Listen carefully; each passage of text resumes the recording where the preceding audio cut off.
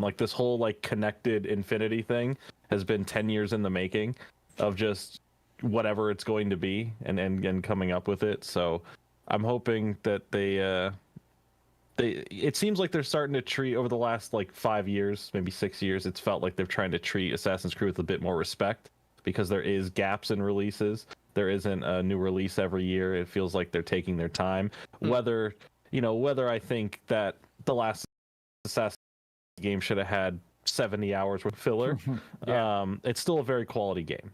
There's still a lot of good in the game. They gotta, after Assassin's Creed, they gotta put some respect back on Ghost Recon. You gotta fix that.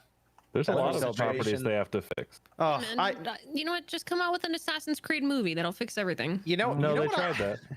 Didn't they do that already? Yeah, Yes. it didn't work too with well. what, Michael Fassbender? Yes, Wh- they did. Where I am Benedict with Cumberbatch. where I am with Ubisoft right now is I was actually surprised they didn't just cancel Prince of Persia. Like that's where I am with them. yeah. Now. All time. Yeah, I know, but they actually handed it off to a studio. It's actually pretty talented. So they kind of took it and said it has to be good if we're gonna try this. I assume it's because I don't want to say Prince of Persia's future hinges on it, but it might hinge on it. So It feels that way. it does kind of right now, especially they're like we're canceling all these things. I feel like Splinter Cell will be good because it doesn't sound like Prince of Persia and Splinter Cell are gonna be live service titles. You know what I'm worried about though, Spawn? What's that? I'm worried that games take so long to make and they cost so much that when Splinter Cell inevitably comes out and it doesn't perform up to the expectations that Yves Guillemot wants, that they'll just be like, oh, see, we were right. Nobody wants Splinter Cell. We're never doing it again. Splinter Cell's Right? it's going to do if it's as good as we think it can be. Let's just put it like in the context of okay, it's really good. Like it's mid high 80s or 90s, right? Then it'll sell. It'll do well enough. Yeah, but you gotta budget I for the hope so. response. If you're looking to dump a couple $100 million into it, thinking people are gonna want it, no, you're not getting that back. But isn't that the sort of the problem with the current Ubisoft is because things take so long and they cost so much that when one or two titles underperform, it really hurts. Their the industry. expectations are What pretty about high. Clear Protocol, the new IP that supposedly is that like, how much does that hurt when during we're the also 360 talking about era it really doesn't? Another Or getting Ubisoft that game much. that they said underperformed, and I have questions about that one too because I don't know if it really did. It's because of the fact that these companies, their budgets grow too much and they expect every fucking game to sell 15 to 20 million. And that's just not realistic. You know, all because a few games do that doesn't mean all games are going to do that. And you see it with what we're going to talk about with Rabbids. You see it with Callisto Protocol. Like, you need to be more realistic about how many copies your game is actually going to sell when you're making the budget for that game, especially if you can't afford it. You know, it's a weird... It seems like such a basic thing, but I guess it's the whole keeping up with the Joneses thing where, you know, people go into debt to, you know, live as good as their neighbor or something and never get out of it. I do want to pause for a moment to thank the sponsor of the podcast tonight. That's Factor. Evan's got a nice little card for Factor right there. Factor's a great way to meet your nutritional goals while saving time doing it and spending less time dining out, less time, money, all of this.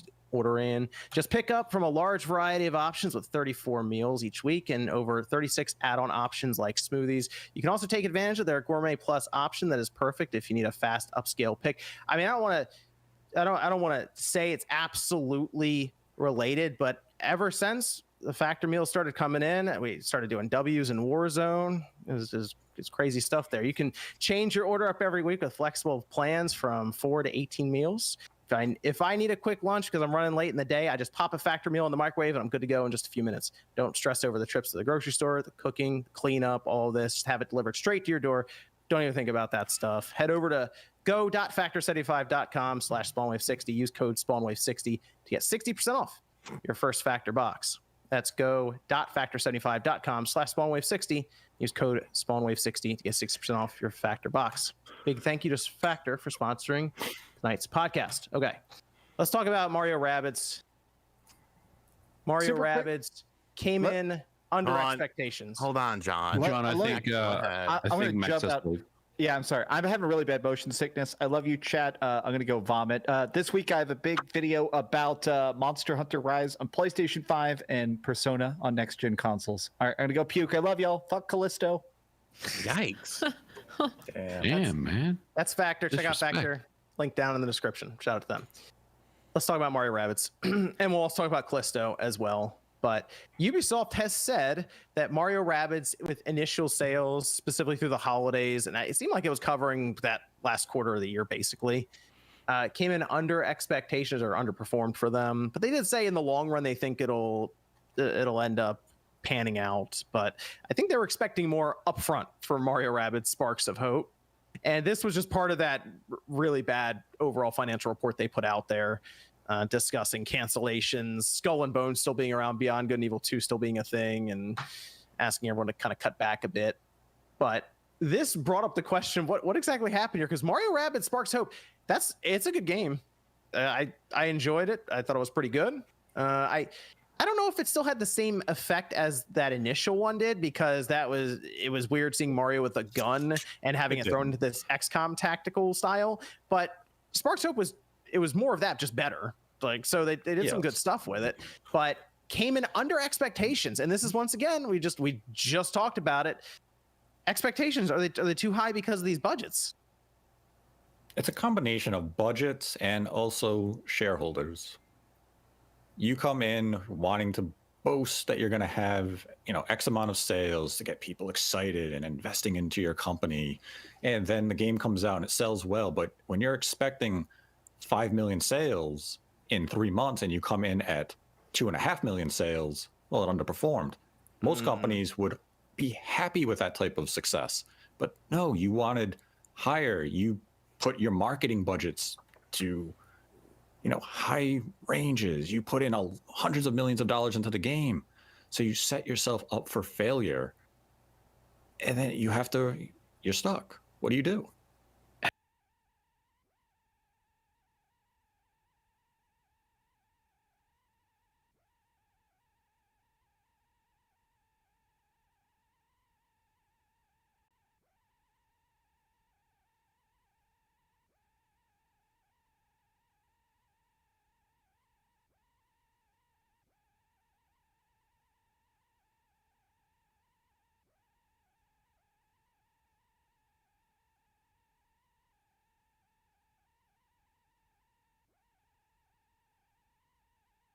How does Ubisoft believe this game is going to sell 5 million? Especially on a single console. Yeah, I mean, the first game was really, really cool and interesting and fun and unique. This one is really good. It's a good game. I have it. I really like it, but it's just kind of more of the same. Like, I never really felt like it was going to, sell gangbusters like the first game did. And I don't know. I just feel like they completely just misjudged the amount of sales they were going to make from this game. The first one definitely sold well as it got cheaper. Like, there was a point where, I don't say they're giving it away, but that thing was like $10 at one point on the eShop. It sold a lot after it got discounted. And I agree with Nate. I'm looking at it. I think that there was some competition, and I know Nate feels that it's not really that big of a deal, but I do think that if you looked at that MPD sales chart for that following month, which would be November, or in November, where they talked about October's, there was multiple games. There was Bayonetta 3, there was Mario plus Rabbids, and Mario plus Rabbids was the top. It outsold Bayonetta, and I think it did better than Persona as well on the Switch charts. On the eShop, it was right up there. On Amazon right now, it's right up there. At the $40 price point, it's still selling really good. So it seems like their expectations was pretty high, considering they didn't have Assassin's Creed, they didn't have anything else, and that was a Mario game, and there was no other big Mario game or no other big, Nintendo type of IP outside of Pokemon. So I was, maybe they were thinking that since, hey, there's not anything outside of Pokemon that's really huge, that we could really sell like maybe 3 million copies or something like that. And they probably sold like half of that or less, or a little bit less. They probably sold like 1 point something, I wouldn't be surprised if when they were originally giving projections on this title that they were operating under the assumption that the Mario movie would have released around the time of the game. Oh, that's a good point. Yeah, that would have helped. Fair point. Yeah, with marketing. That would have helped. Because even how Nintendo kind of treated this game, it was in almost every direct in 2022. This was getting a huge marketing push. This was the Mario game of 2022. And then it came and went. There wasn't a lot of conversation immediately following its release. Even review coverage and following coverage was very muted in comparison to the original release, and it can be because it's an iterative sequel. It didn't really offer that much in terms of innovation, because when the first game leaked and was shown at E3, it was it was a big deal. Look at this game. This is way better than I was ever considering it could be, and people were excited about it. They were, enthralled by what they saw. This game came, and it was like, it's more of the same. It'll be fun. And then Ubisoft has the stigma of the game comes out in October. By January, it's going to be $25. Yeah. Why are you going to buy it at full price, knowing full well it's going to be 65% off in 2.5 months? Does that mean that it's not a gotta have a game then? No, it's one of those games. Consumers are just educated enough now that they know they can wait. It's like that with all Ubisoft games. Because Madden was like one of the top performing games of the year. That's because EA has an unfair, and we all know, no competition. And they buy the NFL license. You know what I'm saying? Like, they buy the NFL license. So if you want to play football, American football, it's the only game. If 2K was still allowed to make a football game, it wouldn't be like that for EA. But they're cowards and they're frauds, and they need that, so let's just be keeping it real. Like, NFL 2K5 is still better than any of the shit. It's pretty good. Yeah, it's still good. I'm getting angry because I really like American football, and I love to play the Madden games or the games back in the day, and they suck now. They're terrible. 2K5 is still better than all the stuff that they released today. So that's the reason why Madden still sells. It's like, okay, well, there's no other option. Well, I think in the case for Mario Rabbids is people were intrigued with the idea of the two, the two franchises coming together at first. And it was kind of something that was like a WTF moment. And I think the sequel now, it's like, oh, that's cute. But I think a lot of people were like, I'm just going to watch someone else play it. Or like, I'm just going to I'll catch it in bits and pieces, but I don't really care to play through the whole thing. And the genre is not even necessarily everybody's like the most popular of genres. So I don't know. I just think it's one of those. I think it's one of those things that I think it's like a fun one-time thing. But if you're expecting it, I don't know. I think I actually do think it's kind of similar to how Avatar was, where the sequel for Avatar: Way of Water, has done drastically less. Not only A, was it a substantially more amount of time for the sequel, but B, it's just like, it's not as enthralling anymore because oversaturation of games and the idea has been done. So isn't that movie doing like crazy good? Yeah, Avatar's not the best example. The first Avatar took forever to make its money. This is hitting almost 2 billion really fast. Yeah, I was about to say, hold on. I mean, in the sense, no, because like from what I'm experiencing is I have a lot of people that were absolutely 1000% like they were Avatar. They're like everything, their entire personality was Avatar, and now they're just like yeah, but people still going to see the movie. There's people going to see it multiple times. Like, I see people going to see it like 3 or 4 times though. I think our feed's different thing, because I see a lot of people being like, it was good, but like it's just more of the same. But they're making way more money. Like, they're making a hell of money though. That's what I'm trying to say. That's not necessarily the reception that I'm experiencing. Like, I'm telling you, when people have literally, like, they would sacrifice their child to AWA if they could have, like, that's how much of their personality it was. That's not the experience that they're having now. Now they're just like, when you first when you see Avatar 1 back then when it came out, regardless of what, like, people thought of the story or anything like that, you experience something new that you've never seen before, a world that looked as tangible and real as anything you could ever imagine, with some of the craziest new invented technology at the time. And now, 13 years later, it's that same technology, that same world, but now perfected in a much more crafted light, but it's still the same thing we experience. So it's not as seeing it with fresh eyes again. So to an extent, it's a little bit different. That's literally what I'm saying, though. It doesn't hit as hard. I'm saying Mario Rabbids is not hitting as hard. That's literally what I'm saying. It's also a boring game. I was just talking about like financially. Like, I don't care about finances. I'm talking about the wow factor. I don't care about people. Do you think people bought Mario Rabbids Kingdom Battle at first thinking it was just a Mario game, and then they got it and they're like, "What is this?" And then they didn't look in a sequel. Potentially, but also, what percentage of the sales ended up being heavily discounted when they were selling it for $19.99 with the DK expansion, where people were getting all this extra content you can play as Donkey Kong. Yeah, but if the game is good and you're like, wow, I really like this game, I'm buying the sequel day one when it comes out, then But how many people? Yeah, well, that's people saying day one. That's what I mean. I mean, we talk I feel about like the Ubisoft formula being a problem. What if the true Ubisoft formula is cutting your game's price after a month? Like, what if that's the biggest of the problems?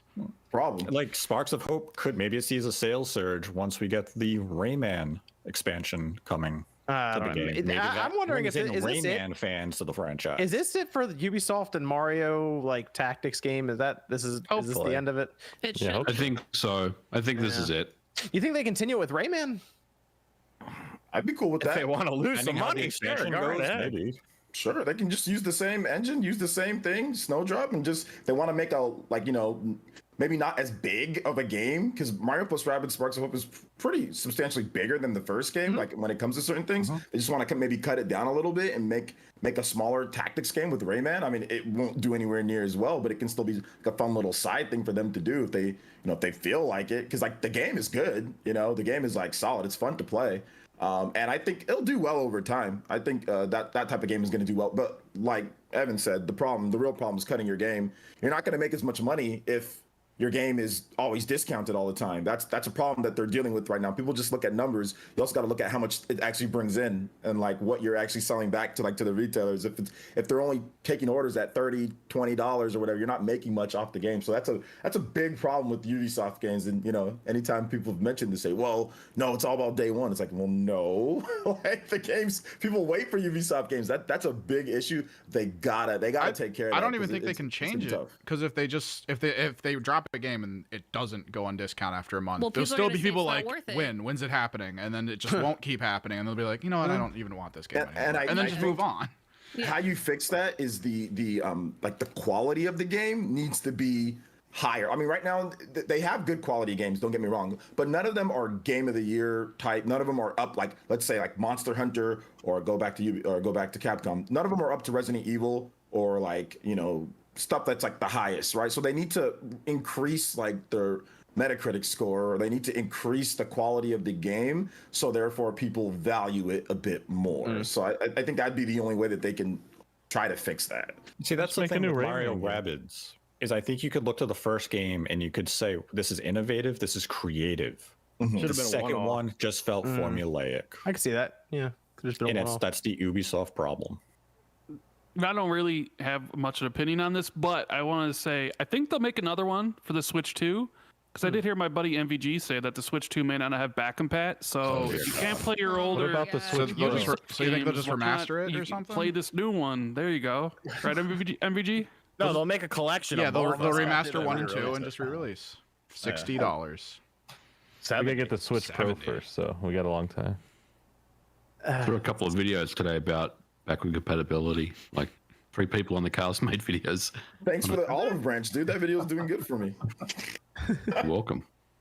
And I linked you guys' video too, so people went and checked out your there you go. podcast from it. Evan, we have Discord questions over there. After a mini fridge, controller hoodies, and cookies, what do you think the next oddball Microsoft announcement will be? How dare you forget the soap? Games. Dude, the body wash, the American Girl dolls. Xbox got some off the wall marketing, man. I like MVG's answer. MVG, say your answer again. Xbox Gear look pretty legit. What do they need? Games. That's a good answer. That's a good answer. That's the number one answer. I don't know if I'm old or not, but putting like the hoodie on the controller just seemed. It's cozy gaming, weird, right? Come on, it's cozy. Oh, don't say that to Sean. Don't say that to Sean. Sean, what's your take on get a little chilly, you know? One day I'll start that war. You just don't care about your controller enough to keep it warm. Oh, boy. Okay. All right. Yeah, another Discord question. Are the days of game hunting for deals in stores, garage sales, pawn shops over, or are there still opponents out there? It feels like it's over. No. You're just not going to swap meets and flea markets and stuff like that. It's not completely over, but you're not going to find something every time you go out. Yeah, I think there still are deals. I don't care. In a perfect world, I'd get rid of all this shit and buy another car and drive into a wall. I did. There was a garage sale, and I saw Xenosaga 1 and 2 for $35, and I bought another copy of it. So. I mean, there's still it's nowhere near like it was a decade ago. It's never gonna be that way because everyone has a fucking cell phone and everyone thinks they're fucking games. Yeah, everyone's checking the prices of the games now before they're putting them out on the curb. Exactly. Yeah, to me, if you're out at a flea market and you're selling on dirt, not inside a store, like there's a discount immediately for it. So unfortunately, I would go out at times like years ago, and people would have them priced like retail or higher outside on like a blanket or a table or something. And it's like, I see that it was fun while it lasted. I see people in the chat saying Xbox condoms that actually existed when Halo 2 came out. They had promo condoms, and I think it said like Halo 2 coming soon. They sold them at the midnight release. I would never do that. Midnight release. Another ancient like practice. I feel like finish the fight would be. No one was finishing when they got Halo. Prepare for the flood. Hardest I've heard MVG laugh in a long time. You're welcome, MVG. Do you have another Discord question? He's not laughing, man. He's thinking I've had a couple too many close calls to be laughing. Which set of these GBA games should I play first? For the first time, Golden Sun 1 and 2, or Fire Emblem and Fire Emblem: The Sacred Stones? Oh, Golden Sun. Fire Emblem, please. Golden Sun's dead franchise. Golden Sun. Play it first. At least our main protagonist doesn't have toothpaste hair. It's dead. Oh man, we're not talking about the new Fire Emblem. He said the old Fire Emblem. Yeah, but you said Gold Sun's dead. But your franchise is now toothpaste. Play 3 houses. That doesn't have toothpaste. That should have been one house. Too many houses. Too many houses, not enough doors. Oh man. Hey, Tears of the Kingdom. There's the door. There's the door. All I'm right. excited. Glide around the question, Evan. How do we feel about the public interest of each of the major console developers' big 2023 games? Specifically, like Starfield versus Spider-Man 2 versus Tears of the Kingdom, or like whatever we assume is the big one for Sony, Microsoft, and Nintendo. How do we public interest, like what people seem to be really interested in?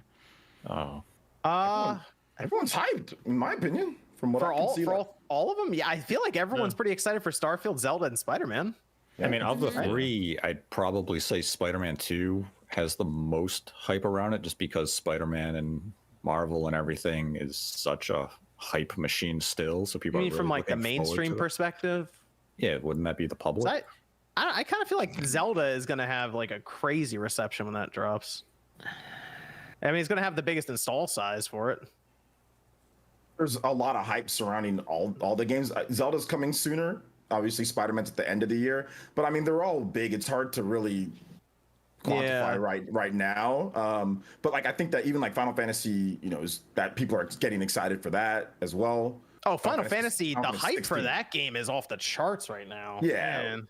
Yeah. So I think that there's plenty of hype. I mean, there's enough hype to go around for all these big games, because they're all going to do really well. They're all going to sell extremely well. So, I mean, I don't know. Starfield, it's like Game Pass, so that'll be interesting. But it's going to be exciting. You just get it on Game Pass. Yeah, high download numbers. They're all going to have high rate of people playing them. People playing it, yeah. Yeah, but that Starfield is also on Steam, so I'm sure it'll sell really well there. Mm-hmm. Yeah, true. Yeah, it'll probably High on Life was like almost top the charts. Sold very well on Steam. I mean, it's also hard to gauge which game's going to have the best public reception, because none of these games have actually started their marketing cycles. We haven't seen the hyped TV commercials yet, the trailers and everything. So there's a lot of time to really see how the public is going to respond to any of these. Once the marketing kicks in, that's going to be the barometer to really gauge what the public is reacting to. I think if they advertise Tears of the Kingdom well, like they did the first, like with Breath of the Wild. I mean, granted, they had the launch of the Switch to kind of catapult the advertisement for Zelda as well. I don't know. I'm kind of curious with Tears of the Kingdom seeming darker a little bit. I'm kind of curious how they're gonna approach that, and how they're gonna be able to make it attractive to parents who might not necessarily know it's a sequel. Like how they're gonna make that attractive for them to want to buy it for their kids. Yeah, that's what I was gonna ask. Easier to market. Yeah. I was gonna ask if it was a mistake to call it Tears of the Kingdom and not Breath of the Wild 2. I mean. I don't know. I think they'll have like the Legend of Zelda like be like the main, and then like Tears of the Kingdom, obviously as not the main focus for marketing. I think the Legend of Zelda is what's going to be the main obviously like the title card, I guess you could say. I don't know. I'm curious what the commercials are going to look like, what they're going to focus on, because like the first trailer from the following trailers were kind of very different. So I think if they went with like the later trailers and showed more doors and stuff, like maybe we'll be okay. But if if you're only like showing dehydrated Ganon and stuff like that, I think Spider-Man would have a little bit more of the well-rounded marketing. Just need more doors. Let me go to John O, who says, congrats again, Click. Hope the move and replacement process is going well. One step at a time. And then Sean, how much to bring back the No Mercy commentary videos? Oh God, I don't know. Tables, ladders, and Sean's already set up for it, right? It'd be great. Oh, there it is. The panel's dead. I mean, I got rebranded. Oh, that's right. Steve said, waiting for that Spawn Wave Studio tour. Okay, cool. There we go. Disruptor says, I think Ubisoft might get bought out by Tencent or possibly Sony. Sony could turn Tom Clancy into their COD if Microsoft Activision deal goes through. I don't know if I don't think it's worth Sony buying Ubisoft right now. We just talked about the employee headcount and all this. Farang says, High on Life better than God of Snore. Ooh, I don't know if I'd say that. That is the hottest take I think I've heard in a very long time. Life, yeah. Icy take. Flaming hot take. CJ says, what do you think will happen to Squanch Games if Justin Roiland is found guilty? Nothing. No idea what happens with all of that. No clue. What, like, I don't know. Not sure. Rick and Morty ends. Oh. Sad Brad says, much love to everyone on the cast, finishing up Xenoblade 3 this weekend, and it's a 10 out of 10. After that, I'm moving on to Quest 64, which is also a 10 out of 10. Let's go. Wait, hold on. He's got some great judgment there. Wait a minute there. No. Good games and good company. Rabbit says, Xenoblade, yes. This message is brought to you by RHC85's Road to 500K. Make sure you click that button. Click the button. Now Jordan's already got there before me, though. I drove my car into another wall. You start talking about cartoons. There you go. Oh, I don't. What am I going to talk about? Turtles, Simpsons, Dragon Ball Z. Review every Simpsons you episode. can talk about Dragon Ball Z. I watched Dragon Ball Z for the first time in 2023. No, that'd be cool. Good. I'm good. You're welcome. React to Raditz killing Goku. You're welcome. I'm good on You that. just ruined it for him. Or did I? I'm not watching it. So. What's up, everyone? Love you guys. Find out next time on Dragon Ball Z. I just finished playing Uncharted 4 and it was great. Do you think Ubisoft should get a little more linear to focus on story and gameplay, kind of like Naughty Dog? Yes, they need to do something different. JD says the Division launch was a failure. Servers were at capacity for a week and it alienated a lot of would-be players for that series. The Division 2 story was also atrocious. Completely forgot about that game, to be honest. Yeah, the Division. Apparently, Division 2 just came out on Steam as well. Like, they just launched it on Steam. No shit. Really? And I saw it at the top of the store as like a new release. I was like, what the fuck's this? And it had mixed reviews. I thought it was funny. Power says, what is everyone's favorite video game boss? Wow. Favorite video game boss? I mean, I feel like you can get weird with it and say Psycho Mantis just because of the weird stuff they would do at the time. Yeah. But like actually fighting a boss? I have to say, it's probably got to be like Noah Prime from Astral Chain. Do you remember that final boss of Astral Chain? I didn't like the final boss. The angel from before it was way better. I stopped playing after the motorcycle. The final boss was a rhythm fight. Just taking giant shit all over my personality. It's how I live. Like you're gonna be like. These are the moments I wake up for. Evan has never felt so alive. Evan comes into my chat. Brush my teeth, look in the mirror, and I'm just like, who am I gonna screw over today? Click his stream. That's my target. I mean, I don't know who the best boss fight is, but the one that I've probably had the most trouble with when I beat, was like, fuck yeah, was Ishin, Sword Saint from Sekiro. Oh, okay. I thought you were gonna go Elden Ring and say Melania. I was going to say Melania. Yeah, Melania. After the patch, by the way, Rand. After the patch, not the before the patch. Not before when I beat her like the third time with minus the nerfs. Yep. Yeah. No, but I remember going through that boss. I think I spent 3 hours trying to beat that boss. So it was pretty memorable for me, and that's like the last one I really remember. Odie from the first level of Garfield Caught in the Act, because most people can't figure it out. But he's a vampire, so people just try to hit him as he's going from coffin to coffin. But you got to go on you got to pull up the blinds. When you pull up the blinds, the sun will hit him, and then you hit him. Okay. Right. Top tier strats right here. Yeah. Persona 6 in college, P3 remake for people upset. Oh, P6 isn't high school. And then Tijo says, I think they have too many cooks in the kitchen for every project. Just have one studio on a AAA game and maybe 2 others run support. Also, the Guillermo family needs to give Ubisoft to someone else. It sounds like they were kind of trying, so I don't know. Myth says, Heroes of the Kingdom launch with $30 expansion and, have that spread out for the next year and a half. No, they'll do 60 and then they'll still do the expansions. No, that's what I mean with a $30 expansion. Like they'll have an expansion pass with Tears of the Kingdom. Like, will they reveal that? I assume they would. That they would have like a $25 or $30 expansion. Yeah, like they did with Breath of the Wild. Yeah. I think they would reveal it like a direct or so after the game already comes out, so people have time to play it, and then they're like, "But your journey's not over yet." Well, it's like what they did with the Champions thing at the Game Awards. Tijo says the expansion pack was revealed before the game. You were able to pre-order it, and like you can get like that Switch T-shirt and all that. So they were already taking the $30 beforehand. Tijo says Ubisoft is a horribly mismanaged company, and I think that's the big reason, coupled with the abuse, why Beyond Good and Evil 2 and are delayed to Infinity, Skull and Bones. I think employees are scared to work on these games. There was talk, I think, in one of the articles and reports about bonuses and things being tied to the games. And if you work on a game that's just not coming out, then you're just not getting a bonus. So there might be something to that where it's like a hot potato who's working on it right now because it's not me. Hiot says the most common thing I saw online was people were waiting on a deep sale with Rabbids. Ubisoft puts their games on sale so much that people return or wait until later to return and buy them. Who can blame them? Well, it's a good strategy with Ubisoft. It's shown time and time again. And I do want to recognize once again John O. Happy to see the whole gang here. Then John asks, what's the best way to donate to streams to support people and who takes the least from you? Well, technically it's if a streamer has Streamlabs, technically there, because when you go through super chats, which it's fine either way, because it's obviously it's convenient for people to go that route with it.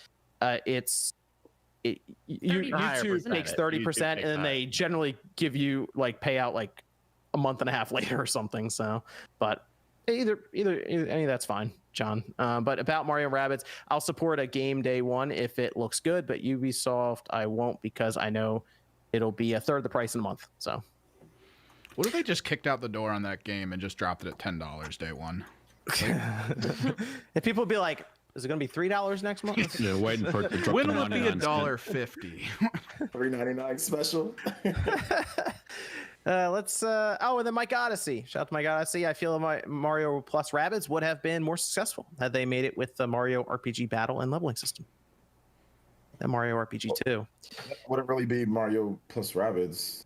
It wouldn't really be what they were building off of, you know. Let's talk about Callisto Protocol. Callisto Protocol. It came in actually well underperformed what they were expecting. We talk about expectations. This one was a little surprising though, because they apparently thought 5 million copies. This is based on a report, by the way, from mk-odyssey.com. It's a news article that went up. So I guess this is correct, although we'll see. But they were expecting 5 million, came in less than 2 million to close out the year. In fact, they're not expecting to hit 2 million within the year.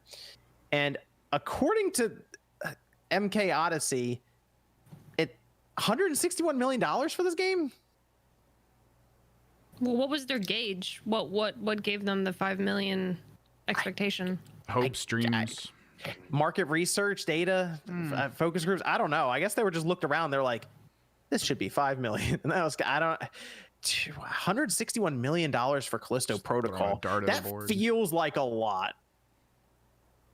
It looks expensive though. Insane amount of money. It looks expensive, right? Yeah, I mean, they got a bunch of B-list actors and mocapped them all. So, I feel like they went completely overboard with the amount of spending they had to do for this game And I don't know. I mean, I don't know where that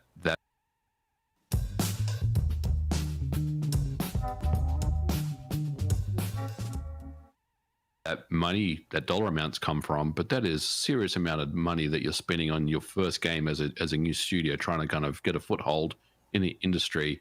I think they really misjudged a lot of things about the game. And by the way, I really like the game. I'm one of the people that like the game quite a lot. So, but I am quite concerned that they spent so much money on that game and got hardly anything in return. Marketing was good. Like they had, like I saw it on TV. I saw it on TV quite a bit. And they had that chick from The Boys. Dude, I saw they were playing Callisto commercials during the World Cup. I mean, that's pretty big. That's gotta be where most of that budget was. They paid didn't they pay Jeff Keighley? They were paying Jeff Keighley left and right too, right? For all the who isn't paying the ads and stuff they ran. Ads. I mean, they spent a grip on marketing. So who bankrolled this game? That's the other question, because this is the studio. It's their first game. Yeah, but it was Elon Musk. Yeah, but it was published by Krafton, who does PUBG. Yeah. So they have a lot of money. But if you do just some very quick math with the price the game sold at, with the reported figure of 2 million, after all the cuts, licensing, and all that, the revenue would have been in the area of about $98 million, which means you lost $62 million on this project. If this were a normal game company, they probably would have gone bankrupt on this release. Yeah, that's what it done it, right? Krafton they just have a lot of money that they can probably weather this hiccup in the road. Now, you obviously have to wonder, are we going to get a sequel now? Or is this kind of put the franchise on pause? What's next for the studio? I mean, you have to say this is a failure. Say so. Yeah. I mean, Callisto on its own was average game. 7.5, 8, around there. I mean, I feel like that people are gonna. I think there are a lot of people consider that high. Even it's just. Yeah, I kind of already forgot about it. The ending wasn't good. I think it's a $70 game in today's day, like how people look at review scores. They look at, and if they see that yellow on that, I know you shouldn't look at that, guys, but it's a part of it. It's just it is. I mean, bonuses sometimes are apparently tied to Metacritic, which is crazy. Yeah. So when they see that low 70s, $70, no multiplayer, that's an instant. Nope, I'm good. It also launched on PC in a dreadful state. That was pretty bad. Yeah. You're right about that. But like, I think that if the score was higher, maybe it would have maybe more people. But at $70, I mean, I think people are just going to be like. We figured out how some of these games like this come out in that state to where it's basically unplayable on a platform. Isn't that crazy? Does no one think about that? Like how in the world did this game come out in this state where you can't even play it? Dragon Ball Z Kakarot launched the other day, but it didn't launch because it doesn't work on the Xbox. They had to delay the launch after it came out and people figured out that it does not work. Because it's rushed to hit a certain date to meet within their fiscal year. But they announced that it was happening months ago. With the release date for Dragon Ball Z Kakarot, it was just an update to the already existing game. I don't understand. Well, I can't even play it anymore. Out, so. I'm blaming MVG. I can't even blame it. I'm calling out Bandai. They said they'll patch it. I'll take the blame for it. Thanks a lot, MVG. You ruined Dragon Ball Z Kakarot. Damn it, MVG and your developer friends. Fuck that game. Hey. Rand, why didn't you like Callisto? Why didn't I like Callisto? I think my expectations were a little high based on the pedigree, and I think I was expecting Dead Space more, and what I got was a game that was almost fighting orientated with the dodging and the focus on the melee, which I didn't really care for the beginning. I did feel the game got a little bit better when you got the weapons, but I also felt the enemy variety was extremely lacking. All the enemies basically were the same. They all did the same attacks. It's like one punch or one punch, two punch. And I didn't find the story interesting, and I thought the acting was pretty substandard, especially for a $70 game. So my enjoyment was very muted. I thought it was okay, but I didn't enjoy it as much as I thought it would. And if they don't make a sequel, I wouldn't be heartbroken. I actually wouldn't either. I'd be fine with it. I'd be like, yeah, they tried. Hey, Dead Space coming up soon. We're good. We're good over here. We got the real one coming soon. Real one. We got Dead Space, the better one. Thank you. People over here tell me I'm crazy. And then please remake Dead Space 2 as well. I really hope we get remakes of Dead Space 2 and 3 in this quality. Well, you don't have to remake 3. You can just make a brand new Dead Space 3. No, you can remake 3. 3 gets split the timeline. Shit. Just do alternate timeline for that one. Just pretend 3 didn't exist. I don't get the hate for 3. It's not as good as the other ones, but it's not as bad as people like Didn't to make they lock guns behind microtransactions? Yeah, microtransactions was the problem. Yeah, you can shit on that. You can shit on EA. That's their fault. Yeah. Well, if they remake it, maybe they wanted to do that. Man, I would love Dead Space 2 remade as well. That'd be so sick. Let's see how this. From what they've shown, it's looking pretty good. So I'm excited for the Dead Space remake. And wow, that's soon. That's 2 weeks. 2 weeks. Wow. So do we think it's mediocre reviews plus $70 price tag, which scared people away? Yes. I think those reviews, and when people figured out what it was, that it's. I wasn't expecting the melee rhythm or combat single. I wasn't expecting any of that. I thought it was gonna be closer to like a Dead Space, but well, see, that's right there. I think is the real thing that hurt. It's word of mouth. Is that there was nothing after launch to compel people to give the game a shot after seeing negative reviews. So after the holiday season concluded, sales dropped off, and now why would anyone be saying, "Oh, you got to play Callisto Protocol" when Dead Space is just 2 weeks away? They're gonna say, "You got to play the Dead Space remake." Then maybe once some future patches, new content comes to Callisto Protocol in the coming months, people can recommend it. It will obviously go on sale by then. But where they also made a huge error is it's a new IP. How could you have had internal expectations of 5 million copies, established IP, take time to get to that figure? And they thought they were going to hit that out of the gate? That's just absurd. That is bad management. That is absurd, especially for survival horror. Like, look how long it's taken certain franchises to even get to that. I mean, established games like Fire Emblem aren't even to that yet, and that's a highly reviewed game. You know, did any of the Dead Space trilogy sell over 5 million copies? I think because EA complained every single time that they didn't sell very well. So they weren't big sellers. Now think of that. Think of that in this scenario. What were they thinking? They had to have been looking at Resident Evil Protocol to sell over 5 million copies when the Dead Space trilogy never did. Resident Evil, John? They had to have looked at Resident Evil and been like, look at this massive like revival of the horror genre with some action involved. We'll do that. It'll work. To hit 5. I mean, I think Resident Evil, it didn't hit 5 million until the. Well, I'm talking about like the Resident Evil 2 remake and Resident Evil 2 remakes over 10 million copies now. Yeah, but why are you comparing yourself to Resident Evil? That's shouldn't be. I don't know. That's what they were doing. And I don't know. You mentioned word of mouth. You mentioned word of mouth, Nate. You know what game didn't? It had really good word of mouth.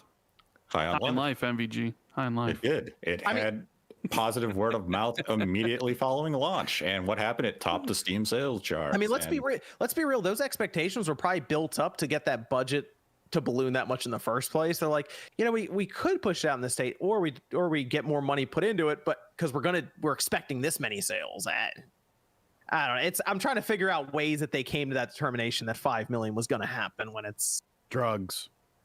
I think they thought they just had a very exciting new IP that was going to hit on every note, and then it came out and it did not hit on those notes. And did they try to fight more than one enemy at once? Cyberpunk sold 14 million copies and it didn't even work. All I know is I'm glad my thoughts on the game are justified. I knew I was right all along, but I couldn't prove it until now. Right, you could prove it once the reviews came out. I mean, I could prove it when people who played the game, except for apparently Sean, Nate, MVG, basically everyone else. Hey, Rand's here though. He's got my back on it. Yeah. Oh, okay. It's got my back. It's solid. It's okay. It's just not up to the hype that people were putting it at. And also, obviously, the company was all the different Keighley shows and all that, all the marketing. I wonder if they also felt the since there wasn't a lot of games in the market, they felt that that game would do well because there wasn't much else to buy. I think that was a factor. I also think a factor was when they announced the game, EA did not have an answer to it. There was no Dead Space remake imminent following this release. It seemed as though it was going to have the genre and the market to itself, and then EA.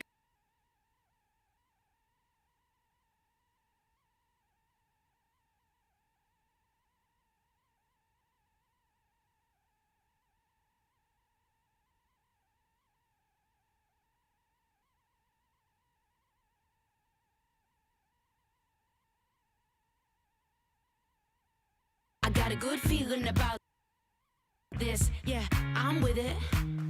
I got a good feeling about this, yeah, so let's get it.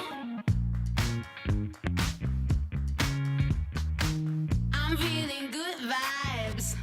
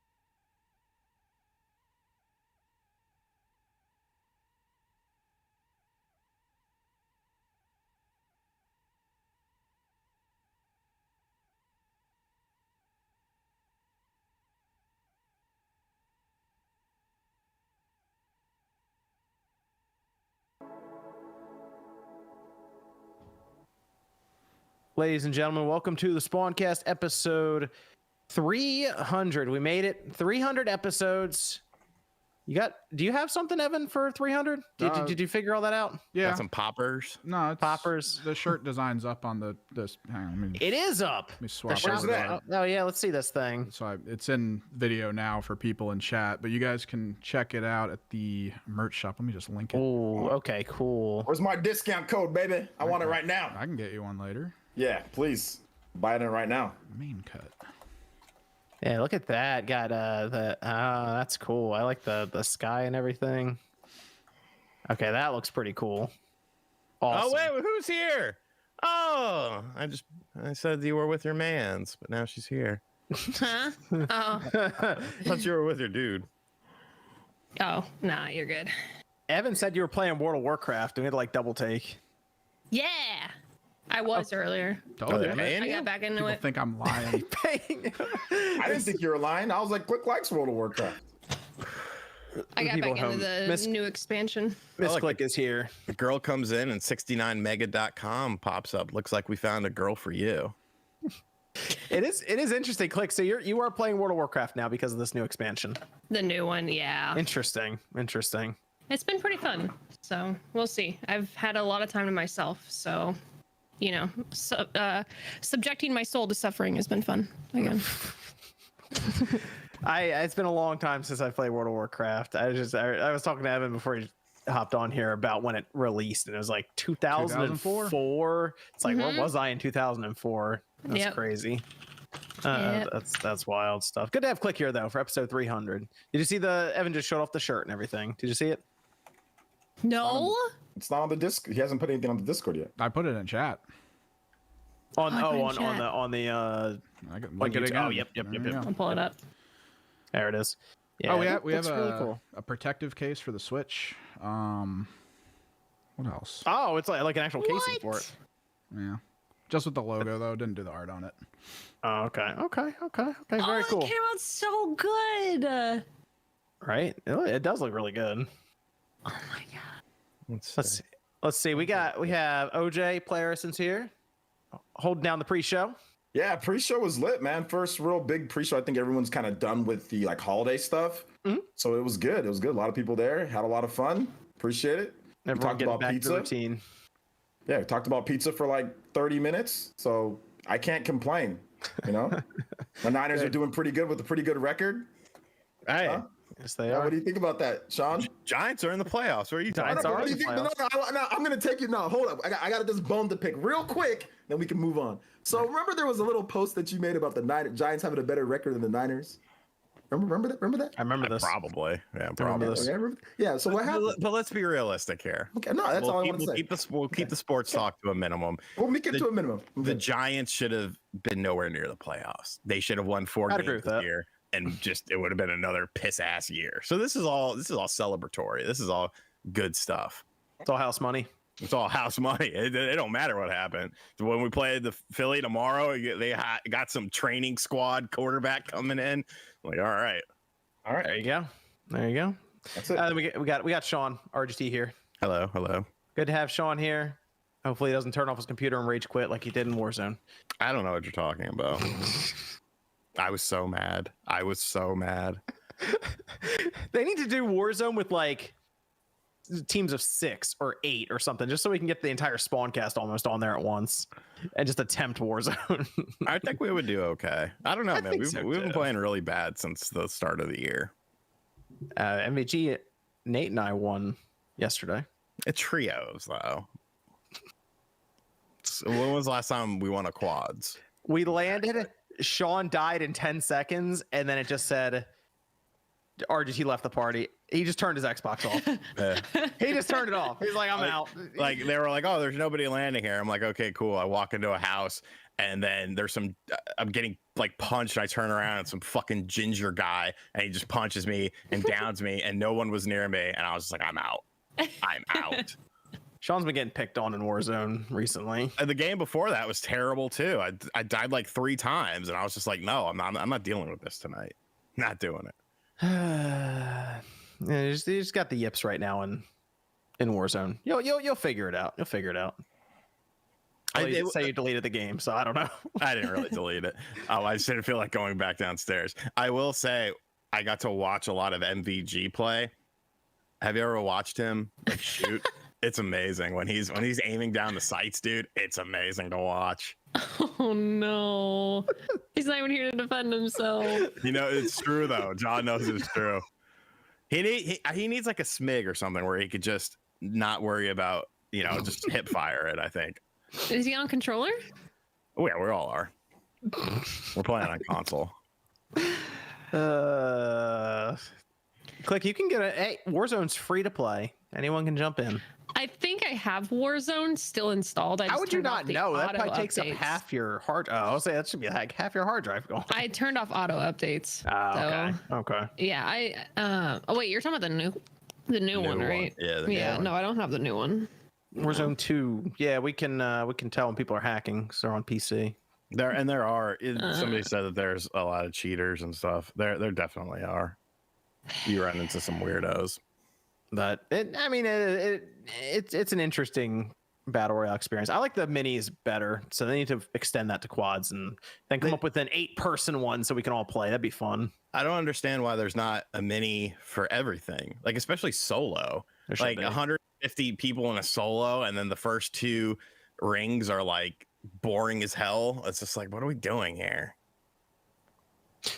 Let's start up tonight. We do have some stuff to go over, which includes actually a couple of Zelda rumors and one where apparently the system from the factory leaked out. But over the weekend, we had some talk about a movie, which is fake. I haven't heard that before. Yeah. What is the? I see that's one of the main topics here. I know nothing about this. Oh, we're gonna talk about it. We'll look it up. We'll talk about that. Freaking April Fools back in like 2008. It made me think of the Netflix debacle that apparently happened behind the scenes. But we'll see. It was making the rounds, and I saw like Go Nintendo, a few others had talked about it. But I had one question to bring up with the idea of it in general. But then that system that apparently got out there a bit early. Was at Sony at CES, and then we had some more details around Xbox's Redfall game, but also may start to put together their first half of 2023 with some of the info coming out now. Let's start though with Evan. Got a Discord question for us? Do you think we will get Xenoblade 3 DLC physical like Torna? I can answer that question. Oh, yeah. What do you think of it? No. And the reason why I don't think we will is because Nintendo wants the digital sales. There you go. They just want the digital sales, and they know that people will just buy it digitally. Xenoblade 2 was more of a abnormal because they didn't know exactly how well that game was going to do, or even how Torna was going to do. They did not know, so they just decided to do it, and they printed it in very limited quantities. Xenoblade 3 has been such a big success, they just know that they can just do it digitally. However, that doesn't mean it is not possible. That is just my opinion on the matter. But I would like it to be, but I think they're just going to make it to where you can either just buy it, you can just buy it separately on the store, or you go through, you buy it like you bought it before. But I don't know. I don't think so, because they barely made any of those Torna, the Golden Country ones. So yeah, Torna, that's a pretty rare Switch game now. So yeah, I hope, man. I really hope they do. That would be awesome. But yeah, for the collection, everything. Oh yeah, absolutely, absolutely. Yeah, that would be great. And the DLC is going to be, if I think what it's going to be insane. Like, you're going to want to play that DLC. Like, I don't want to spoil it for people who, haven't beat the game, but if you beat the game and you see who you see at the, all that, it's probably going to be surrounding them, and that's going to be lit. So people are going to want that DLC. So I hope it's physical. I really do. You have another 147? What video game series or franchise do you want to get more into in 2023? More Trails of Cold Steel. I had to put that game down for a bit. I need to get back to it. I think they just dropped an anime for that series. Yeah, I think they did. There's so much stuff with that series. It's ridiculous. They have like another, I don't know, like 5 or 6 games for it coming out. Something crazy. I don't know if there's necessarily something. I feel like if it happens by accident. Yeah, like by accident. There you go. Or something like, wow. Metal Gear Solid gets another, they get some re-releases or something. Like, I'll jump back into those. There's Monado Mario. I'm not into first-person shooters at all, but I am gonna check out Redfall. I want to see if that can be a type of game that I want to play, because it looks pretty cool. Doesn't look incredible, but I mean, I'm just excited to get something like a big Xbox first-party game. So I'm gonna try to get into that. Okay, good stuff. I guess we'll start with the Zelda rumor / potential leak. We'll start with the system, because I'm trying to figure out everyone's take on how the system looks right now, but from what we can see, it appears that there were shots from, I guess, the factory line, or basically at the end when they're shipping them out. Pictures were taken, and it's a full OLED Switch with designs around the Joy-Con that kind of incorporates that green highlight and accent to it. And there has been debate back and forth on if people online think it's real or not. I guess we can start with that. People think it's real? Do they think it's fake? What do we got? I think it's real. I don't think the design is bad. I just I was hoping it wasn't gonna be green and more of the teal color. Interesting. Okay, the green, not feeling the green. I know green and gold is like the Zelda thing, but it's not as green in the actual game. You know what I mean? Plus, like the actual Triforce design, it has been used in some of the other textbooks and stuff on the covers. So it wouldn't be too far-fetched if they just wanted to use the same asset. I don't know, man. It's gold. We wanted gold, so that's fine. I don't know. I don't like the small border. Like, the print doesn't go all the way to the edge of the Joy-Con. You know what I'm saying? Yeah. To me, it's it just feels like a weird design choice. Monado Mario said great stream and that they love your cameo, Sean. Thank you. They're calling me and Mudshock out. Cameo.com/RGT85. I'll pretty much do whatever. There you go. I was looking at those Joy-Cons, and the back is white. That kind of threw me off a little bit. Like, it has that two-toned design. I didn't even see the back. Oh yeah, you're right. I just wanted the Joy-Con just gold Joy-Con. It doesn't have to get like a crazy with, just gold Joy-Con. And they decided to not necessarily play around with the OLED Switch body as much. I mean, it has like a texture or like kind of a print design on the back. It's got the border, yeah. I just put like a just do the basics. To me, you don't have to get too fancy with it. You can just Triforce here, gold Joy-Cons there, and maybe a little green on one, and then you can call it. I just feel like the green's a little distracting for me. I don't know. I like almost everything else. It just almost looks like the green looks like a sticker. But I'm not gonna complain if it actually comes out. You know, that's cool. Now, would I pick it up? Yes, you're buying it. I'm really bad about like just buying multiple of things I already have. You know what I mean? Yeah. So that's called an investment. That's not buying something. That is an investment for me. It's called a tax write-off, is what it's called. It's an investment and it's a tax write-off for me because that thing's gonna be worth money in the future. So I'm buying it. But are you actually ever gonna sell it? Just because it's worth money, are you ever? Two, baby, just like I bought 2 of the Animal Crossing ones. You'll just do a giveaway with one. Probably. Hey, I got a giveaway going right now for the Switch OLED. Check it out, boys and girls. Yeah, I saw. I am giving away a hell of Switches. That's how I am though. Like I'll buy stuff with the investment mindset, and like the Messenger from Special Reserve Games. I think I bought it for $60. It's selling for like over $250 new on eBay, and I'm like, holy shit, I need to sell this. And I'm like, do I really want to sell it? That's a good game. That's a good game. I own it. I played it digitally. I never opened it. Yeah. I bought it and I put it on the shelf. It just sits there and looks at me like all of this stuff does, and I'm like, stop looking at me. Why do I have so much shit? Do you start to like look at it and it just transforms into something else you want, like the new muffler for your car or something, Sean? It transforms into cash, and I just look at it and I look at all this cash, and then I think of all the totes that I have in the arcade room behind the black curtain of all that stuff in there that I haven't touched in at least over a year, and I'm like, there's so much money in there. Look, it's every now and then you just gotta like. I told myself like, look, I got like what was it, Fire Emblem. 3 Houses, because like I got like the Seasons of Warfare one from Nintendo. I kept that one. Then I bought like 3 more. I did like 1 giveaway and I had 2 more. I'm like, you know what? Maybe I'll just sell one of them. You know, I've got a lot of them here. Let me just go and sell. Dude, those are like 400. Some of it mint, right? Yeah. So it's like crazy, like how some of this stuff goes up in value, man.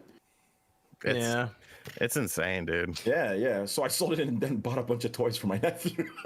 I got a copy of what's the name of Yomawari. It was a NIS America game, and they sent me a digital copy, and then they sent me a physical copy. This physical copy is worth like $300 now because it's like the collector's edition. I'm like, why? Like why? Like what is going on here? It's like it's the print runs. You know, it's like they don't make a lot of them. You know.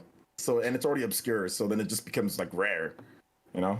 I'm trying to think of what the special edition system would be that I would want to get, like, because I already have the Switch. I have a bunch of Switches. I'm trying to think of what it would be. Maybe Metroid, if they did a really good one for Metroid Prime 4. Although that might be cross-gen. No, not really. Collect that from you. I got the Mario one. That one's interesting. Yeah. It came like with the case too. That was the interesting. So I was trying to collect my Metroid Prime 4 Switch. You get the game. You get a nice, clean, sealed copy of Metroid Prime 4. Like orange, yellow, and green. A little bit of red. That'd be pretty for Metroid. I don't know what they do. I don't know what they do with that. Or they go dark. They go dark. The 3DS look. I think the 3DS looked good. I don't remember what was the 3DS. It's kind of actually the colors you're kind of describing right now. I think it had Samus on the front, if I'm not mistaken, or it was on this. Let me check it out. I don't remember the 3DS Metroid. Yeah. That they did that with Samus. It's where she's like leaning and shooting. Yeah, look at the prices for that thing. Goodness gracious. Well, I mean, the 3DS in general is expensive, but I can see how the special would be even higher. Yeah. This one's going up to $500. Yeah. Well, that was like the freaking Zelda 2DS bundle that they had forever. That they were selling for like $99 all the time at Black Friday. That thing skyrocketed in price. I should have invested in 3DS more. 3DS is pretty expensive now. Yeah, it's gotten up there. Man, what am I saying? I'd get that Switch. Of course, you're getting the Zelda. Oh my god! I have the 3DS. I'm just thinking. You reminded me. I have the Zelda 3DS. I have the Zelda Wii U. I have the Zelda Wiimote and Nunchuck. Yeah.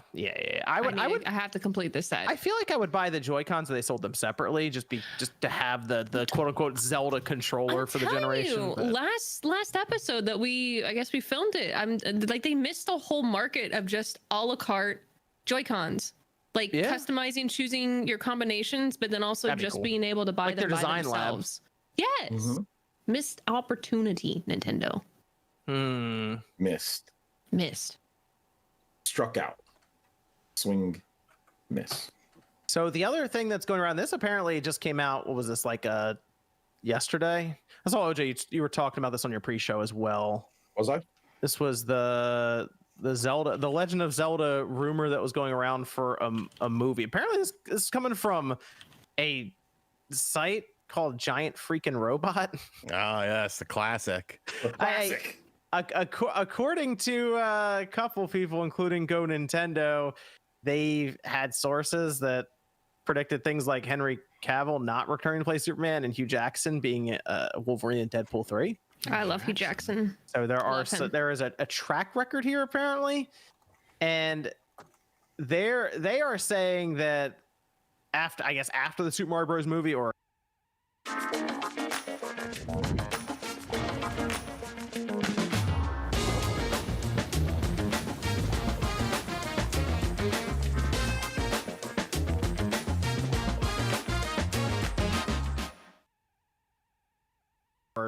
really now would be in development, would be an animated Legend of Zelda film with Illumination. Okay, if it's animated, I'm okay with it. If it's animated, that's my only like caveat for a Zelda movie. This just went up like yesterday for this rumor, just ahead of the animated weekend. Like Mario Bros, like the Mario Bros movie animated, right? Or animated like the new one that's coming out. It could be like the Castlevania series. It'd be fine. Oh, like anime, anime type. That'd be cool. I would actually prefer that if it was more like that than. I mean, it's easy to believe because you see what the Mario movie's looking like right now. So there's a budget behind it. They weren't just, we'll go halfway with this thing. Yeah. I think as much as like no knock to actors and stuff like that, but like recycling actors, it's one thing for like voices. I know like the Chris Pratt joke and everything, but if it's animated anime, I feel like you still have much more control over the content versus actors like just getting bad directing, or maybe they don't know the characters that well, like being able to act as characters that we would like to hope. Like same with Metroid. I don't want a live action Metroid. People are like, oh, but this star would be so good as Samus or this or this. Bro, no matter who they would choose for Samus, no matter who they would choose for Link or choose for Zelda, they would never ever be pleased. I think the conversation of like who is the voice for a character is much more tolerable of an argument than someone literally like being that character. The only thing that would worry me is that they have to have a story be told with Link. Like, is he going to be talking? Yes, he would talk. That'd be interesting. He would have to talk. It'd be like they'd pull the. They could do sign language. Just point at things and stuff. Link actually he talks in the games. You just don't hear him talk. So we at times they allude to it, but he could also, like Sean saying, kind of just be pointing to stuff. I feel like they could handle it really, really well. Like, God forbid, maybe something happened. Like, it could be like freaking. You think of like Marvel or DC, you know, like falling in a vat of poison. Like something like happens and he loses his voice or something, and then like towards the end of the movie, he's like Pikachu. All of a sudden, he starts talking. You're like, what? Tingle could follow him around and just be the voice. He would talk. He would have to talk. I think he would have to. It'd be like I know this is a game, but what was it like? Fire Emblem Three Houses. It's like Violet barely says anything.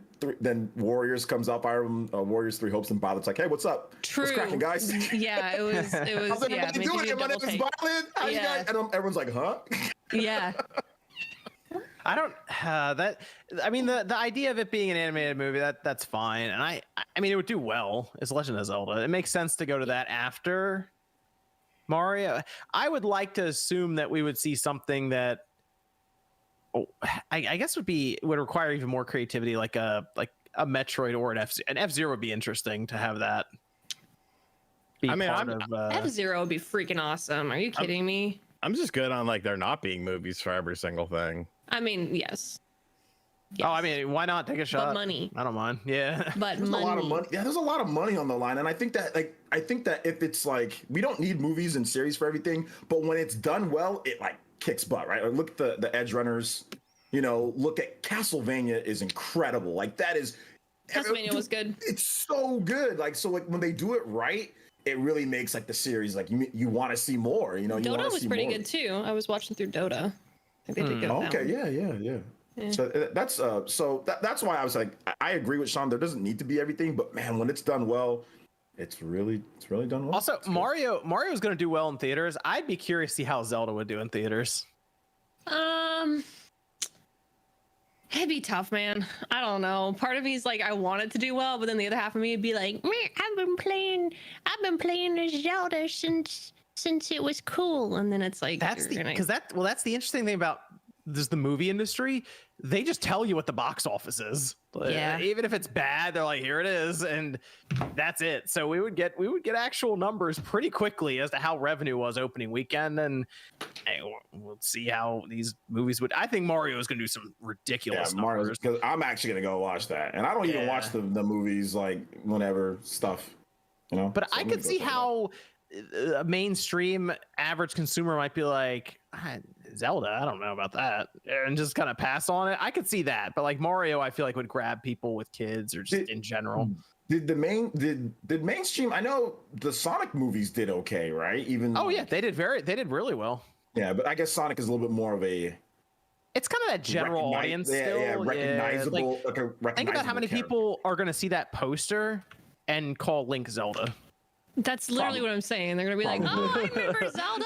Yeah, he's great." You put them both on the cover. Then you have Princess Zelda, and there you go. You make sure that there's no, even put their name like this is Princess Zelda right here. Nah, bro, you know it's gonna be like that IGN freaking. Oh, like I watched. That's the one thing I'll give him. I have to assume that movie poster is gonna look awesome if all this turns out to be correct for Legend of Zelda, because they have some really cool artwork for some of these different Zelda games, like Twilight Princess. It's gonna look like an Avengers. It's gonna look like an Avengers freaking poster. You're gonna have everyone on there. It to look, that would be cool too. But remember, like the Twilight Princess posters that were going around and stuff. Exactly. Yep. That would be really cool if they can do something like in that style. I think that would look great for like a movie poster. Yep, that's the one thing I'll give. I bet you they'll have a really cool poster for it if it ends up being a thing. If this is real. So if let's say they go Mario, and then we'll just pretend, or they then go to Zelda, what would be the next franchise after Zelda then? Like major? Mario. Yeah, like you're trying to build your second Mario. Your trifecta here. Mario, Zelda. Okay, I thought we were talking anything. I think Splatoon would be. What would you then go with? I mean, what would be their next big franchise they feel the need to lean into? Splatoon would be the one that I'd have to do. That you'd have to do Splatoon next. By popularity, I feel like you could really make it work. Like Splatoon, I really feel like you could do it. Listen, I would love Star Fox. Donkey Kong would be cool, but technically he isn't Mario, so he could get a spinoff. Yeah, he's already. Because I'm like Splatoon. Yeah, it could be it could also be like a TV, like a streaming series. Like a series. Yeah. I could see that. I'm thinking. I'm trying to think of what would work well on like the big screen, and people are saying Star Fox, because if you do something in space, of course that can lean into the idea of having these big IMAX experiences. So you could do a Metro, or you could do like a Star Fox, or I would love Metroid. The cat want. What does your cat want? Like the cat what do you want, Penelope? What do you want? Oh, Punch Out! Oh, Punch Out! That'd be fun. Yeah, no, that would never work. It would be goofy as hell. They'd have to make it some type of like goofy ass movie or something like that. It wouldn't be like Creed or anything like that. Bayonetta would definitely be one of those rated M Netflix shows. That'd be That'd be. They had a Bayonetta. Cool. They've had a movie, and it was. Yeah, they have like it was okay. It was okay. It wasn't incredible. It was good. Was it animated? Okay. Yeah, it was animated. Yeah. Oh, I didn't know that. Yeah. It's because it's not that. Sure. Let's go over. Evan, you got a Discord question for us? What game do you wish you could experience for the first time again? Metal Gear Solid 3. That's a good one. I almost want to say Metal Gear Solid 2 for that, just because especially if I didn't know a lot leading up to it, and I thought I was Snake all the way through. Like That was a pretty cool moment. All right, spoilers. Jeez. We've been through this. I told people what happened in Final Fantasy VII, and that was a problem. So you told people there's an Airbuster song. You're like, what? You just spoiled Airbuster. No, I told him that that's a good track. I told him that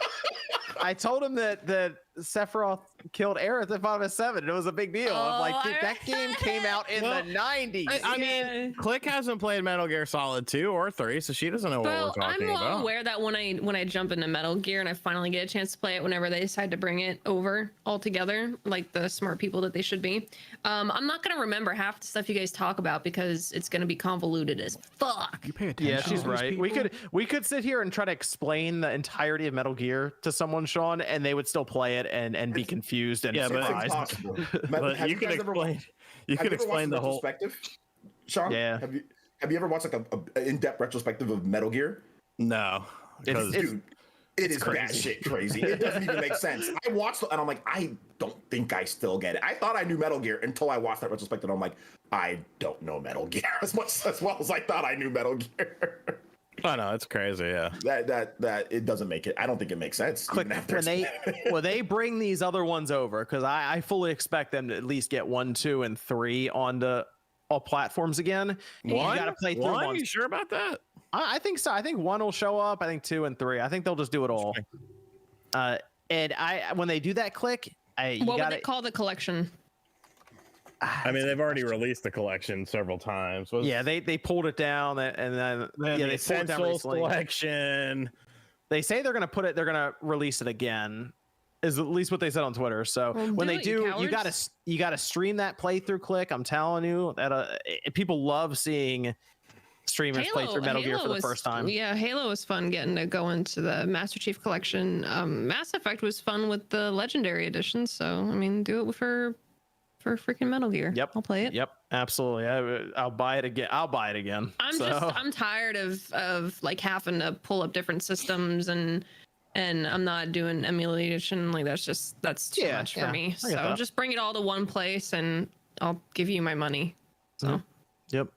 Very good. Very good. You have another Discord question, Evan? Thoughts on busy work in games? Side quests. Well, not even busy side quests. I'm guessing like non-streamlined things. Yeah, I get what you're saying. Like grinding?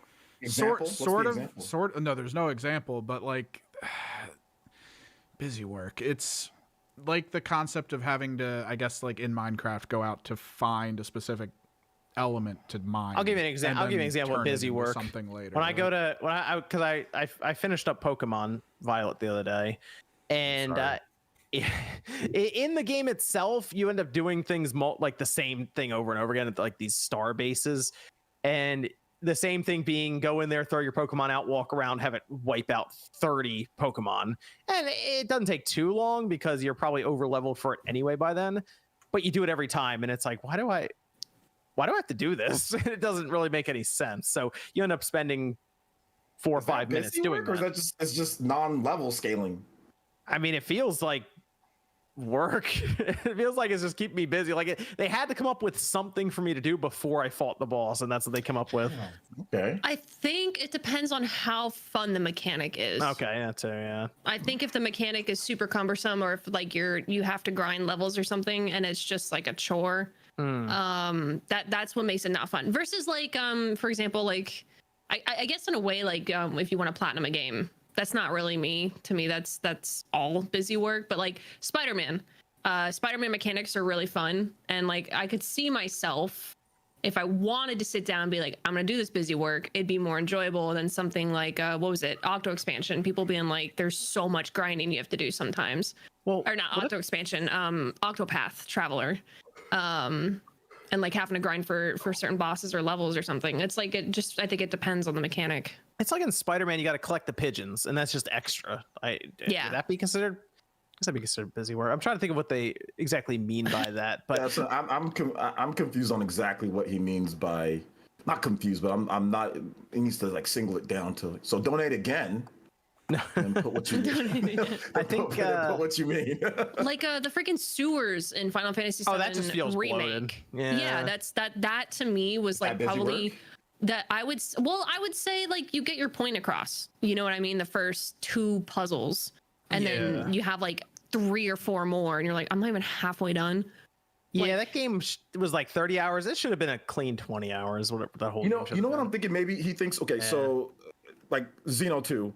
Like, remember how you can like send your blades out on missions? Yeah. Like, and then like for like town building stuff, it's like, it's not, you don't need to, but there's some good benefits, but it's just kind of like you just do it. There's just a bunch of like busy stuff if you just want to add it in there. So maybe he's thinking along something along the lines of that, like not necessarily need to do it, but it's just there, but it gives you good enough benefits to where you're like, okay, well maybe I have to do it. So it just ends up being like, I'm just doing this just to do it, you know? If I don't have to do it, and it, like, again, I don't really care about platinum means something, I'm just gonna skip it. Okay. I think the first Horizon Zero Dawn, I think I beat that final boss, even though like they don't really tell you there's recommended levels. You're supposed to have certain levels that you are for Aloy. I think I was like 10 levels under leveled, and I kept dying to the boss, but I'm like, I'm not going back and leveling up. Like I'm done with this busyness, and I think I spent like a whole afternoon trying to beat that game, and it was good, but not going back too much for me. Talk about final boss in that game. What, zero? You said Zero Dawn. Zero Dawn. Zero Dawn. Yeah. Damn, I just like shot it a couple times and it killed over. No, yeah, I was still under level. I think that's like the only game I beat off stream, because that was like a couple years ago, and I took like the entire month of January off, and I was like, F it, I'm just gonna beat this game by myself. I wish I hadn't, because it was good, but yeah, no, it was like I was just so done after a certain point. I just went through everything. I skipped all the side quests. I just did the main story, and I was under leveled, and I was like, F it, I'm too stubborn. I'm not going back. Let's talk about Sony at CES, which, by the way, CES felt kind of slow this year. CES never has anything. What? I don't understand why you get excited for it, because there's really nothing ever there. What? No, CES is fun. They got stuff happening there. When was CES ever fun? Hey, they revealed the PlayStation 5 logo there. It's a big deal. No one saw that coming. It's a time where you see some interesting technology, is what I'll say. They never give you a price tag, rarely give you a release date. Gran Turismo movie, Sean. No. Let's go through their presentation, actually, because Jim Ryan was there. He was there. He showed up. Medallion says there was lots of urine on the show floor at CES. So that's what I think was actually there. I'm sorry, what? Urine. They have let's see. They talked about Gran Turismo was a good portion of this PlayStation show. It was just, they have their movie coming up. They talked about the AI that they developed with Sony and Polyphony. The movie, I didn't look too much into the movie until they started talking about it here. So the premise is it's a true story. I don't know, Sean, do you watch any of the Gran Turismo players, the professionals or anything? I have before. Okay, apparently it follows the story, true story, of a person who was, I guess, a professional Gran Turismo player, and they eventually became a professional driver outside of the game. I saw that. Yeah, I did not know. Right? I didn't know that was a thing.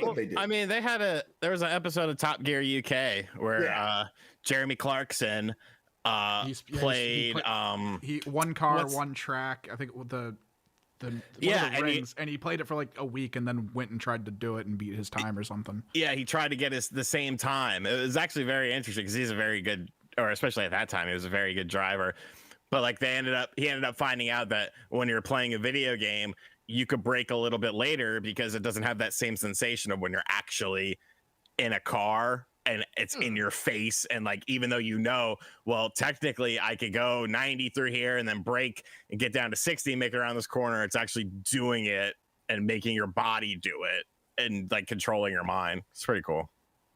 Oh, okay. So that's a thing, apparently. I did not know that was an actual story that happened, but they're making a movie out of it. So wait, is it Jimmy? It's not Jimmy Broadbent, is it? The heady time traveler said it was Jimmy Broadbent. I actually watch him a good bit.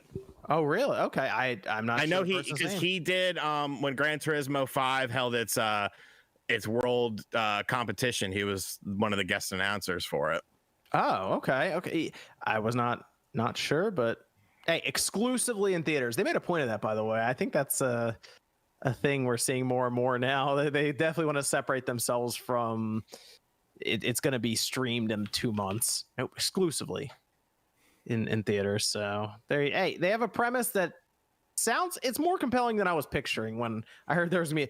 I think I heard there was me a Gran Turismo movie, and my first instinct was just how, but that makes sense. Okay. Let's see. We then had Gran Turismo 7 as a PSVR 2 game. This is, I think, one of the most obvious ones. They've done VR in Gran Turismo before. I'm not shocked to hear that they're doing it in Gran Turismo 7. They showed some footage of it, and it looked like Gran Turismo 7. That's the problem with VR. You kind of have to actually experience it in person, or it's not gonna resonate. So free upgrade too. Couldn't believe it. Jim Ryan said free upgrade and PS5 all in one sentence. It shocked me. So they're not going to charge a $10 fee for that, but that'll be one of the games I'll check out immediately on the PSVR 2 when I pick that up. They had live service games being talked about by Haven Studios and Bungie. Still have no idea what Jade Raymond and Haven Studios are working on. But I've heard them talk a lot. Interviews. What's she done like the past decade? Just asking. She took a lot of money from Google. Hey, that's pretty good. She got a lot of money from them. Pull the ninja when you can, man. Like if you can get that deal, get it. Yeah, seriously. I don't know though, because every time she comes up, people just go like Assassin's Creed, right? That's that sort of thing. So I'm still trying to figure out what exactly they're making. It's a live service game. I don't know if it's going to be another Destiny or if it's going to be a social live service game where it's closer to what they did with PlayStation Home or something, but she was right there next to Bungie. So whatever she's working on, it must be pretty impressive for Sony. They did talk a lot about virtual real worlds merging. They talked about metaverse a lot, while also talking about their PSVR 2. I want people to realize this. So I think they might try their own VR chat PlayStation Home thing again, just the way that they were hyping this up. Okay, they also had Beat Saber. Okay, Beat Saber's a good game, but it's been around for a while. Mm-hmm. Project Leonardo. This is cool. It's an accessibility controller that they've created. It looks I'm not really sure how it would be necessarily used, but that's the idea. It's customizable. They have all kinds of ports to plug into, and it seems like it's going to be set up for all kinds of different positions and uses. So it's, of course, goes along with what Microsoft has done with their own accessibility controller, the adaptive controller. So it looks kind of strange, but they probably did a lot of research and work on it to make it so it can adapt to a bunch of situations. Can I speak on that real quick? I think that's one of the most underutilized things. I know most of us that are playing don't have the disabilities, but that's something that it's like really cool. Microsoft's you can use, I think, with Switch, you can use with everything, but it's good to have each company come up with their own disability control. So if I could pick something that I thought was the coolest thing, it'd be that, because like I said, we all take it for granted that we have, all our fingers and everything like that, but there's a lot of people who don't, man.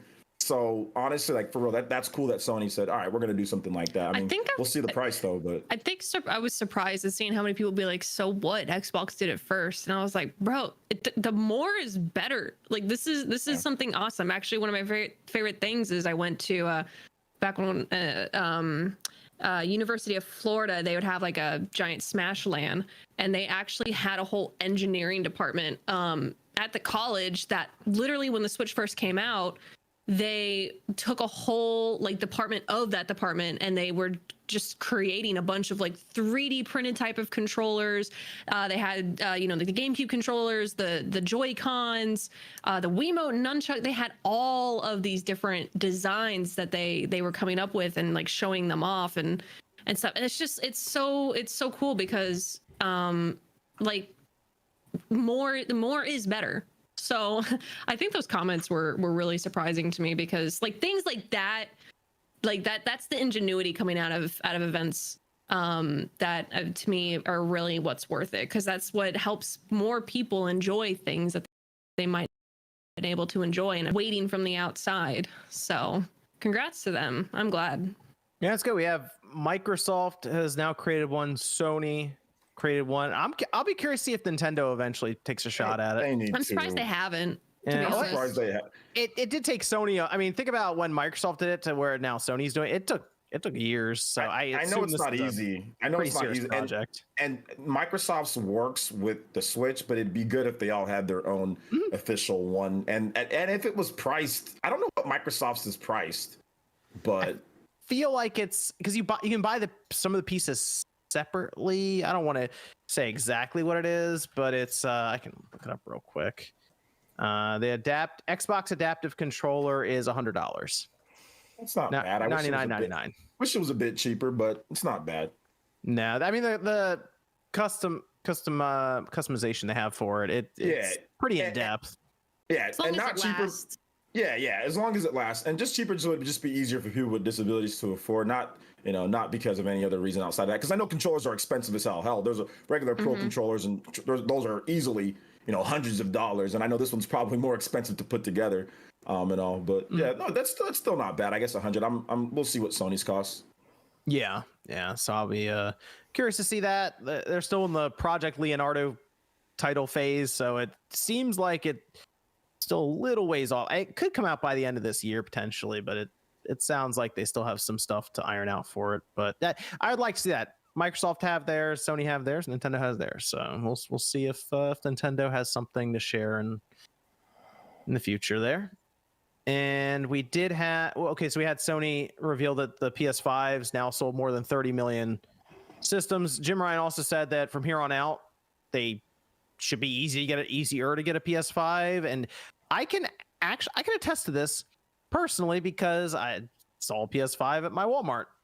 So I went to Walmart a few times, still haven't seen one, but my area is crazy with video game sales because we still have all of our GameStops around here because they all do well. So maybe that's part of it. But yeah, I took a picture, posted up. I'm like, here it is. There's a PS5 in the store. Can't believe it. Somebody bought it. It's not there now, but a bunch of PS4s also. Call of Duty Modern Warfare 2 bundles. I did see that. I saw that behind the lock case. I did see a couple of those Modern Warfare PS4 bundles. So I'm guessing people are probably buying those. That might be a good collector's thing to pick up. I thought about that collection wise. It's a slim PlayStation 4 console with the Call of Duty bundle.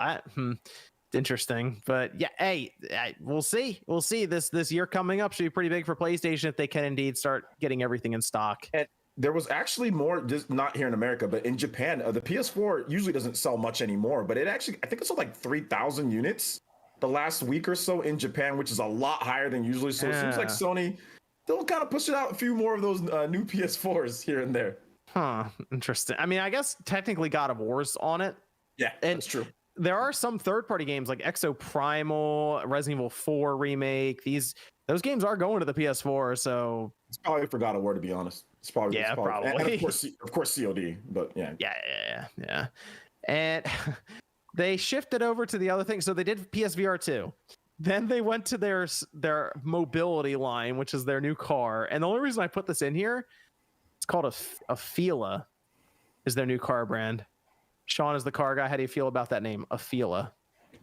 I mean, my dad had a Fila with the Fila Jerry Stackhouses from 95.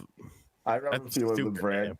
That was kind of a cool brand back in the day. No, Fila was dope. Fila was dope. Yeah, it was cool. I liked Fila. I had some Fila boots. They still make clothes and shit too, and they released some of their older sneakers. Like I think they re-released the Stackhouses and stuff. Yeah. Well, the thing that I noticed about this one, the delivery to customers is until 2026, so it's like 3.5, almost 4 years till this thing even makes its way out to consumers. Unreal Engine is going to be used to create what they call as like their mobility ecosystem, I guess. But they did showcase PlayStation 5 games in the car. PlayStation 5 games will be playable while the car, I guess, drives you to work or wherever you're going. So what you're saying is PlayStation 5 will still be here in 2026. Oh yeah. It'll definitely be here in 2026. I think this generation of console will probably run until 2028 most likely. How long has PS5 been out? 2 years. Yeah, still should have been delayed. It's a PS5 in your car. How do people feel about that? You get to a point where you can just play games in your car because the car will drive you places. Hold up, seems like a liability is what it That was cool. Like that was a thing. We had that back in the day. We had the PS2s, the Pimp My Ride. They always put GameCubes and PS2s and Xboxes in the back of people's cars or in there. So this is just the modern way of doing it. I had a GameCube in my car. I was gonna ask. And I had an NES. I had an NES in Benzo too. We used to play Madden after our football practice. We would hang out at my friend Reed's car. He had this nice truck, and he'd pop it back, and we would just sit there and play Madden on the PS2. So this is just a way better way of getting it done. Yeah, it can drive you while you're playing Horizon Forbidden West. Apparently, that was one of the games they showed. Drive you to your death. Yeah, I don't know about all that. Right. But then again, normal drivers are pretty bad too, even when they're controlling the car. This is true. I mean, people who have to drive an hour or more even to work, that's a lot of time you could spend playing a game back and forth every day. Wait, 2 hours a day. Did you guys hear about that guy? I think it was in his Tesla, and like he fell asleep and his car started driving him, and then he went on a high-speed chase. The cops were chasing him.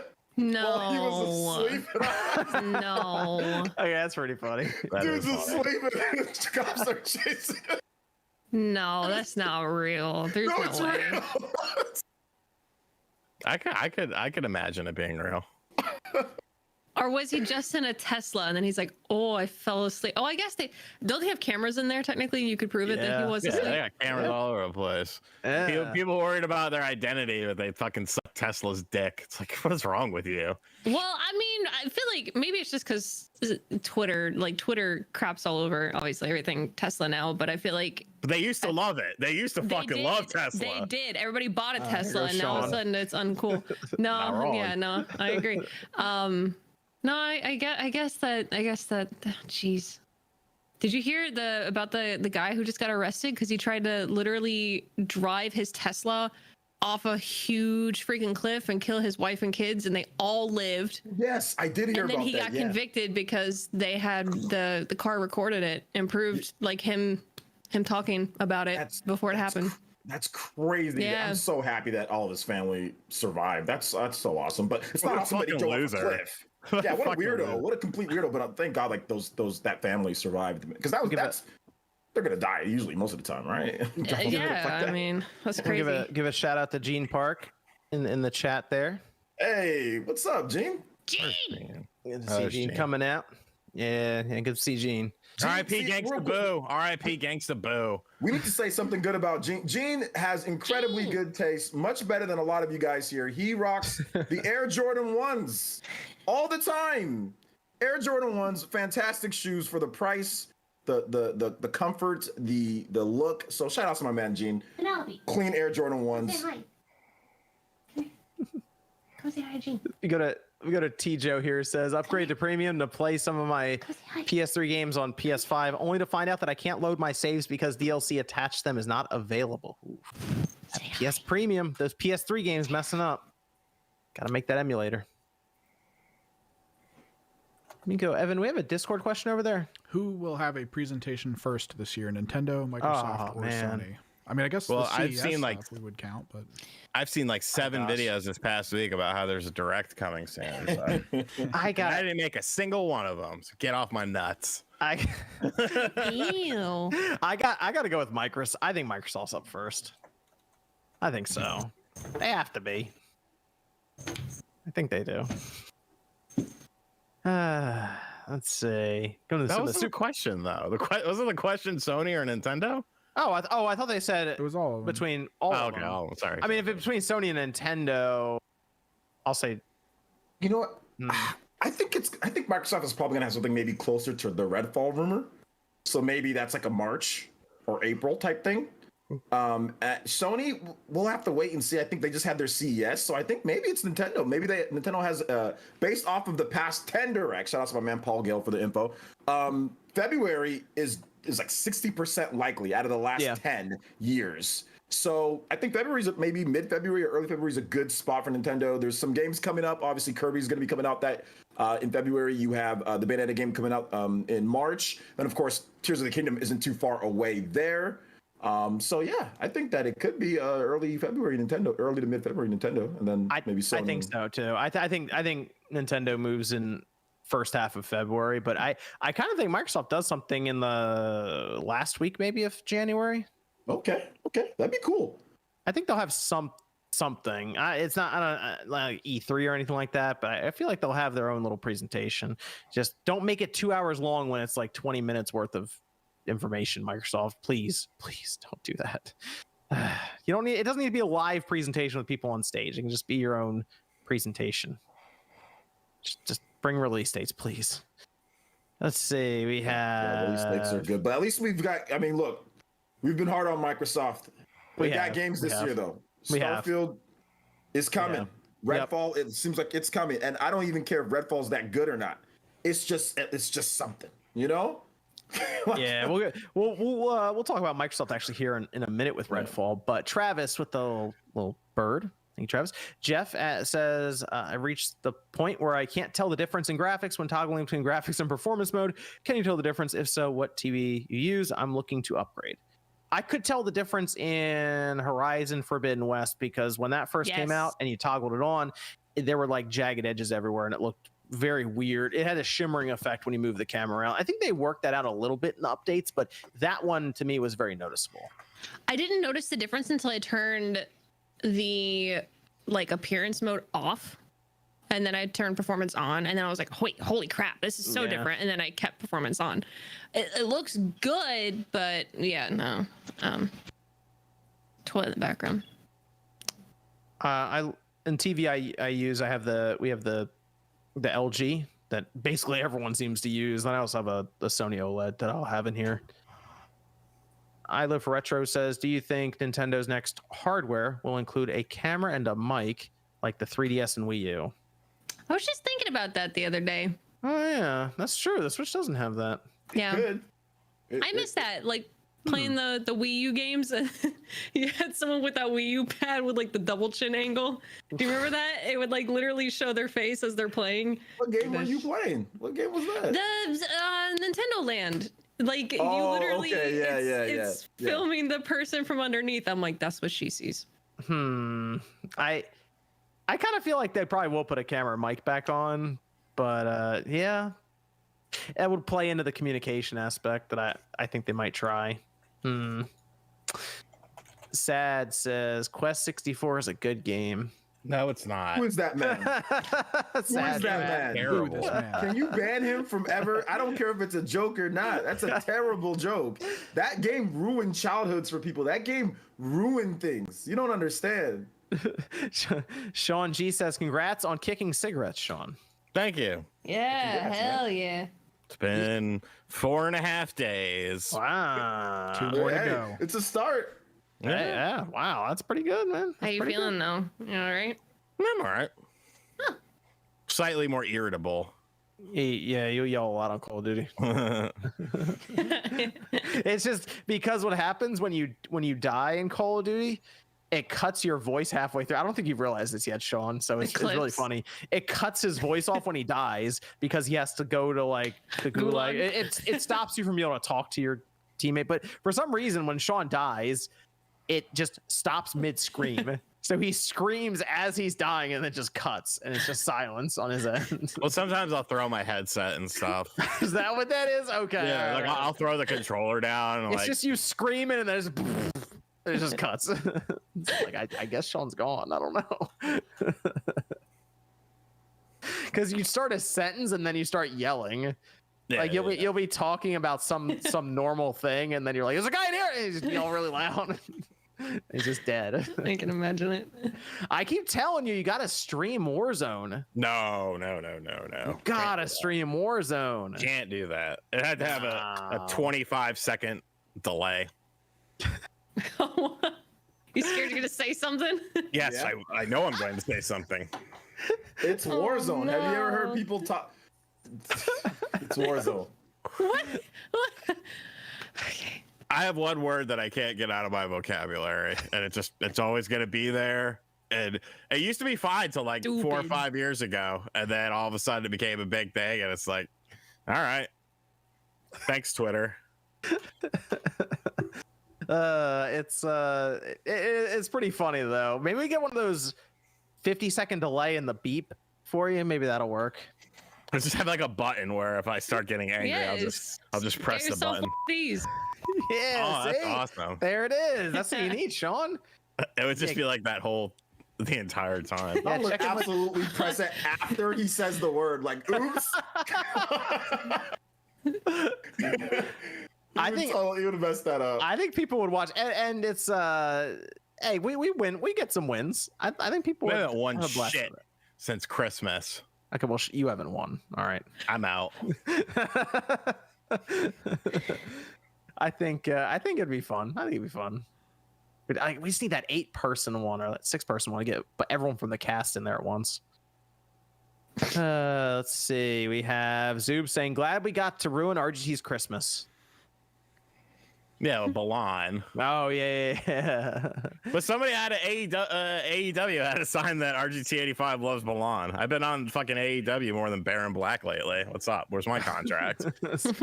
Spooky says, "I saw your video, Miss Click. Congratulations, and I wish you the best." Thank you. Cheers to a better 2023. Also grateful to have a Spawncast on my birthday. So shout out to Spooky Nirukami. Happy birthday. Let's see. We have Steak says, "Congrats on the life update, Miss Click." Thank you guys. I really appreciate it. The outpouring of support was overwhelming. So thanks. MTS says, "Anyone here play Stranger in Paradise Final Fantasy Origin?" I did. I did not enjoy it as much as I was hoping I would. Was that chaos? Yes. Chaos. I told myself I'd go back someday, but I just did not like the game as much as I was hoping. Cristobal says, "Happy New Year, Spawncast. Much kudos and congrats all around for a better 2023. Game sales abundant. Would you guys get 13 Sentinels or Live Alive?" Ooh, that's tough. That is actually pretty tough. Yeah, that is a really hard pick. Huh. Like 13 Sentinels closer to that visual novel style. Live Alive a bit more like Live Alive RPG. I think Live Alive is probably a more accessible game. It's really going to depend on what you want. Like if you're looking for more of a story-based game, 13 Sentinels has one of the greatest stories of all time. It's incredible, but it's not super gameplay heavy. There is a RTS type of game in there, whereas Live Alive is definitely more. It has a great story. And but it's really more gameplay focused. It's like a lot of gameplay, at least for most of the chapters. So it really depends on what you're looking for. But the first chapter I played of Live Alive was the Western, and I was bored out of my mind. The Western is so good. What are you talking about? Oh my god, awesome. I hated it. The credits were rolling, and I'm like, I want my the Western theme that kept kicking in. I love that one. What I mean by gameplay focus. Sorry. No. I mean that there's a lot of like RPG gameplay in the game, like actual traditional RPG gameplay, whereas 13 Sentinels is literally like it's like a really cool, like high quality visual novel with some gameplay segments in there, like with a good number of gameplay segments, like RTS, like gameplay segments, like you're like in these huge robots, but you don't actually see the robots. It's kind of just more like menus, like you do, but it's kind of more like menus picking. So it just depends. But no, I hear what Click's saying. No, I hear what you're saying when it comes down to like some of the stuff in Live Alive. But they're both really good. So it just depends, man. It's tough. 13 Sentinels is cheaper though, if that's a thing. Oh, well, yeah. There you go. Casey says, "Where is the Metroid internet blabber coming from?" God only knows. Hey, Metroid, it's from Reddit, and there was a source that's been right about a lot of stuff. It says, "You think everyone's primed and ready for the new year?" So now everyone's thinking that there's something Metroid Prime related coming, which would probably be that Prime remaster. But remember, we're coming up on 4 years since they told us that Prime 4 had to be basically restarted. So maybe Nintendo realized that and is like, we'll throw something out there, a trailer, an update, and here's remaster. Boom. Yeah, the guy got Tears of the Kingdom right too, so that's why people are giving him, like, nobody guessed that name, right, Tears or anything like that, and he got that right before. Word for word. So he said, what did he say? He said, "Are Zelda fans ready to cry? Ready to cry tears. You know, of joy or something like that." So he was obviously doing a play on the name of the game. Yep. Mm-hmm. So that's basically it. And obviously people are expecting something from Metroid Prime 4 at some point. I mean, it's been 4 years since they said they restarted development, and they probably restarted it before they came and told us. So it's always funny with these rumors though. Like a lot of them are obviously like not true. There's a lot of stuff that isn't, but the ones that are just so random. Yep. You know, like they're just like the Kingdom Hearts. Remember with Sora? Some dude's like, "Yeah, man, I work for Disney." I'm like, "Yeah, it's Sora." He told us like that in like June. Yeah, just put it out there. People are like, "Yeah, whatever." He was like, "Yeah, you know, it's Sora." Everyone was like, "No, it's not." And then no, it was Sora. Charlie and said, he even told us the day of the presentation. Yeah, he got the day of the presentation right too. He was like, "Yeah, it's this day and it's Sora." Charlie says, RGT telegrams me every time I make a comment on this video. It's getting old. How come John's channel doesn't get it? Not sure if Player Essence videos get it. At this point, everyone's getting it. Yeah, I went into my editing thing, or my what's it called, community, like the whatever. Banned words. Yeah, and I just put banned words, and I put Telegram. I did that too. Telescope. I put everything with telephone. I put everything. I put Telegram, where each letter has a space in front of it. Like it just fucking it doesn't work. Yeah, it doesn't always work. Well, but it's been the problem was better. It bans the words in the comments, but not the names. Supposedly, like the usernames just go through. Yeah. Demolition Man says, Happy New Year, guys. When will the shirts and Switch cover be on sale? Also, finish collecting all the Spawncast jerseys. They're up. They're up now, Demolition Man. Go. I bought a shirt. I already bought mine. I don't need another hoodie, but I'm getting another hoodie. I think I'm gonna buy a tank too. I think I'm gonna buy a tank top. I bought a regular, so I think. Of course you would. Well, summer's coming up. Women's Razorback. Summer's coming up. It's January. Get that women's Razorback that you won't. No, I'm not. Maybe I'll buy one for my wife, but no, summer here starts a lot sooner than summer for you guys. Okay. Summer here starts like March, boom, it's already ready over here. So. Okay. Oh, but the beanie's so cool too. It's embroidered. Oh, embroidered. Yeah, I kind of want to buy one, but my head's normally bigger for most hats that I purchase, so it might be a wasted purchase for me.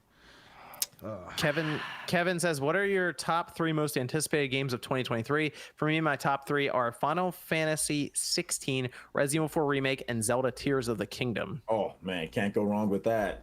Those are great picks. You might just name mine then, because I'm like, yeah, Final Fantasy 16, Resident Evil 4 Remake. I'm trying to think of like the top tier ones that are like, all right, these are the games that if I had to have 3. Leave out Engage, because Engage is coming out in 2 weeks. So I'll just leave that out. Yeah, that's what I was thinking. Yeah. So for sure, Tears of the Kingdom, no order. Tears of the Kingdom for sure. Yeah. RE4, yeah, have to. Dude, it might be the same. That's what I'm thinking. I'm like, man, those are like the pillars right now. Everything. I'm looking at. Yeah, it might be the same. Oh man, those games are gonna be incredible. Yeah, those. Yeah. That might be it. Yeah, that might be it. Huh, those are great games. We'll see how Starfield is. I mean, but I haven't seen enough of it, and I haven't seen enough of Zelda. But I know Breath of the Wild. You know, like I just already know that. Yeah. You know, from there. But yeah, that's good picks, man. Dude, we're Street Fighter's coming out. I mean, I'm excited for to watch the competitive scene. Like if we did what am I excited to watch? I'd say Street Fighter's right up there, because that game's gonna be insane for Twitch and all that. And, it feels like it's gonna be a good year in games so far setting up. Years stacking up. January we got Persona. Those are remasters, but still got Persona. You got Fire Emblem. February you got Atelier. You've also got Dead Space remake coming up soon too. That's Dead Space. Octopath on PS5. I'm gonna PS4. attempt One Piece.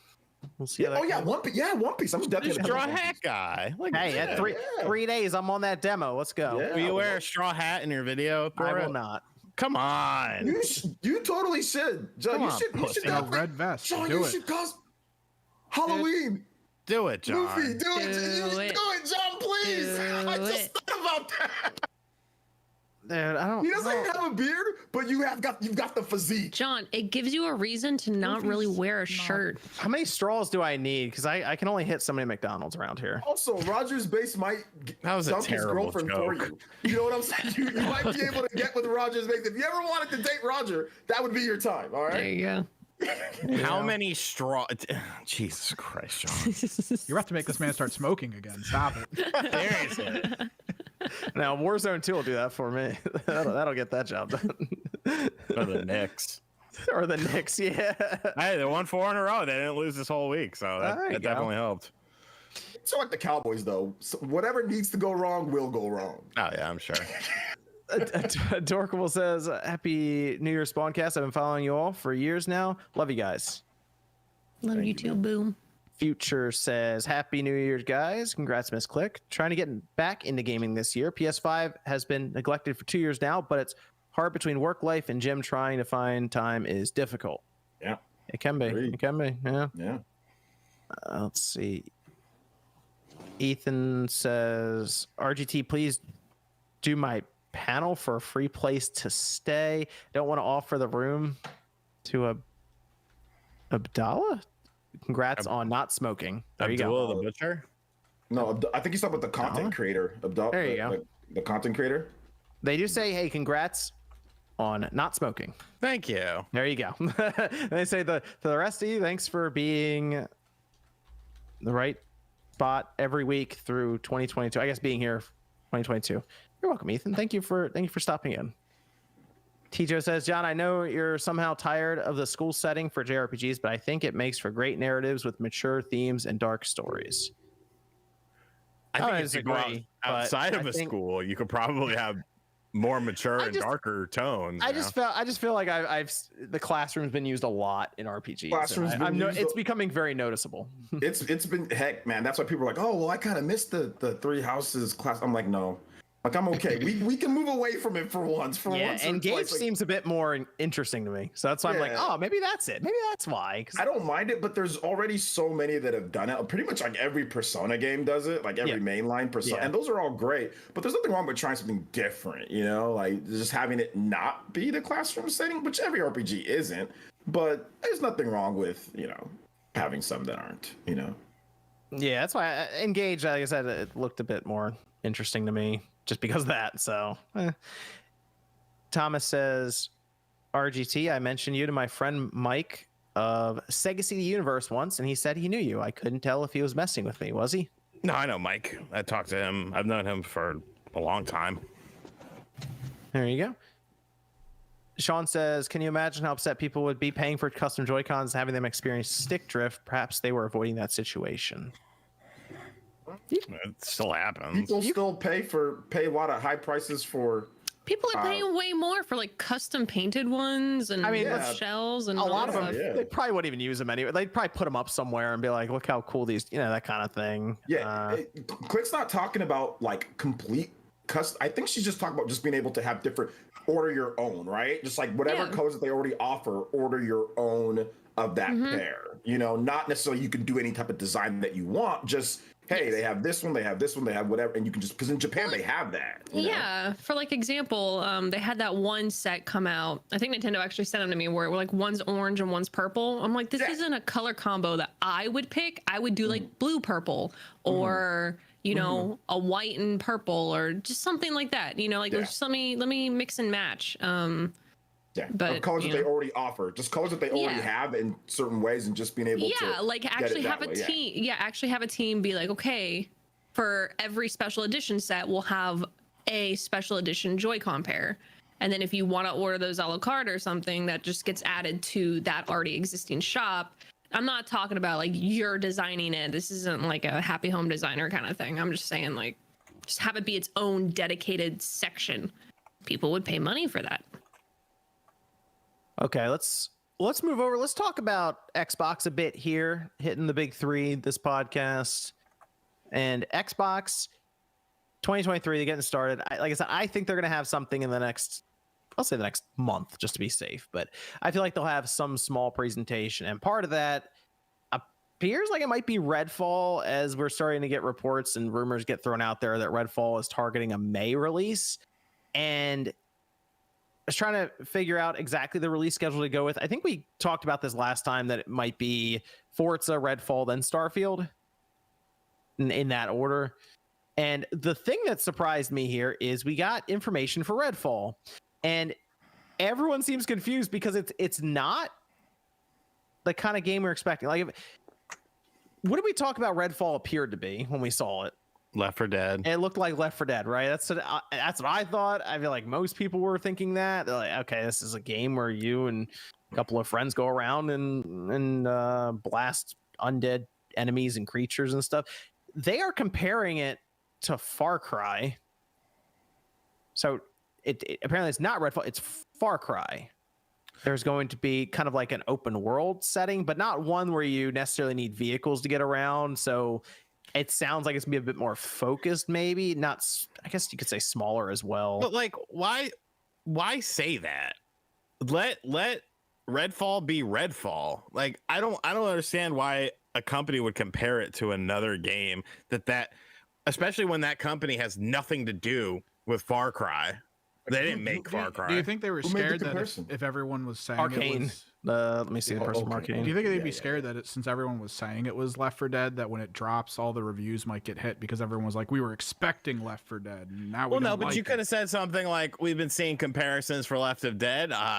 Redfall is a completely new experience that is different from that sort of game. Like, I don't feel like you need to compare it to another franchise, especially a franchise that has nothing to do with you. Like, this seems weird to me. I don't know. Yeah. I mean, I see where Sean's coming from with that, like, how they went about it. I think they kind of went about it maybe like, hey, look, we don't want, like what the Evan said, we don't want people thinking it's this. Just, Far Cry's an open world, like, RPG shooter, right? Like, that's kind of how Far Cry games are. So maybe their game, they just want people to know it's kind of more like this. Expect that, but with our own Arcane. Usually they make most of the time better than Far Cry, right? Or at least most people like, maybe not most people.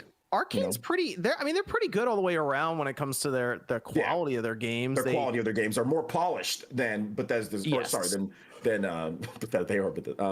polished than Ubisoft's games. Dishonored, Prey, Deathloop, all highly rated games. Deathloop just recently in the Game of the Year nominations even. And it's a very good game. I like Deathloop. But this one, 4-player, so you have 4 different characters you can play as. You can cooperatively work together, and there will be kind of like a home base that you can get side quests from, or just main quests, or you can just walk out into the world and do what you want, essentially. And it sounds like it's going to be kind of smaller scale battles when you come across different enemies or groups of enemies. They'll have full loot system and progression.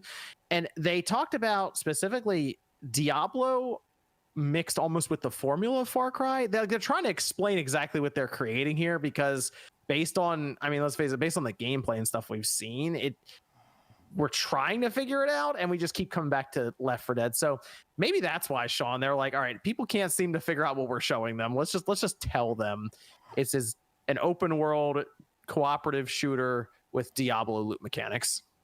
Yes. I am very interested now in this game. I was kind of looking past it because of Starfield. Like when they announced the delay and they were like, hey, Starfield and Redfall are delayed into next year. The big deal was Starfield. Everyone was like, oh my gosh, Starfield's getting delayed into next year. This is ridiculous. And not a lot of people had mentioned Redfall as much. They were just like, okay, I guess, whatever, fine. But I think there's some hype behind it. I was watching, shout outs to our friend Randall, Xbox 2 podcast, and it seemed like people were like, hey, they're liking a little bit more now, maybe.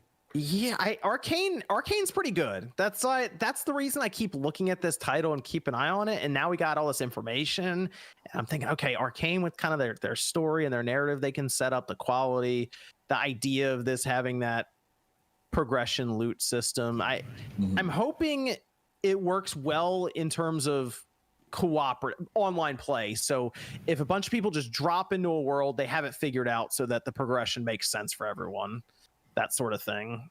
So that it seems like it's going to be set up to be a PvE kind of, or player versus environment kind of game. So I'm hoping they have that worked out when it comes to encounters and all of this. So I like what I'm hearing.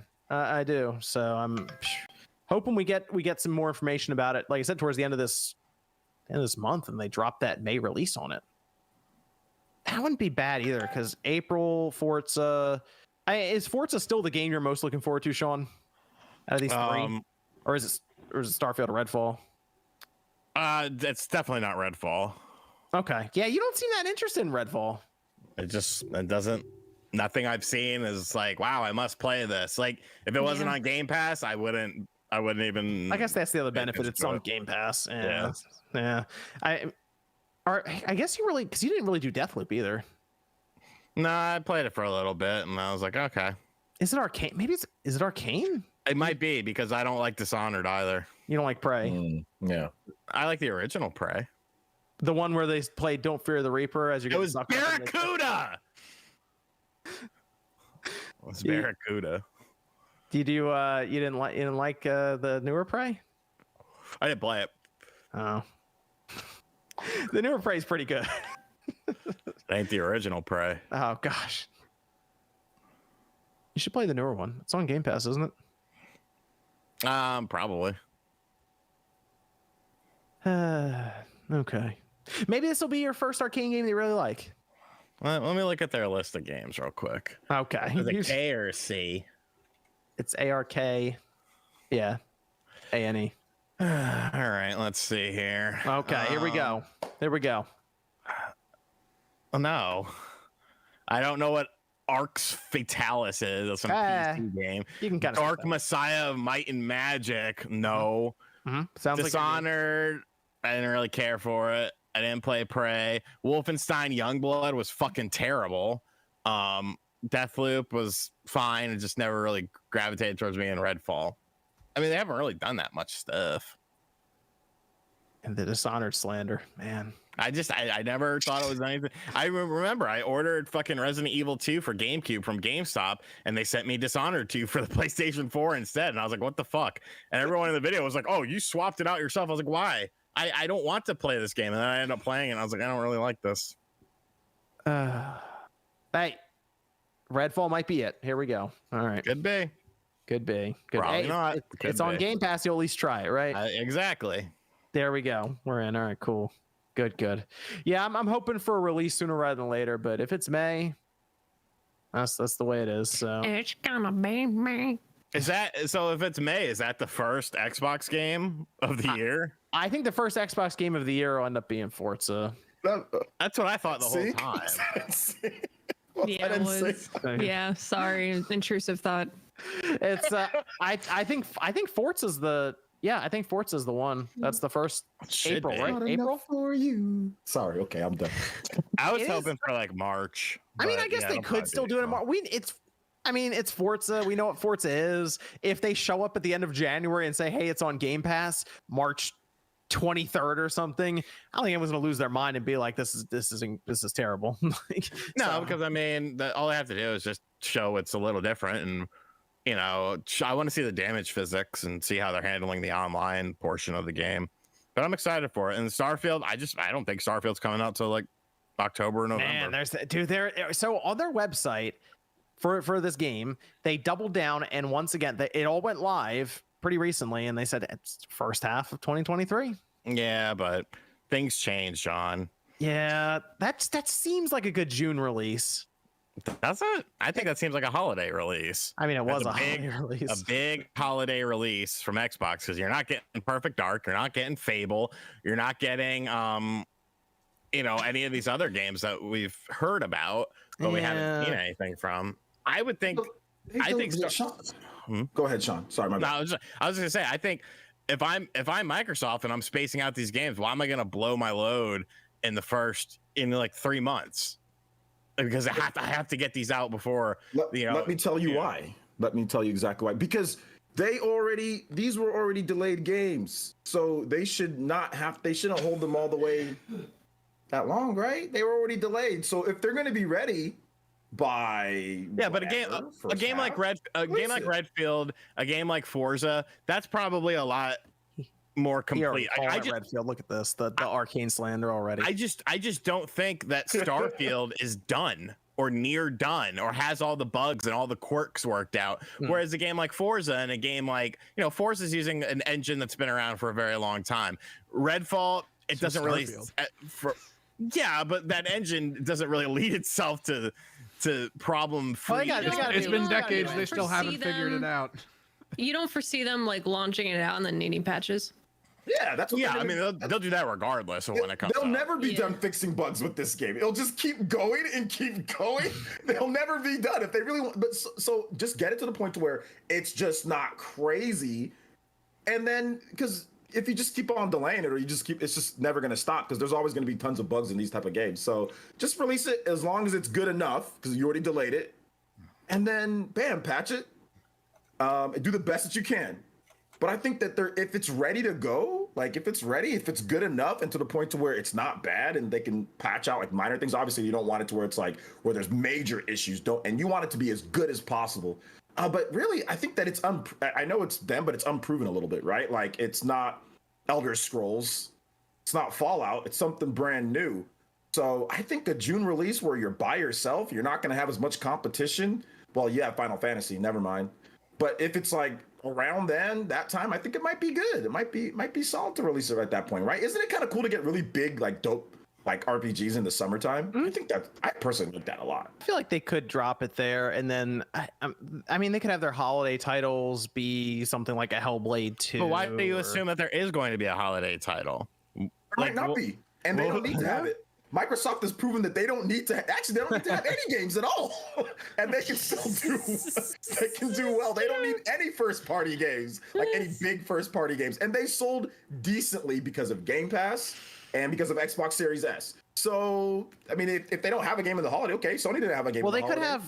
have. I'm curious about like 2021. Like Stalker 2. I know that's been delayed obviously because of stuff going on in the world, but they have been showing it more and more recently, and it was. I mean, it could be delayed up to a year, but maybe that makes its way into the holiday, and then they put it next to Hellblade 2 or something, and then obviously other third-party stuff. So I feel like they could release all this stuff in the first half and then still have some stuff for the holiday, just because their studio's been working on stuff for so long. It's like it's time to start pushing these things out. So I'm hoping they get this out. I'm hoping I'm thinking now, looking at this, that Redfall is going to surprise some people. I'm hoping so. Arcane generally does well, so I'd like to see a good multiplayer looter shooter that feels different from what's become very normalized now in games. So and at least looks different, right? It's good. It has different aesthetic. Looks like a different kind of feel. I mean, Arcane shooters do feel different. What's the word for it? Would it be heavier? Yes. Yeah, I guess heavier. Yeah. So heavy, if it's clunky, depends on how you look at it. If it has that kind of feel to it, then it'll at least make things interesting, I guess. So looking forward to what Microsoft has coming up in 2023. Let's get that event going. Let's get some release dates out. Evan, we have a Discord question over there. When it comes to the desire to play retro games on their original hardware, do you feel satisfied enough using just the original controller, or do they truly need to be running on the original console as well? I personally I've got my space set up here. I hooked up my GameCube, hooked up some of my older systems, got like a little retro HDMI switcher thingy and all that. And I like using the actual go system. Full out. Yeah.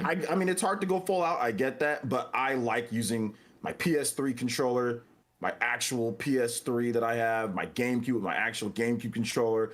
I actually like using the hardware and just playing that way. I know it's maybe not as optimal as other ways, but to me, that's just been awesome to be able to do that now. So I like the original hardware. Mm-hmm. Yeah, I mean, if you can pull it off with the original hardware, that's great. But if you can get a controller that feels pretty good too, I feel like most people would be happy with that. With emulation's really good now. Yeah, emulation. It's super good. Like it's great. It's just I don't know. There's something I kind of also want to go back. I usually do it on Sundays. Sundays I will play like my old school stuff. Like I played GameCube last Sunday, and it's just like I don't know. It brings me back a little bit more. Oh yeah, playing the game like in this way that's like all souped up and fixed up. You know. Yep. I don't know. Maybe like it's like driving like an old car compared to like driving like the newest car. I don't know, Sean. Have you ever done that? I used to work at a car company, so it's like there's certain times like you drive like an older car and it just feels a certain way compared to driving everything that just feels perfect. You know. I have an older car that runs like shit. That was your and you fault. feel a certain way when you drive it, you know? Yeah. Like I need a cigarette. You have another Discord question, Evan? Have you guys noticed any RNG bugs with Pokemon Scarlet or Violet? For instance, moves with a 95% hit rate will inexplicably miss several times in a row, or fully weakened, paralyzed, low-level Pokemon will repeatedly break out of the ball despite overwhelming odds, favoring a success.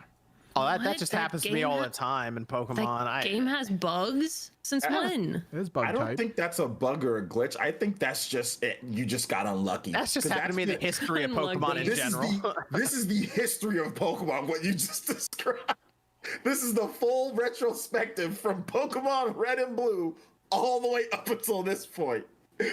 The two games with probabilities that would always mess with me would be Pokemon and XCOM. Those are the two. You had to mash. XCOM You was had to worse mash the button to increase your chance of doing things. I thought it was you got to hold up and You gotta B. hold the B, you gotta mash the B, you gotta do. There's been all sorts. Put the system down, dance in a Maybe- circle. Yeah, maybe you're just cursed, bud. Sorry. Bad luck. Listen, I remember in 2000, I was at the Pokemon League, and that happened to me in the semifinals match. Literally happened to me. Like, where my move missed, it's like a 95, and I'm like, you can't. You've got to be like, it happens at the worst times. Like, literally, the Pokemon League. This was for like a $10 gift card and like a pack of Pokemon cards. So this was big stakes Not back the then. $10, Okay? man. Yes, Oh. $10 Toys R Us and a pack of Pokemon cards, man. I still remember. That's how traumatizing it was. We had XCOM where you have the gun right in the person's face, and it's like miss. That was the worst. But yeah, Pokemon is. I'm pretty sure there were hidden negatives in that one though, because you'd get up close to him, it'd be 99%. You'd miss 100 shots in a row. It's just like, all right. Yeah. You have another Discord question, Evan? What's the dumbest thing you've done to a console and not realizing it was user error? Recently, this person realized you could change the brightness for the backlit GBA. He'd been tearing through batteries prior to this point. That'd be user. I mean, I'm sure there are a lot of people who were putting the PS5 disc in upside down because the way it looks when it's standing up, it doesn't make sense to like your mind at first. Yeah. I'm trying to think of what would be user error. That all the kids trying to pay for Xbox Live by putting money into the disc slot. All the people trying to rip their GameCube disc out without pressing the button down. I remember way back when the Wavebirds first came out with GameCube. Mm-hmm. A bunch of people, especially if you had friends over, they would accidentally put their controllers on the same channel. Oh man! And then they'd like sometimes it would connect, so you'd be like controlling the other person. They'd be like, why am I moving? And then my sisters would come in and be like, what's going on? I'm like, did you put it on separate channels? And they're like, what are you talking about? Yeah, you gotta do the different channels. Mm-hmm. You have another question, Evan? Generally, how long before a console's release do dev kits go out? Oh, MVG would be perfect for this. He would be. You know, it comes out a couple months beforehand so that the developers can start using the Carbon engine on their different devices that they have to port over Carbon engine games. An interview with the Beatles. Thank you, MVG. You have another one, Evan? Beatles rock band. Let's go. Let's see. If Nintendo's next console has backwards compatibility with Switch games that also improves resolution, FPS, etc., what games would you like to revisit first? All of them. Bayonetta 3. I'd like to Hyrule Warriors. Hyrule Warriors. Age of Calamity. Oh, that's a good one too. Yeah. Definitely. Because I really like Age of Calamity, and it would be a lot better if it was cleaned up. So yeah. Okay. Yeah. Pokemon. I definitely check Pokemon. Violet. Yeah. I don't know if that'd get an update though. We'll see. I mean, if it just people overclock their Switch and it smoothed out some of the stuff, so just even that. Let me go over here to some of the super chats. T-Joe says, I know none of them are beginner friendly, but let's not forget Trails to Azure and Trails into Reverie regarding our 2023 most anticipated lists. For the longest time, I always thought the games were Trials. Like Trials of Cold Steel. Yeah. I messed an idiot. Yeah. No, I messed that up when I first started getting into the franchise. When I was covering it back in the day, I used to say the same thing. So not alone. Jack says Final Fantasy 2 is superior to Final Fantasy 2. I agree. Tendork says, shout outs to shout outs to the Elite Ninja Village sends its regards. Thank you, Nintendo. Thank you. Blue Knight says, first, I've been a fan since episode 1 here to another 300. Wow. You should invite VG Mobster. Third, Chained Echoes for Indie Game of the Year at the next VGA. Chained Echoes surprised a lot of people. Sean was like, what is this game? He looked it up. He made fun of it. Now everyone's all talking. Chained Echoes absolutely needs to be nominated. It is incredible experience. We've got Sea of Stars coming out in June as well. So Sea of Stars looks good. Yeah, it might be a packed indie RPG category, this year. So yeah, absolutely. None of those games get nominated. What, for indie? Yeah. Chained Echoes will absolutely get nominated. It has people are going to forget. It has like a 90-something average on like Meta right now. Yeah, but it's got time between now and then. It came out in December. So it's gonna I'm telling you, it's gonna get nominated. Watch, wait and see. It's gonna get nominated. Sean was talking all that smack on Chained Echoes. Now look at it. Really good. Myth says, sounds like the dawn of the Smash Bros. Universe. Noah says, if Zelda and Metroid are adapted, they should both be in an anime style, like Edge Runners. That'd be cool. Edge Runners was good. Yeah, that'd be kind of cool. Surprised we didn't bring that up earlier. Actually, Edge Runners was. I got a bunch of people playing Cyberpunk. I did bring up. Oh, did you? Sorry, I guess I was just ignoring. You always tune me out, Click. It did get a lot of people playing Cyberpunk, though. You're right. I turned that game around completely just from a Netflix series. Spyro says Mario after credits scene could hint at Zelda. Oh boy, should we bring the Zelda universe and the Mario universe together? They didn't do it for Mario Kart and stuff. I could see that. They did. What was it, Bowser and Wreck-It Ralph? So. You know what they should do? They should announce a Switch game for the first time in the Mario movie. Oh, like the wizard? Yeah, that's what they should do. Easter egg. I don't know about a full out announcement, but have it as an Easter egg. Do something in there. Announce the new Mario Kart right at the end where they're on the Mario tracks. There you go. This is from Peeps saying, I think Square Enix will release the Final Fantasy Pixel Perfect Physical, but broken up. 1 through 3, $40, 4 and 5, $50, and then 6 is $60. Ooh, okay. What about that? Although they handled that very strangely, so we'll see when it actually shows up. Liam says, with the recent ruling on misleading trailers for movies, do you think that could also apply to games and a Metal Gear Solid 2 situation would work today? The issue is the movies in general, like Hollywood, they're not as secretive, I guess, as games, as the gaming space. Like people get really annoyed about leaks and stuff, whereas on the movie side, Hollywood, they'll just announce a movie years and years and years before it's even a thing, when it's conceptual phase. Hey, we're doing this, and that's it. There's games will try to keep it quiet for a while. You can hit the IMDb page. It'll tell you the entire cast and who they're playing, so you know who the villains are. You're like, all right, good. They did get away with a lot, though, for Metal Gear Solid 2. I'll tell you that. Some of even in magazine prints and all this, they photoshopped a lot. So, let's see. This is from Ethan saying, isn't there a lot of disability stigma in Japan? I mean, Mona is clearly disabled, but they don't fully acknowledge it. I am not sure. I wouldn't know. I wish I could tell you. I'm not sure, though. I'll ask Genki, though. He lives there, and he knows American culture, and he's Japanese mixed. He's Black and Japanese, so he kind of knows a bit of both. So I'll ask him about that, because I'm interested to actually know about that. Yeah, that'd be. John O, shout out. John O, big donation saying Happy New Year. Congrats, Click. And hope your website was the best way to donate to help the move situation. Way to go, Sean, on being smoke-free. Cheers to a healthy and prosperous year for all of you. Thank you. Shout out to John O over there. Big supporter there. Nerd Crave says, watch Spawncast episode 4 yesterday. Could you reflect on how far you've come since then? How many subs do you each have back then? And did you ever see the show hitting 300 episodes? Episode 4? Be 296 weeks ago. It's a long time ago.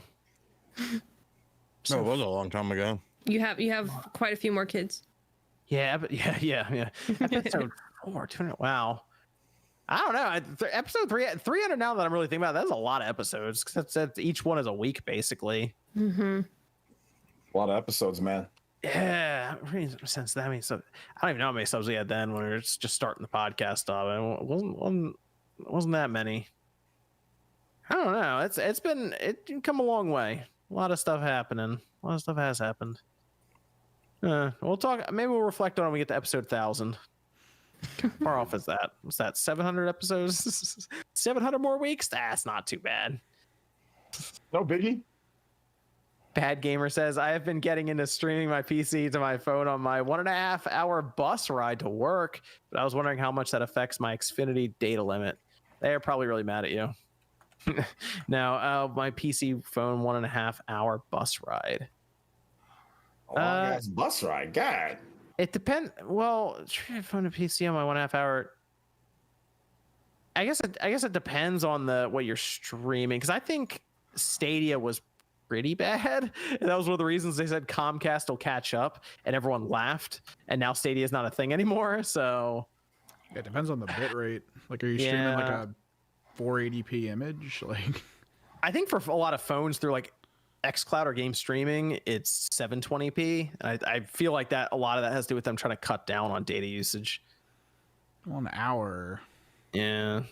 It's probably. Yeah, I know with Stadia was a lot. It was to the point where people were like, "Ooh, that you'll actually hit your data cap at home doing this," or the suggested data cap that you have, which is like a terabyte. Let's see, Wonk says, my dad got my mom a Switch for her birthday with Mario Kart and Switch Sports. Any recommendation for games for people new to the medium? We play Wii Sports every year at Christmas. That's it for them. I think Animal Crossing's a pretty good one to pick up. Clubhouse game. Oh, that's a good one. That's good. That's a great one. Clubhouse is a really good one, actually. Yeah. I mean, Mario Kart. Bayonetta 3.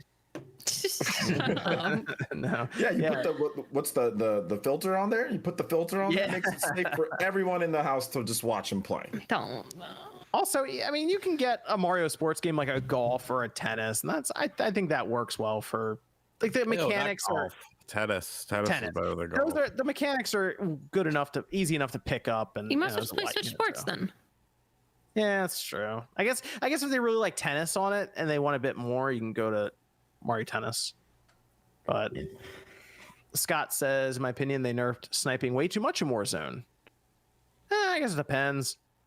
There's some pretty funny shots that happen. What do you mean by nerf? Can you still one-shot headshot? I think it's because if you hit them and they have full armor, it knocks their armor out completely, but it doesn't kill them. So you have to hit them again. But that's one of the reasons you get like the extra armors for snipers towards the end. But I mean, I've had some shots where I hit them when they're running and they do almost a backflip falling backwards because they got hit so hard. So it's still there. It's still there. I think it depends on how much armor you have, like what tier. Yeah, I don't know if they lowered the damage or not. I mean, this game is updating constantly, so who knows? Yeah. Christopher says, "Can I have your last pack and a half RGT?" I mean, maybe. Switch says, "What up, cast? I hear Xenoblade 3 would have actually been good if it had Ys 8 battle mechanics. Thoughts? LMAO, always a good time with you guys." Yeah, was somebody saying that? No, nobody. Oh. It must have been. I think I've heard that in one of my streams. Somebody said, I think, but the person that said it was being serious. He's joking around, but somebody said that. It would have been better. What was the comment? Xenoblade 3 would have been better if it had Ys 8 combat style. Oh, 100%.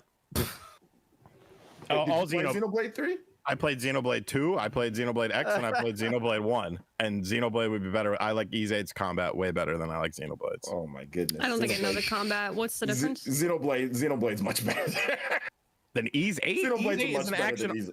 It's an action RPG where you actually like do stuff. You don't just sit there and press A like to do your special thing and line up everyone's attacks and stuff. You control all the individual characters. Thing. I'm glad you have a very in-depth knowledge of Xenoblade's combat, John.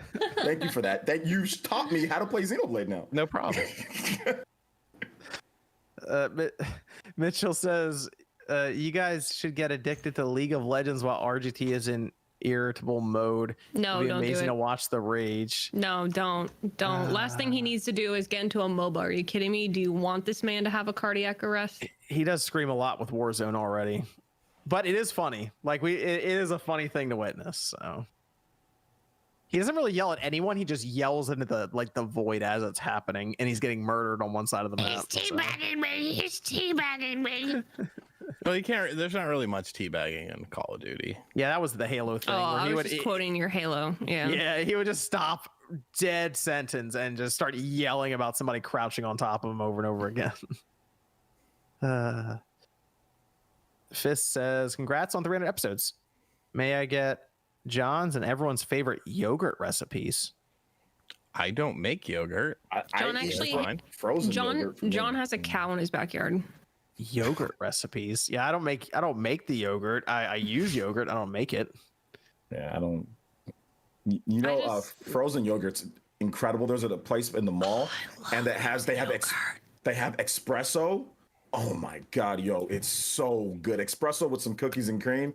Best frozen yogurt. Oh no, man. When I go to get frozen yogurt, I go for like they call it European tart, I guess, some places, but the taro. The taro root, I just do that with a bunch of fruit and then those boba burst and my balls. wife, she does that, but I kind of like I don't know, I'm kind of more of I like putting M&Ms in there, so like that's like I want M&Ms. But that's like ice cream for me, like the dairy. That's what I want.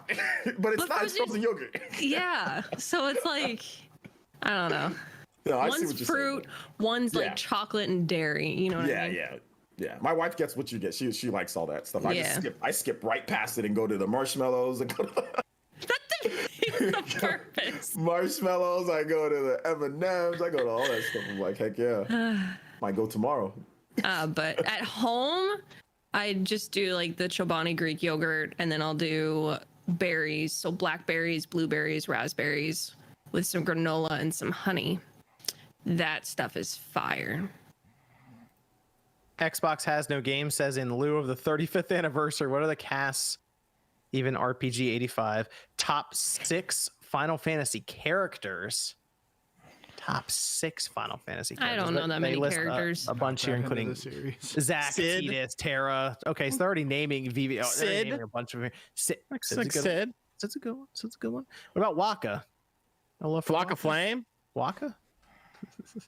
Who was the little dude in 10? What was his name? The little dude in 10. The main dude in 10. Tidus? Yeah. There you go. You're gonna pick Tidus. No love for Cloud. Tidus. No Cloud. Cloud's fine. Cloud. Sephiroth. That's fine. Sephiroth's fine. Is he a little dude? I think you're talking about Final Fantasy 9. Zidane or whatever. I think you're talking about Final Fantasy 9. Tonberry's number 1. Tonberry's number. Okay. Okay. Behind Tonberry. No Squall? Man. All the Final Fantasy protagonists aren't incredibly tall or most of them aren't really tall or anything like that. Except for like, I think, wait, no, none of them are really tall. None of them are like over like 5'8" or 5'9". Most of them they're all shorter. Goofy. Throne says Stalker 2 comes out this year for the Series X. So there's Atomic Heart, Stalker 2. It's an Unreal Engine 5 game. Yeah, that's what I'm thinking they might be. I'd like to see them get it out before the end of the year, but they got a lot of stuff happening right now. So Stalker 2 will be here when it gets here. But Atomic Heart was kind of BioShocky to me, so I'm interested in that one. That's not the actual counts. It counts. What's that? That's not the normal version of it. It still counts though. I just checked. That is not the normal version of time. He's like, what's that? Final Fantasy Maxima or something? What version of is that? Kingdom Hearts stuff? I think it was Kingdom. Yeah, it's Kingdom Hearts. That's Kingdom. Good Chaos says, do you think we are going to get info on the next Dragon Age or Mass Effect anytime soon? E3's coming up this year. You got that EA Play event, maybe? I hope the Greg guy hosts it. He could come back, show awesome. Dragon Age, Mass Effect. We roll into 2024 with those big releases. Be pretty sweet. We'll see. Jalen says this is Spawncast and 8 exclamation points. Thank you, Jalen. Myth says Persona 6 in a college or university setting. Oh, Persona 6 would definitely be in some kind of school setting. Hits Overhyped says, been watching videos about most anticipated 2023 games, but why is no one talking about Stellar Blade? We've seen actual gameplay and it looks insane. I have talked about Stellar Blade multiple times on the channel, so for all of your RPG information, you can check out my channel. There you go. But the reason why is because it looks cool, but there's not a lot of information about the game. It's a new IP. We don't know how it's going to play. The developers are not proven, like we can't reference anything from them. So we're at the mercy of when they decide to show stuff. Ever since Sony took over, so now it's Sony's game, right? They're publishing it. They haven't really shown a ton of new stuff. It looks cool, but we don't know anything about their pedigree when it comes to what they can do with this type of game. So like if it was like Platinum, then we'd be like, there'd be more people talking about it, but it's not. It's like some developer, was it Korean developer? Something like that. I think they made mobile games. I'm not really sure. But that's the reason why it's not getting as much hype. But if the game is good, don't worry. People are going to be talking about it because it looks incredible. Graphically, it looks incredible. Although the gameplay, if you watch it, like for real, there's like really weird like hit detection and jank in what they've shown so far. But it's old footage though. So it doesn't look particularly incredible outside of just visually, but the combat, there's some stuff. If you just slow it down and look, there's a few things here and there, but it's early. So let's wait till they actually, get the final build and, they show it off more, maybe like an overview trailer. And I think the hype will go up now that it's a, Sony exclusive. So Eric says, what are games you've bought twice? So like digital or physical? Oh God. Everything. Well, most recently Crisis Core Reunion.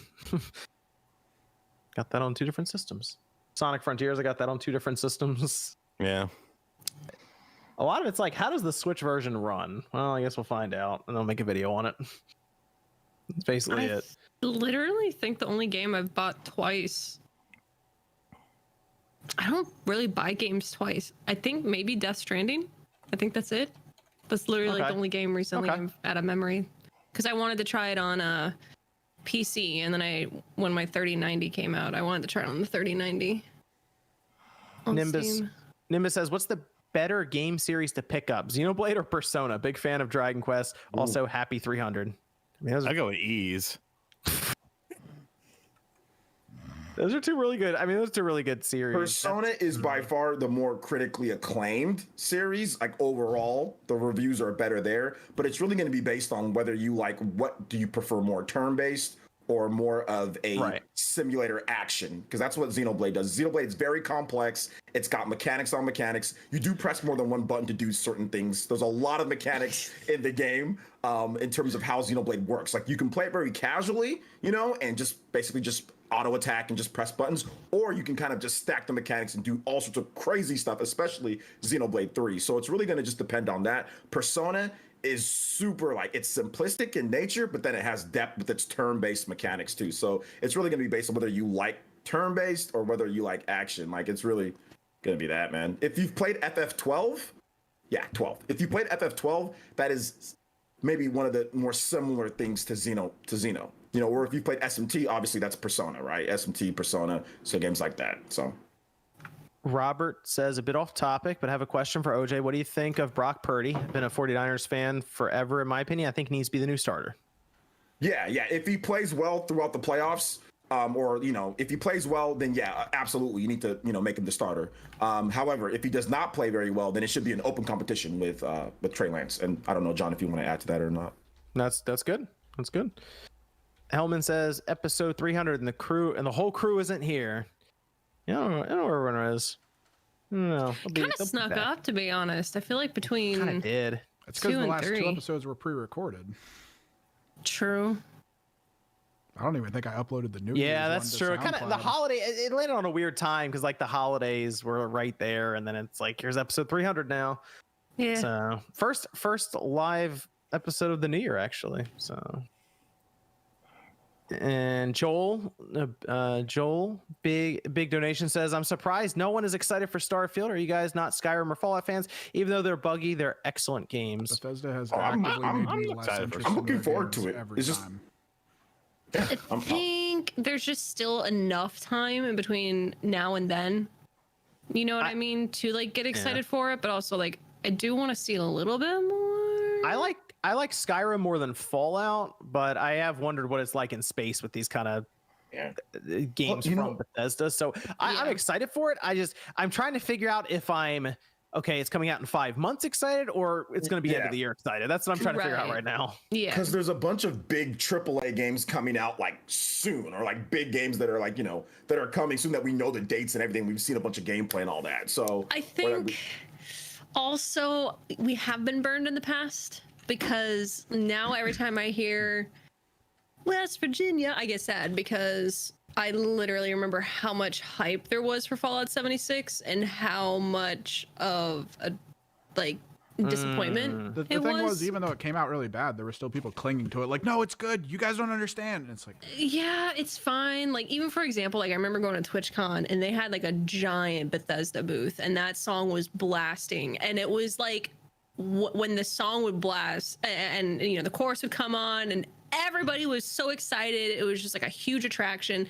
And then the game came out and it's like all those sweet memories are cool memories now, but it's like, damn, we were so naive. Like, sweet, poor baby, innocent babies. We had no idea what a disappointment it was going to be on launch. So I think a lot of us are just kind of like, we'll see when it gets here. I think for Joel, when they give us a new release date, and I can't imagine they would delay it again after that. Once they get that locked in, when they get it locked in, and we're getting a little closer, then it's going to probably be a bit more excitement around it. I just think there's a lot of unknown as to when it's coming out still, even though they keep saying first half of 2023. So that's my biggest thing. I'm excited and interested in the idea of what they're doing with it, but gotta see that release date. Clear Gnome says Spawnwave is the original Xbox worth modding. It is. Yeah, I think it's a good time to pick one up too, because there's some new stuff happening in the soft modding or even hard modding scene technically, where we're replacing the whole BIOS, doing all kinds of stuff. You're gonna see different controllers be used for the Xbox. It's almost like the Xbox homebrew is starting now, is how big this modification is. Especially for arcade games. That thing was legit for the Neo Geo stuff. Got that in Coin Ops. It was good. It was good. Indie game. Callan Shaw Indie Game says, happy 2023 all. Waiting for my first kid in April. John, as a father, which console do I start him on? I mean, you can start with the classic, with the original Nintendo. The Leapfrog. NES, baby. The 2D stuff is just easier to pick up and start with. The 3D can be kind of weird at first, but I found Kirby, even the new Kirby, was actually pretty good. And that was a good entry point into 3D, because you don't really move the camera around or any of that necessarily. It kind of takes care of itself. So that's good. But really, you get started with the 8-bit, the 16-bit era, that 2D era. I think it gives them more of an appreciation too for the evolution over time. If you kind of get them to play those, you know what I mean. Also, you got to remember, you don't want to give them a lot of games you have to read a ton in or any of that. They just want to play the game. So it's you just get a Mario, Mega Man, any of that, and that'll be all right. That'll be all right. With Lost Odyssey right away. Yeah. That's what happened to me. I was trial by fire, baby. Let's go. Boom, Breath of Fire, first one. There you go. Ethan says, I love Stadia. I'm so sad. At least I got a Steam Deck with my refund. Hey, that's the one thing they did give everyone their money back. So the refunds were going through. I didn't even ask for my money back, and they gave it back. Yeah, they just dropped it in. They're like, hey, you've got hundreds of. I was like, thank you. There you go. Tom says, bringing MySpace back 2023. You can do it. There you go, Tom Anderson. You get it. Make an app. Tijo says, happy 300. How do you plan to deal with YouTube's stupid monetization guidelines? Also, Evan, why is advertisement the first two letters blocked? I don't know what you're talking about. Because that's what everyone types as advertisement for like the bots. That's what they go to. He play YouTube. I don't know. It's so hit or miss still with the. I assume they're talking about, Sean, the thing you mentioned in your video about the age gating and stuff that they're doing right now. Oh yeah. I think it's just gonna get worse. I feel like you have to cut out the violent content, or maybe people will just put funny things over it. Like if there's like someone gets hit and like blood spews out, they just have it look like it's just rainbow colors coming out or something. I don't know. Yeah, that kind of stuff. I don't know. It's gonna be weird. I feel like whenever somebody asks this question, I feel like it's like Pinky in the Brain. What we always do, you know. It's like what we always do, Pinky. You know, like it's the same thing. We just do the same thing, and whatever happens. I will tell you, there was part of a Deathloop trailer, and Evan and I figured this out. That I think it was when in the trailer, someone has their neck broken. Yeah, he comes up behind him and he like stabs them in the neck or like snaps their neck right in front of the camera. That got hit with the limited advertisement every time. It got the yellow dollar sign every time. We had to cut that 5 seconds of the trailer out so it wouldn't. It was very weird. Like that just, I don't know, set something off in the system. So it seems like they've kind of ramped that up a bit. Whatever the detection is, they took it like to the next level. Because they turned it down because it was screwing over all the Call of Duty players who were using YouTube as like a source of income, and then they were like, nope, demonetized all of you, and it just ruined the whole. It's like community. The kids are my audience. What are you doing? Yeah. And Charlie says, what I would give for a Sakura Wars collection on Switch in English. The fans are translating the second one on Saturn. It's also announced on Sega Saturn. Shiro, interesting. What Sega would do for that series to actually sell? I mean, yeah. Anthony says, Spawncast Crew, is your PS5 vertical or horizontal? Mine is horizontal. Non-existent. Mine's vertical. Vertical. Horizontal now. I have a video coming out for that on my second channel, I think. Discuss that situation a bit more. Evan, we have Discord questions over there. I'll check Streamlabs before we. Yeah, we still got 3 left. Does anyone have any video game related tattoos or plan on getting any in the future? Video game tattoos. Yeah, this is. Where's Jordan when you need him? Yeah, that seems like a Jordan he's question. At MagFest right now. He's got Fallout. What does he got? He's got Spyro. He's got. Oh man, he's got. I think he's got a lot. I'm scared of needles. I haven't gotten in a tattoo game, so this guy's been posting. I don't like needles either.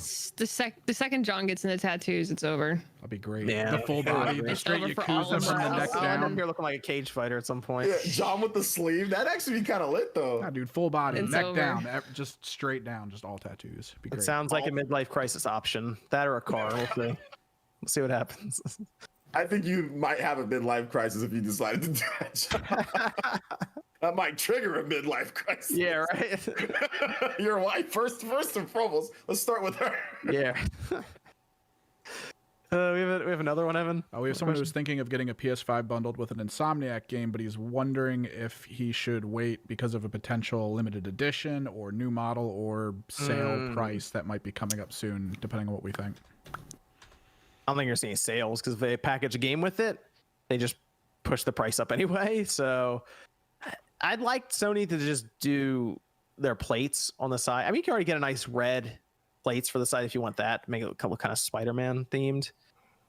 But at this point, if you find a PS5, you might as well pick it up. But they do have, I think there's a revision coming out later this year for it, as weird as that sounds, but it's supposed to be the one with the optional disk drive on the side. That might be the one to wait for, just to see how they change the inside before you decide on what to pick up. And then you have the last one, Evan. This is a question based on, I guess, sort of BioWare and Anthem and all that. Why does BioWare not sell their failed IPs to other mid-tier companies who can work on it and re-release it? BioWare have done the heavy lifting. Smaller shop can build on that, strengthen the story and some mechanics, game loops, and maybe resurrect a failed IP with a ton of potential.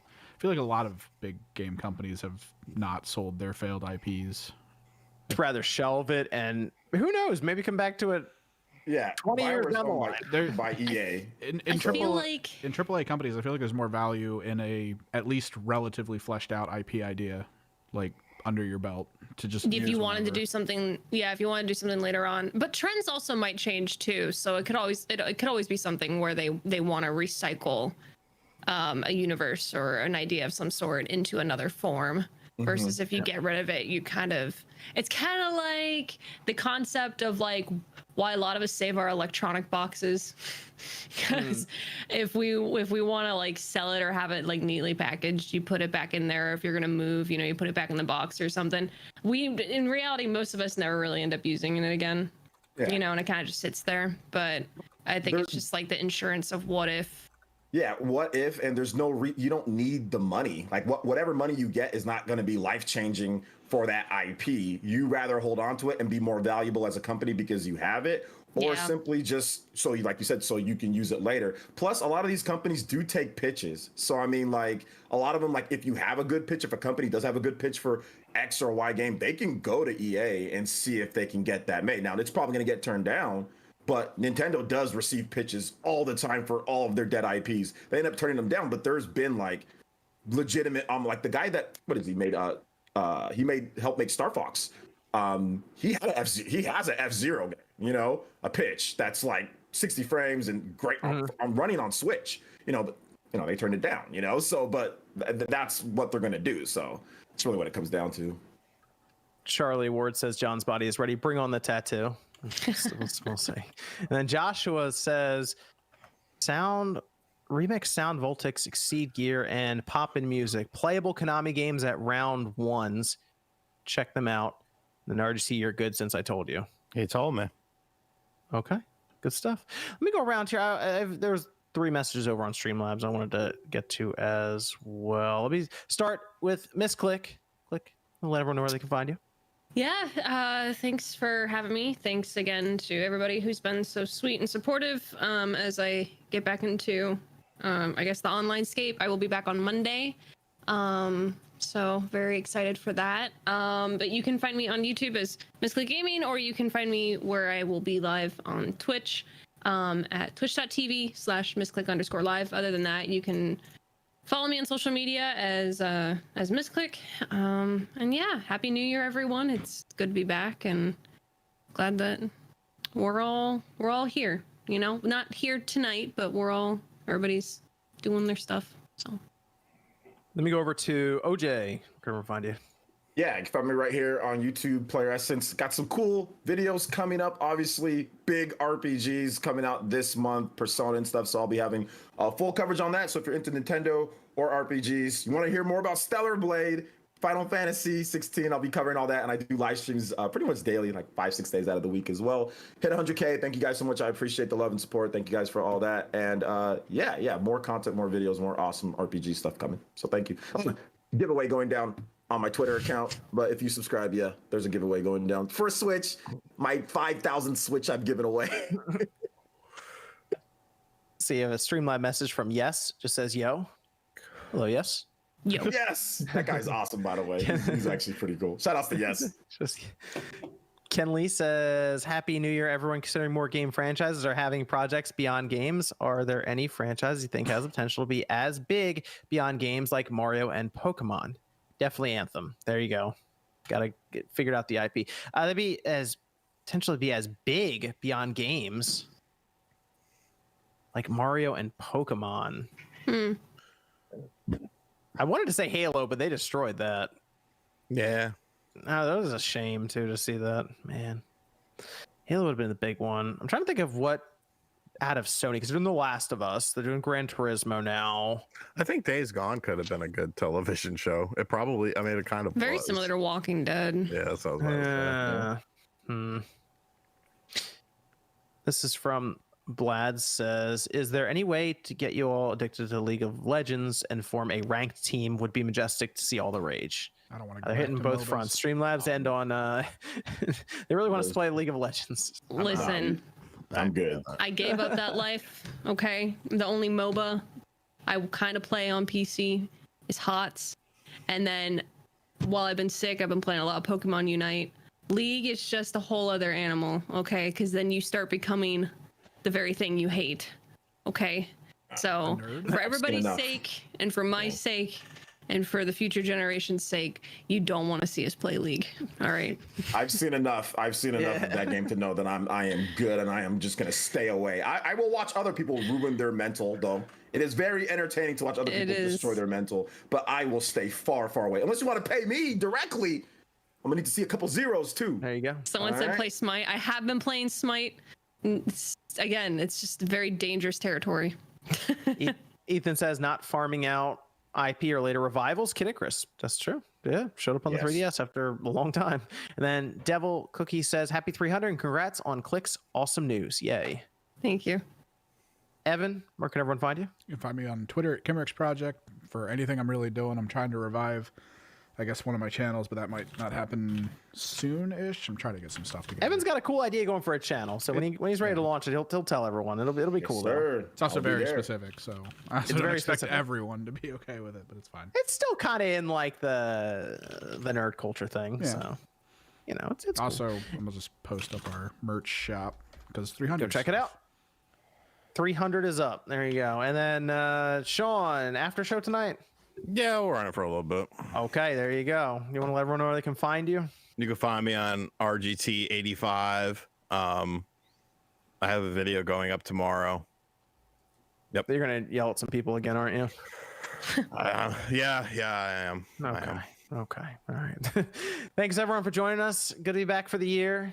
We'll be back next week, 9 p.m. Eastern time. Should have more people with us. I'll see you guys then. Boom. Ladies and gentlemen, welcome to Spawncast episode 299. Got some people together again because it is once again a pre-recorded show since we had Christmas Eve, and then 7 days later when the next Spawncast would be, it's New Year's Eve. So everyone, I'm sure, out and about doing different things tonight when you're seeing this. We figured we'd do a pre-record for about an hour or so just to have something there for episode 299, since next week will be the big 300. So we'll see what Evan has in store with the shirts and designs that he likes. Oh man, they're looking cool, dude. I saw a post on Twitter. They're looking pretty good. They're looking cool. John, I mean, you're buff, dude, but dang, you're a little bit even buffer than. You might have to send everyone their own like designs, their own so they can use it on. Like Sean was like, I'm gonna use that on Tinder. Right? Yeah. Hey, you know what? Whatever works. But we still have people hanging out here talking some games. Let me go around. We have, starting from my left, we got OJ, Player Essence. How we doing, OJ? Doing good. Just hanging out. Thanks for having me. To have OJ here. We have MVG. Hello. It's great to be here. Good to have MVG. And we have Max, Dreamcast guy. What kind of background is that? You know, I don't know. I've seen people use this one. It's me sitting in a gaming chair with a. Okay. Looks like the Batcave kind of, right? It looks like some type of Five Nights at Freddy's shit. You're right. Yeah, I'm ready for like 18 jump scares. I'll just duck down at one point, something will pop up. So we did have Christmas. Everyone have a good holiday weekend there. Yep. Yeah. Awesome, man. Getting caught up on the backlog of games. Finished God of War Ragnarok. Great game. I'm on to Horizon now. I've also got Crisis Core and I got Tactics Ogre coming up as well. So it's been a good week, man. I'm still playing. So hopefully I'll get it all done by the time New Year rolls around. We'll see. I think you're gonna like Horizon more than God of War. You know, so far I am enjoying it more, and I think I don't want to say the game was underrated or whatever, because I mean it got a lot of accolades this year. It was in the God of War. It was in the Game of the Year nominations. But yeah, I think it kind of got a bit of a raw deal in some ways, because it didn't release the same day as something else that it completely. I mean, Elden Ring. Remember that was the big. That's right. The first one released like a week before Breath of the Wild, and this one released right by Elden Ring, so it couldn't catch a break. I feel like they could have maybe, released it at a different time, because I think Elden Ring just came and ate its lunch. I think it's doing well though. Based off of not at this point, some of the discounts that have been going down, I'm hearing from a couple of my friends in retail that, hey, at $49.99, it's moving. And I think that you might like it a bit more because the structure. I think that like God of War Ragnarok has a lot of like kind of puzzles kind of looped in, and a lot of things that kind of just and then they tell you, then they solve them for you half the time, or they just say what to do. Like Horizon has like this open structure where it's just kind of like cool to just go about and just do whatever the hell you want, like at your pace. So I think that might be a little bit liberating after playing a game like God of War Ragnarok. No, OJ, I totally agree. Like, I really liked Ragnarok. I think the game was fantastic, but I will say that it didn't really bring anything new to the table. Just say what it felt like. It's a PS4 game. It feels like let's a be PS4 honest. game. Yeah, it does. But what I really loved, and Max, I know I watched your spoiler video of it after I beat the game. The story is incredible, absolutely incredible. Yeah. Like it is some of the best story writing I've experienced in a game for a long time. Too, and that with the cutscenes, the way they intertwine it with the gameplay. Yeah, that's all really good. And that's really what kind of helped you just let me finish the game in the end. I just wanted to know where it all went, because I didn't know anything about where the story was going to go and everything. So I think you're going to like Horizon, because I know you like the Far Cry games like I do. Yeah. I'll go through the Far Cry games. Yeah. This Horizon isn't as much of a you can turn your brain off kind of thing as Far Cry is. There's a bit more involvement there, and maybe that's because it's technically not a run and gun first person shooter. There's a bit more when it comes to platforming and weapon selection and variety in Horizon, but I think you'll get a kick out of it. Also, I think it's more visually impressive than God of War. Well, Digital Foundry rated it the best graphics of the year. Oh, there you go. Okay. Wow. Yeah, so they had Horizon as 1 and Callisto as 2. I don't remember what the rest were, but so far from what I've seen, man, the graphics are incredible on this thing. Like they're really really robot good. glow and stuff. Yeah. I think the characters that you run into, and like their conversations, the facial expressions, the animations, that looked. I was like, oh, okay, this actually looks like a next generation title. that Decima engine is something else. Like I can't wait to them. I can't wait for a Decima game that it runs on next gen hardware exclusively. Yeah, that could be. I think that's going to be the one that sets the bar when it comes to the visuals of character models again. So, looking forward to that one. But yeah, I'll be curious your take on Horizon MVG when you get through it. I think it's gonna be like 45 hours, I think, to beat it. Just running through the story part of it and a couple side quests here and there. So it's a good. I think it's a good sized game. So. Let's see. We did have some Discord questions here, which we can go through. In fact, we'll start with one. This is from Varang, who said, "Oh, this seems like a good one for MVG. Would someone working in software engineering be able to get into some development, or would I have to go back to school for a game dev degree specifically?" No, I don't think so. Like, I mean, I'm not really an expert on telling you how to choose your path for the game industry, because like the way that I got in was I hacked consoles and I wrote homebrew software for years until I kind of got recognized from my YouTube channel. So that's definitely, an outlier. But I don't think you need to go to school to learn about game development, especially if you have a software engineering background. I would probably suggest you set up your own GitHub page and just promote the projects that you're doing, to any employers that are looking for people, because there is an industry shortage of like developers out there. So I would just, get your GitHub page updated, any kind of cool side projects that you do for fun, hobbies, things like that.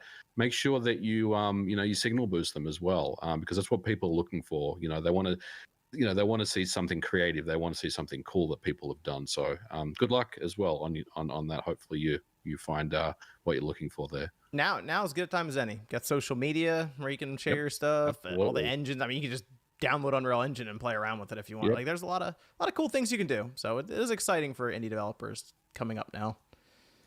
Let's go right into the Switch talk here. I separated this up a little bit, because there was talk about the Switch mid-gen refresh, the Switch Pro. Then we kind of moved on to a lot of people talking about next-gen Switch, because that kind of seems like where it's heading at this time. So I'll kind of divide it up between the two. The Switch Pro talk really got sparked from about a 2 or 3 minute segment on Digital Foundry's DF Weekly 92, when John Linneman commented on some internal events that were happening, I guess, with certain developers or people that he seems to have heard from. He said, I think at one point internally, from what I can understand from talking to different developers, is that there was some sort of mid-gen Switch update planned at one point, and that seems to be no longer happening, and thus it's pretty clear that whatever they do next is going to be actual next generation hardware. So is this it? Is the Switch Pro talk finally dead? Has to be. No. People are still talking about it, but it's not. No, I mean, I think it'll be dead. I think not at this point, because like now you have a reputable source that says, no Switch Pro, so it'll be dead in some. But some people will probably still say there might be something, I was hoping to get Nate's take on this today, but he was unavailable, unfortunately, today to go over it. He does his podcast on his Nate the Hate channel, so I'm sure he'll probably do something just going over it, since it was such a big topic the other day on Twitter. But I did see a lot of people who were confused. There were some threads that were on different forums that were in shambles. It was a pretty wild time online after that got put out there, which is funny because John just kind of dropped it very casually, and I feel like if it wasn't timestamped, people wouldn't have noticed it for maybe a week or two. It would have been a little while because it was just kind of thrown out there. I felt I've been saying since early 2021, after we didn't hear anything still at that point, and then especially after the Switch OLED dropped, I'm like, hey, look, guys, this thing, I don't think it's a real thing, because if you're going to make a refresh, that would be the time to do it. It would have been with the OLED. Why are you going to release an OLED, then release another refresh, and then release a next-gen system in concession? That just doesn't make any sense. It's too far. We're too far into it, you know? Even if it didn't make sense, I will admit I was definitely one of those people that was keeping the hope alive. I 100% believed in that we were going to get a Switch Pro at some point, mostly just because, honestly, I thought, I don't know, I keep thinking about those Switch games that play 540p handheld and stuff, and I always thought, like, man, I wish that we had a better version of this console, even if it was just a tiny notch up and a tiny push up in price tag. So to me, this whole report, because I made a video on this, I guess I was just blown away by the fact that Nintendo did, according to this, like, make it and looked at it, and they just realized they probably weren't going to be able to get enough chips to sell it or something. It's very interesting. I think I want to, right? COVID and the market. So I mean, that probably played a Especially since part. They would have been trying to get chips in 2020 when things were at their peak in terms of the shortage and cost. Yeah. Whereas now, interestingly enough, the shortage is turning into a surplus. So we'll talk about this soon with their next gen. But 2023 actually might end up being a good year for Nintendo to start getting all the logistics in place and ordering chips 10 months out or something to get all that set up. Funny enough, go to MVG.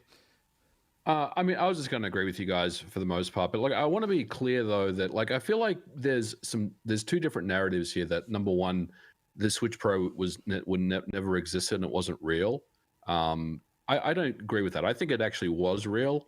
And look, Nintendo has a history of canceling hardware. This is not anything new. And you know, they also have a history of bringing out hardware that is more powerful. You know, when we look at the 3DS line and stuff like that, right? So I do think that the Switch Pro was a thing, you know, at a given point in time. But to OJ's point, you're right. I think enough time now has passed where it's like, well, you know, we need to pivot. You know, something we can't think about this anymore. We have to think about what comes next. So I think for me, I think, look, I'm a little surprised, I would say, that there isn't going to be more powerful Switch hardware, and now whatever is next will be next generation, because that really changes things a lot as far as you know, what we would expect to see from the next generation of Nintendo hardware. I'm not saying Switch hardware, I'm saying Nintendo hardware. So it'll be interesting to see what that looks like. That's kind of my concern, is now there's a lot of unknowns necessarily, whereas if they were like, oh, here's the new Nintendo Switch, it's like, okay, well, obviously it does what my Switch does now, just better. Nintendo's kind of a wild card, which we'll go into for next gen stuff here in a bit. But I kind of feel like, OJ, you're right. When that OLED came out, man, that took the wind out of a lot of the Switch Pro like the sales for that. Like, people really, especially, like I said, there are some forum threads that I am surprised how much information they've been able to scrape together, where they basically know, or at least believe they know, what kind of chip is going in the next gen system just through looking through databases and all of these different things, right? But that OLED was not exactly what anyone was expecting necessarily, and that for me kind of moved on from. Except for me, when I made a video and I said, hey, this thing could be just a slight Game Boy Advance style upgrade where they make a better screen. I think I literally said that. Where they make a better screen, where it's maybe not too much more, maybe they add some more memory. Like, it could be, they also have a history of just making the same thing and then it just being a better model of the same thing, or making a slight modification to how it looks or whatever. Like what was it? A Game Boy SP, right? Yeah. Or better screen. The PSP 2000 to the PSP 3000. It didn't change the internals. It did completely fix the screen though. And Nintendo 3DS, Nintendo 2DS. Yes, they have a history of making some more powerful hardware, but more often than not, whenever they do, it's like, usually, I mean, sometimes you can, I guess it's debatable how big of a jump it is, like from DS to DSi and all that. Well, it's not debatable, it's actually there. But I just felt that no, it's definitely possible that they don't and they opt not to because the sales are there and you're already this far in, this many calendar years in, you're already this far in. I mean, when they first put the tweet out for Switch OLED in the first 20 seconds, I feel like most people looked at it and said, "Okay, this is it. This is the Switch Pro. Let's take a look at the specs." Yep. And then it was like, "Oh." Yeah. No, this is nothing. I agree. I was like, "Oh, it's kind of real." Then everyone's like, "No, it's not." I'm like, "Oh, okay." That's this is what I felt they might do. I said, like I said, I made that video in March of 2021. So that was well before the OLED came out. I was like, hey guys, there's going to be some Switch Pro disappointment if you guys are expecting something and it's not up to what you guys are thinking, because they can go the exact opposite way. I've been covering Nintendo for freaking almost 2 decades, it feels like at this point, and seeing all the stuff that they do. Wii U had no There's never been a better time to get away. With a great deal on the Hyundai you always wanted. I mean, they've done it, but that doesn't mean it's going to be something crazy or something up to what you think, like PlayStation and Xbox. I wouldn't expect it. So, I mean, I guess the only difference I'll say, OJ, is that they struck gold with the Switch. So I'm not saying they didn't with the 3DS. I mean, they killed it with other hardware as well. But this is something where I feel like they have to be very careful about what their next move is, and I think they made the right call here at the end of the day, because you could have more powerful hardware, right, that has more RAM and faster clocks and stuff, and that will alleviate some of the concerns that developers are having right now. But I think this is a stake in the ground that's basically saying you just have to wait for next generation now. Whatever comes next at this point. So are we basically now? It seems like a lot of people are kind of in agreement. Okay, Nintendo, just based on what we're seeing. I mean, and I think more info will come. Like I said, I think Nate eventually will chime in on it. But it sounds like there were plans for it. They decided to pivot, and now we're on a next gen. Are we kind of like we're beyond the Switch Pro stuff because we're going into the 7th year for the Switch now? We're thinking, all right, they're. Yeah, I mean, okay. I guess. Okay. My thought, and we'll never be able to know. It's all speculation, but I am curious.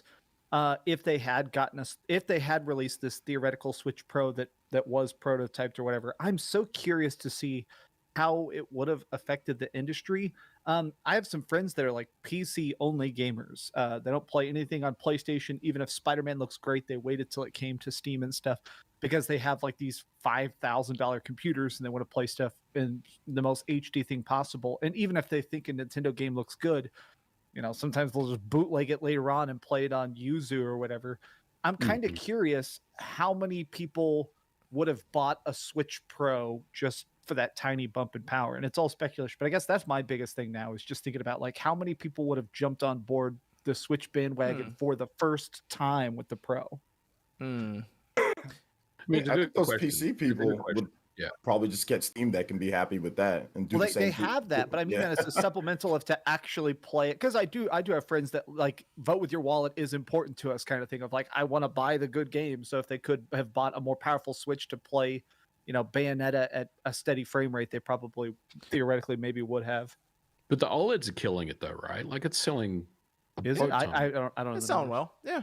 Oh yeah. I mean, the Switch in general, other than the Switch Lite, I guess is the weakest of the family, but the Switch Lite's the weakest. OLED sells the most by far. It just sells the most. And then regular Switch, and then Switch Lite is almost it's not.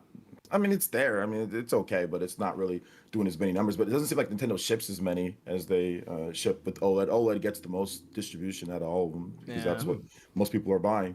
But no, I mean that's an interesting question though, Max. Just see the split, like, because it would have been more. They probably would have touched $400 for that thing. Yeah, if they really went for it, would Nintendo be able to sell a $400 system on the market? I feel like they would have been able to.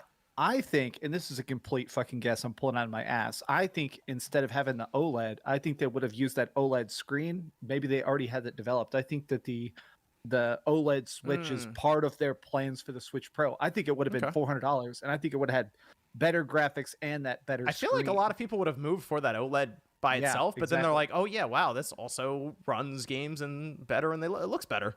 So that it's a very tangible difference that you can just see right away, and it's easy to market OLED Switch. It's like, oh well, I know what that is. That's the premium TV, so it makes sense. This is $400.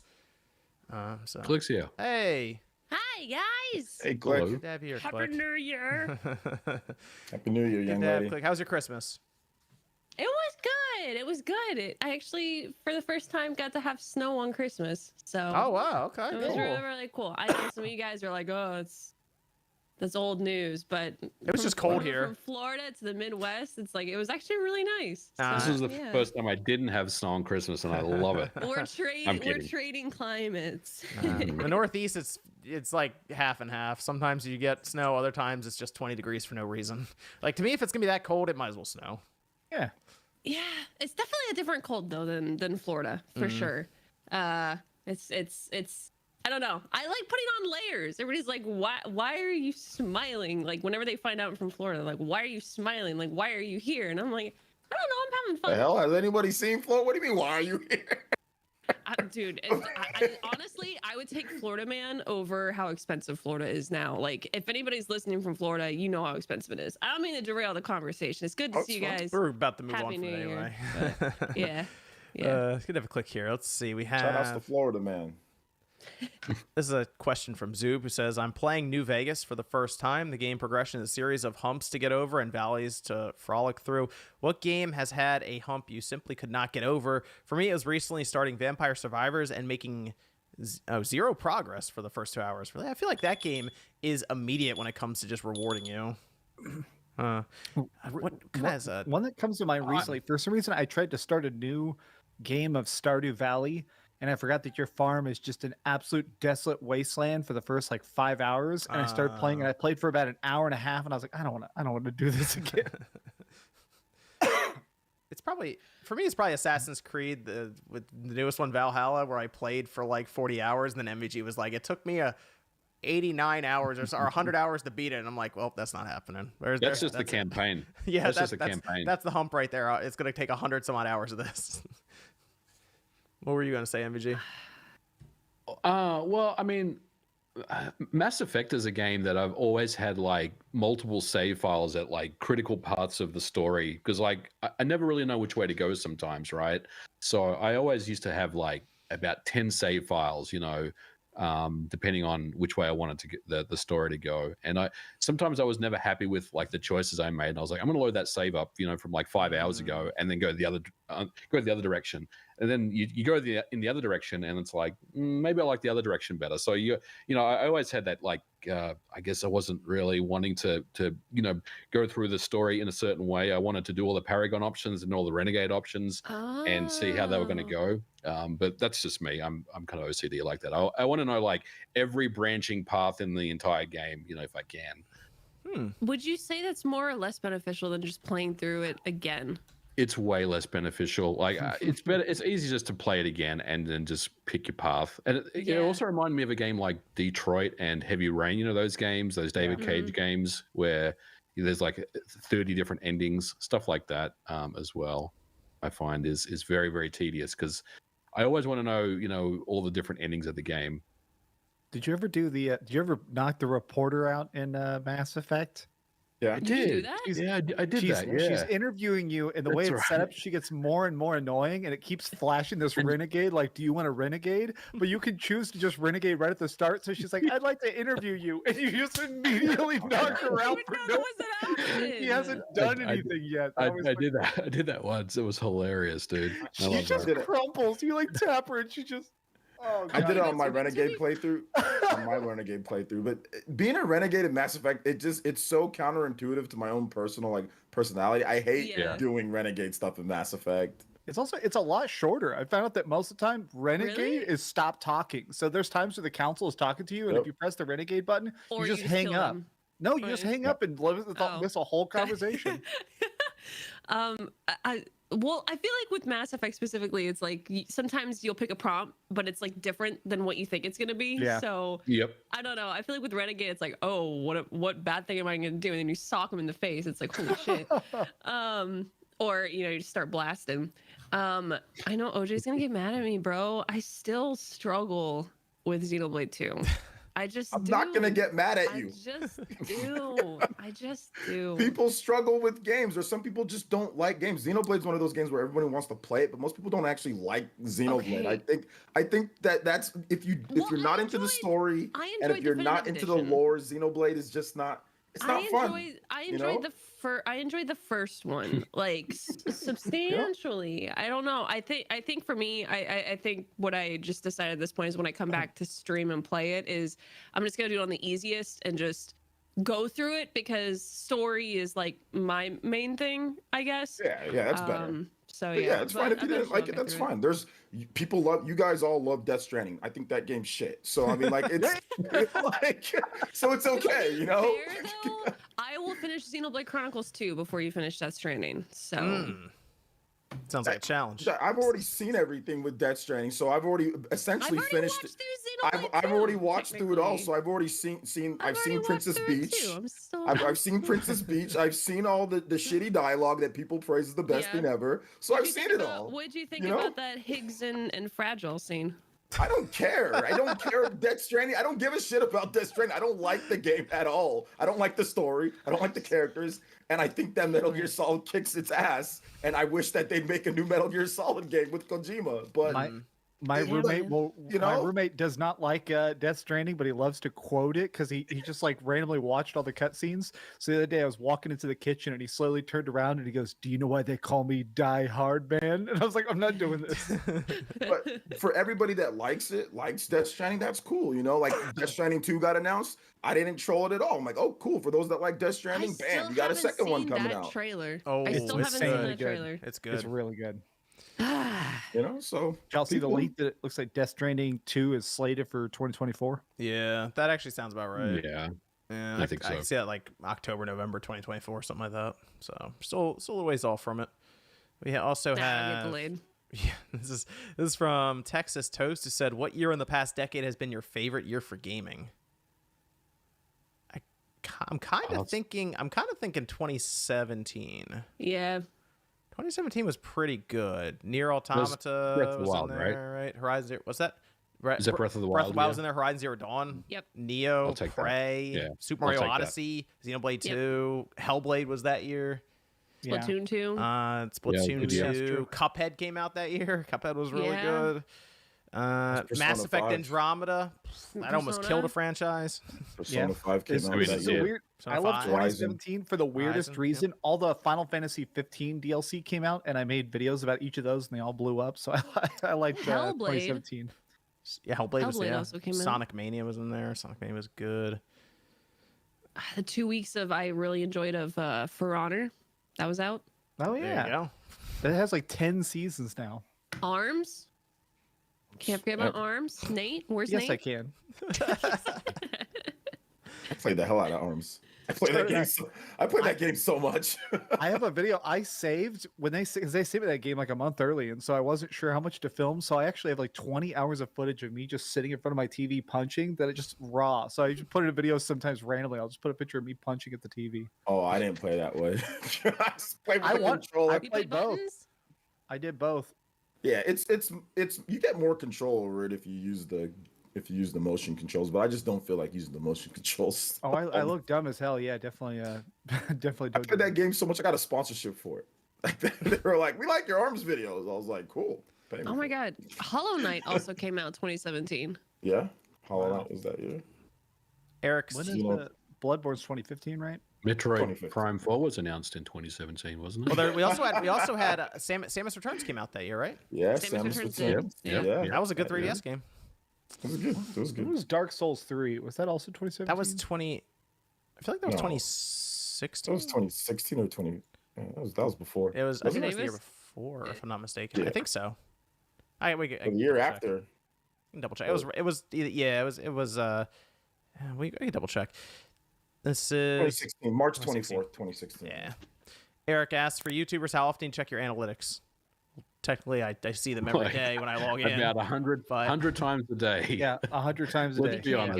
Every YouTuber looks at their analytics as much as they can. Every time I drop a new video, I'm in there checking the analytics, like for the first few hours.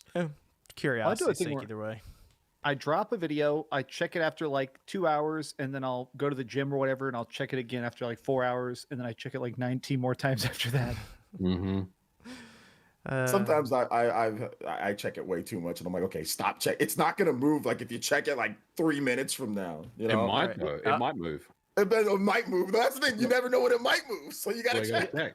Here's to y'all ever have the thing where you randomly get a huge burst of subscribers and you can't figure out why or where? Like no video has gone viral, so you're like, okay, who shouted me out or what happened? I've had that a couple times where I'm like name searching myself. Like, did Philip DeFranco mention me or something? What the hell? To me much, but that did happen to me one time when Beat 'em Ups gave me a shout out in one of his videos, and all of a sudden it was just like, boom, I'm like, what the hell? And then I just saw, oh no, Beat 'em Ups mentioned you, and I was like, what? Oh, okay, cool. So shout outs to Beat 'em Ups. Let's move over to the next gen Nintendo system talks. That seems to be where everything's moving now that the Switch Pro stuff is basically on the back burner or essentially dead. Nintendo is, well, at least according once again to John Linneman, he at least this kind of went into more of the I think or I feel kind of territory where it's more opinion based for this, not necessarily I heard this from developers. But he's thinking 2023 is not going to see a new Switch or new Nintendo hardware at all, and we could be looking at 2024 for the system to come out. So I had a few questions about this we can go over. The first one is, do we get a release date for Metroid Prime 4 or an acknowledgement for the new system, or we see the new system? Which one do we get first? I think we'll see Metroid before the new system. Well, we get the release date for Metroid Prime 4. Oh, not the release date. Yeah, we need the release date. We'll see. I think it's going to be cross-gen like Breath of the Wild. Okay, so you think... I agree. I think next year, I mean, they have to give us info on Metroid Prime 4 next year. Come on. It's been so long now. Like we need, this game has to be close to completion, right? I mean... Am I off here? Like I don't even know. I don't know. They changed their Twitter banner. Who knows? Yeah. I mean, I have some insight into game development. Granted, I'm not a AAA dev, but like, come on, it's been forever. And I know that they stopped and they pivoted and they restarted and everything like that. And maybe they should have just gone with retro to begin with. That's all water under the bridge. They have to give us an update on Metroid Prime and a release date next year. It's time. Come on, Retro. Come on, Nintendo. Let's go. I think wrap it up. I think it's coming out 2024. I'm available. Actually, I'm not available. You're not. So I can't. I like the idea of Metroid Prime 4 being cross-gen and being something they launched the new system with. I mean, we believe it's probably going to, with what Retro's history has been with their previous releases, it'll probably be something that does show off what the system could do. And that's what I made a video talking about the Switch Pro seemingly being canceled and deconfirmed, for lack of a better word. And at the end of my video, I was saying what I want most when we see the next Switch is I hope they show an upgrade. I think, and the specific example is I hope they show like Tears of the Kingdom and how good it looks on Switch, and and now here's the Switch 2 version, which you'll get automatically. I don't know. I hope it upgrades stuff. We'll see though. Okay. I kind of think we get both sort of at the same time, and I almost wonder if they're going to tell us the code name for, because they did it with the Switch, right? They told us it was the NX like in 2015, and then it took a year and a half for them to actually show the system, and then another 6 to 7 months to launch it, kind of thing. Mm-hmm. I also feel that like the NX, even them just talking about it was only because it was the situation that they were in at the time, because the Wii U was not doing so well, and then they wanted to announce the partnership with mobile. So you needed to say something to so you don't give the impression that you're just going to go mobile because you're doing so bad. You're just doing mobile. So I think that they were kind of like roped into announcing it that It felt early. pretty early to tell us that. Yeah. They were definitely roped into telling us that early. I don't think they don't got to tell us anything at this point. They're gonna let us know when they feel it's ready. So this time around. Yeah, I'm just trying to think of like the prediction or the thought process going into it. Then, do you announce it before the holiday season and just say, whatever, the Switch will sell what it sells, and then we'll still keep can they keep their March release schedule or their Q1 release that they did with the Switch without hurting the Switch sales at holiday? maybe I'm crazy here and y'all will disagree, but I think that E3 next year, they're going to show, Nintendo's going to come out and show a bunch of different games and say like, here's why we're kicking butt in 2022. You guys are already playing Tears of the Kingdom and you're loving it, but the future of the Switch is coming with the Super Nintendo Switch next year. I think they're going to be clear and be like, hey, here's the idea. The way that what they did with the Wii U, where they just showed you the tablet, went, all right, we'll talk more about games. I don't think they're gonna do that. I don't think they're gonna do that. Not in then showing the hardware, but I mean in that I think they're gonna be very clear of like, hey, the next thing is already in the oven. Like all of our great games now, more great games coming. I don't know. I feel like they could talk about that they're working on something, but not be like, oh yeah, this is what it is. Here it is. Take a look. Yeah. I don't think they're gonna show the prototype, but I think I don't know. I get the vibe that they're gonna be, since they haven't shown us new hardware in a bit. I think it'd be cool if they came out and said like, yeah, next gen Switch, it's coming.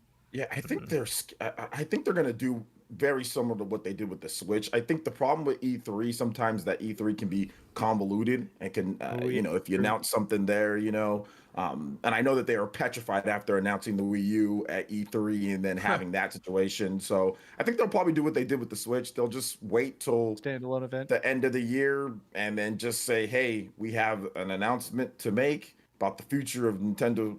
And then I think they're going to follow this. I know it's boring, but I think they're going to follow the steps almost exactly. I think they're going to wait till the end of next year and then just have a video, and then it shows the basic concept, and then they'll go into depth the following year. Do like a big event. 2023. Yeah, like an event, like a direct, and then and then I don't know. That's just the boring Furukawa side of me, thinking that they're not really going to get really too creative with it and follow what works. They're going to bring a couch out on stage again. That's still my favorite part of the Switch reveal is they brought out a couch, he laid on it and lays it, and then they carried the couch away. I always love that. Well, then I guess that brings us to the next question is how does Nintendo follow up the Switch? Like what's because they said this was a year ago with investors that on next gen, we are not saying right now, we are still going through internal discussions on concept, timing, and etc. What is the concept of their next system? I've been saying this for a bit, but I do think, and I could just be 1,000,000% wrong, but I think they are going to try and make a version of the Switch that currently we know where it's dockable and portable as well. But I do think they're going to do like a next gen Switch that just connects to your TV. I think there is going to be a variation that just, hey, I want the box. I don't care about the portability. Interesting. So you think they would launch with a box and the Switch hybrid? You think they go away from the hybrid model? I think they'll make a variation. The way that the Switch Lite, Switch Lite, I think they're going to do like the opposite, which is like next gen Switch will have a variant that is just like, hey, do you want to pay $50 less and we don't put a screen on the thing? Just plug it in and play it. Okay. That's the thing that seems to be tripping people up right now is I asked on Twitter, and I'd say 80% of the responses was, I just want the Switch but more powerful. Yeah. So like 80%, like most of the response for that. And I'm like, that's kind of describing what the Switch Pro would have been, I guess. So I was trying to get a bit more creativity out of people because like I don't know if Nintendo would show up and be like, it's the same thing but more powerful. I kind of feel like they would have come up with something a little different, or like what's the 3D for this, going from the DS to the 3DS? They had 3D. It's a more powerful system, but they added that wrinkle. That's what I was going to say, is I feel like they're not necessarily... I would be very surprised if like their main selling point is it's more powerful. Like I think that's going to be like that's what people are going to go on the site and look at, or maybe they'll give you like some highlights. But for the most part, like people who are avid about which is not everyone, not everybody cares how powerful the next console is going to be. It's just, can I play the games that I want to play? Which is power, but they don't see it as that way. I'm curious where it's like, if it is dockable, they're gonna make something like, I don't want to say quirky, but with Nintendo, it's like they always have something that's like their representation of that generation. So I don't know. I think it's smart to continue with the Switch family thinking, or with the Switch brand labeling, like keeping that going. Hopefully it doesn't get confusing, because I feel like after a while, when you have like too many of like the same label type things, people, I feel like parents now that we're all growing up, you know, it's like, you know, it's like kind of sort of the parents not like, oh, the Nintendo. It's like, no, they're usually more well informed now because gamers are growing up. Yep. So I don't know. I think for me that I'm curious, but also at the same time, I feel like this is like the first big change we're really gonna see since, you know, like the Iwata-san mindset, and now that, you know, Reggie's been gone, and like all of these changes have happened in the meantime since the Switch has been out, and like I feel like we haven't really seen like the next big thing now that we've had like a whole new like representation of people. So I think it's gonna be interesting. I'm not nervous, but I feel like there'd be a lot of pressure on Nintendo, and especially for Arakawa, because this will be his first real launch. But to follow up, that's gonna be tough following up the Switch either way. Yeah. And you don't have two systems where one can kind of drag its feet and the other one, like their handheld, can kind of carry a bit. It's like, this is it. You got to launch this thing. It's got to be like it's good to be safe. Yeah, it's good to be safe, and it's good to follow numbers and stuff like that. But there is such thing as being too safe, if that makes sense. Okay, I see what you're saying. There is a balance. Yeah. I'm trying to think of what the evolution would be, because they've gone from the Wii U, which was tethered. How far could you walk away? 8 feet maybe before it starts, 10 feet before it's like, it's getting a little shaky with this. Now we'll go wherever you want with it. And I'm almost thinking if they go to the position where you're connected everywhere you go with it, and they figure out a way to work in some sort of mobile radio and give you a 5G connection, that's just spitballing there. Maybe they go to a position where the wide. You're right on that, John. Yeah, I think that you're right on here's what they're gonna do, John. I think you're on the right track. They're going to do the same Switch, right? More powerful and all that. I think they're gonna evolve the HD Rumble tech. I think they're gonna evolve it, you know, to the level where Sony has, or past that. They're gonna do that. I think that they're gonna fully integrate it with smartphones and stuff. They're going to integrate it to the point to where it's not such a, you know, bolted on thing that they had with the Switch. They're going to fully integrate it to where you're going to be able to easily shop, easily be able to go through whatever. Because the storefront, if you want to buy a game on there, it's much better than going on the eShop. So I think they're going to fully integrate smartphones into it, and then really just kind of play off of that, being like Splatnet and the different type of stuff that they do, fully integrate it completely, and then and then the games. And then that's going to be, to me, the biggest selling point is games. Is just making sure that, hey, if you want to play the next big Mario game, you're going to have to buy this. The next big Pokemon game, you got to buy this. So you combine that with full smartphone integration, with cool HD Rumble tech, then maybe even, you know, some people have thrown around ideas like supplemental computing device with the dock, so having even better, you know, home capabilities combined with taking it on the go and really pushing that can create a whole new atmosphere for selling something new. I almost thought about eliminating the dock completely and just doing wireless HDMI, where the picture just goes to your TV without having to put it into a dock. And then I thought about it and I said, Nintendo seems like the company that would try to go back to the dual screen setup with that. So maybe that's not a great idea. I think the problem with that, John, is that the HDMI needs to be a certain spec, like 2.0 or something like that, right? Like, what would it require? You know, I have a crusty old television that has HDMI 1, you know, so I think there's got to be some barrier of entry there if you're going to do that. So I'm not sure if that's the right play. Why do you have an HDMI 1 TV, MVG? Hold up. Dude, it's got S-Video, it's got component, it's got like all the inputs. So I use it for retro gaming as well. It works well. You're supposed to have a separate TV. No TV. That is a separate TV. I will say that. Okay. OJ's idea, I think of the things we pitched, the thing I love the most hearing people kick around is the idea that the dock would boost the power. That to me would be big, because I don't play my Switch undocked hardly at all. And typically when I do, it's like in 10-minute stints or something. So I think it would be, to me, that's the biggest selling point. If the new Switch plays good as a handheld, but putting in the dock actually changes the experience beyond just, hey, it's your game on a TV. I think the controllers do need to change up pretty drastically. They've been going through a lot with the Joy-Cons, and I've looked at my Steam Deck, and they have the joysticks that do have the ability to tell when you're touching the joystick.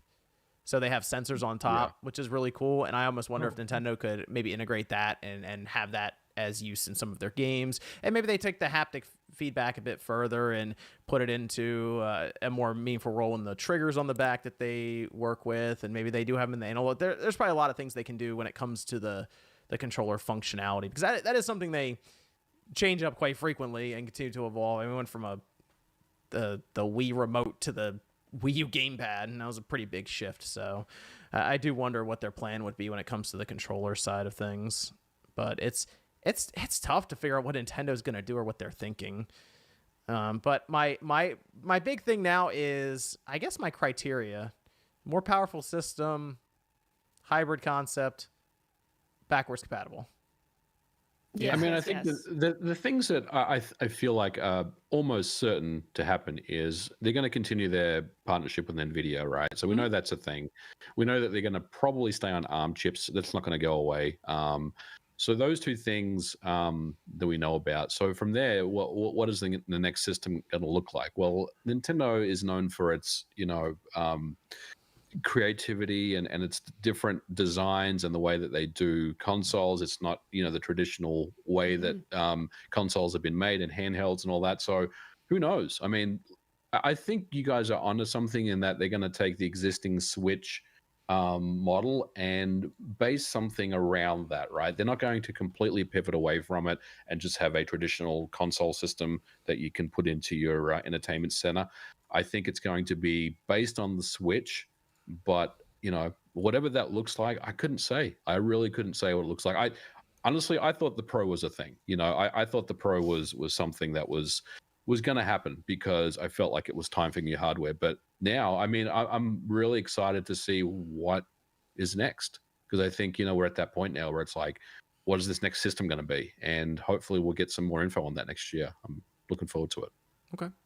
That's the only other shot in the dark, is them taking advantage of. They like to go back and get some older technology. By the time 2024 rolls around, foldable screens will have been years old. So that could be something else. They have the Switch go back to kind of a clamshell design that can open up into one large screen, and then it can also be docked. No. I've heard about foldable screen tech, but I've also heard it's still not quite robust enough. It's like really I feel not. like You even look I at feel like if you give that to a kid, if you give that to a 7-year-old kid or something, they're just going to mess that thing up. Yeah, I've heard that the hinges are really brittle. So that's the thing. Is definitely it's one of I think a lot of them are made to last like 10,000 open closes. But if a kid's playing it 3 times a day, that may only last 2 years.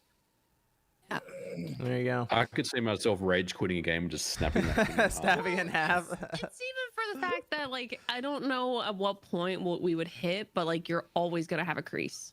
You're always. Yeah. And I just feel like that would really just irk me. And even just from like an insurance standpoint, like we complain about Joy-Con drift, like joystick drift, like it would be a nightmare. You know what I'm saying? So I don't know. I feel like with the DS, in a way, they were kind of like those Nokia bricks a little bit, like the DS's. But I feel like over time, like, I don't know. I feel like there's a difference between like 2 separate entities of screens versus just one big one, where, like Max said, it literally is like every time you open a screen, you're counting down a timer of the lifespan of that thing. And people, a lot of gaming. Nintendo haters would call it the cringe hinge or something. Like, oh, bro, the cringe hinge is just waiting to break. I guess the last question is, do they keep the Switch branding? Yes, 1,000,000%. They should. Yeah, they will. You think they're gonna? I think so. Okay. Yeah, I think they should. So as long as it's not a Switch U. DS to 3DS, Wii to Wii U, Switch to. But it has to be something that distinguishes itself from the current Exactly. lineup, right? Mm-hmm. But they have to keep the Switch name somewhere in there. Okay. Mm-hmm. I think they're going to put a word after Switch that's longer than the word Switch. I think it's going to be like Switch Revolution or something. Something to make it where when you see the name, you know that it is a different generation. But Switch also 64. Exactly.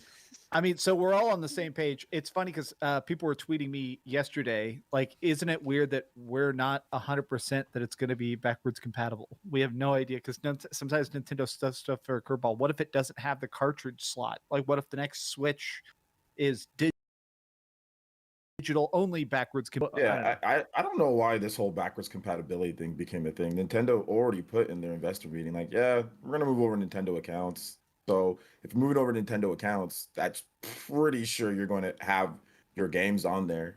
I don't see why it wouldn't be backwards compatible. And they've done backwards compatibility like a lot.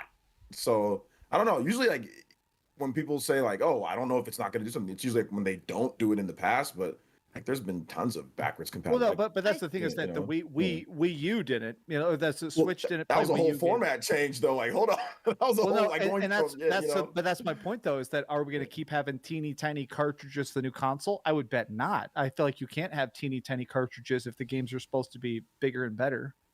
I think they're going to use cartridges again. And I think they're going to actually get bigger sizes on the cartridges. We still never got, 64 gigabyte, even though there's been rumors and stuff that there's 64. We still never got those. So, I mean, they need to, and that's one of the things that I said, they need to make sure they find a way to get those cartridge prices down and get bigger spaces on those. Like, so hopefully they've been working on that. There's a few games that are 32, but I don't see them moving over to like, Blu-ray format or to, but I don't think it'll go discs. I just think it'll be a different priority. Like I'm thinking my analogy is like floppy disks to zip drive. I think it's going to be something that's just a new cartridge. They kind of do what they did with the 3DS, where the slot took 3DS games, but it could also take DS games. So they could do the new switch up that comes out, and then they have some new cartridge that goes in, but it still kind of fits the old one just right. So that's all I could think of. If they want to take physical games, by the way, into potentially 2030 or 2031,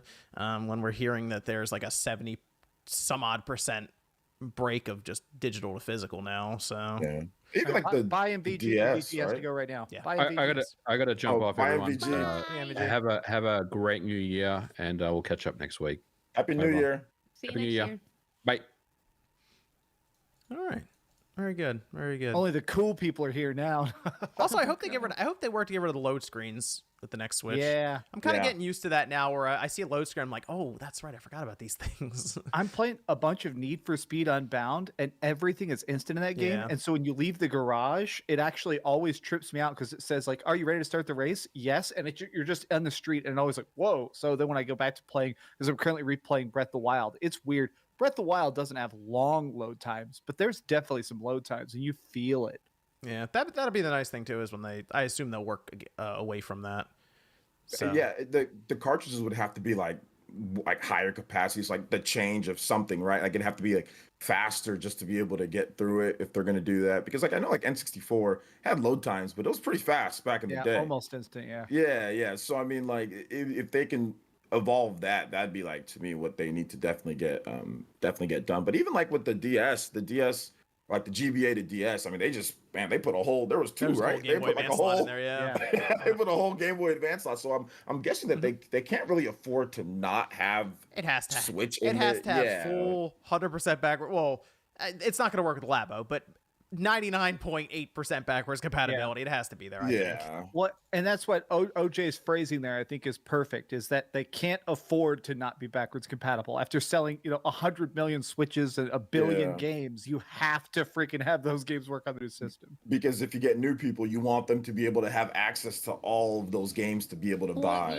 You also want a reason for, sometimes people want to be able to buy in at a lower price point and then upgrade, or maybe they're like, maybe I'm just gonna wait for tax season, or like my birthday or something. And so you want to be able to get them in. It's kind of like the Switch Lite, like for some people. I still don't fully understand why they didn't just like sell the Switch at a cheaper rate without the dock option, like they did that in Japan, if I'm not mistaken, right? Like you can just buy the Switch outright. It doesn't have controllers either, though, right? Isn't it just the screen or something weird? You can buy it in a variation. You can buy it without control, without the Joy-Cons. You can buy it with. It was like a completely like a build your own package. Build your own type of deal. It wasn't in stores though. It wasn't like buy this Switch. That's the regular Switch. Without, like, you had to do it through like their website. So it was a very small scale type of deal. Okay. Maybe I thought it was bigger than it was. I just feel like there's a lot of like missed opportunities they could have done too. Because even just think about like them making it to where you could like a la carte specific Joy-Cons, like Joy-Con combinations, or bring out way more different types of editions, or just the different shells and stuff like that. I really feel like they missed out on it. Yeah, but like the Xbox controller lab. Yeah, I think that they're maybe they're just, you know, trying to keep their heads down and like focus again with what the numbers are doing and not doing too much. But yeah, you do want to get people in on that lower price point is where I was going. So like not having, I think people want to just be prepared that they're going to be a greedy corporation and not have backwards compatible or make it an absolute nightmare.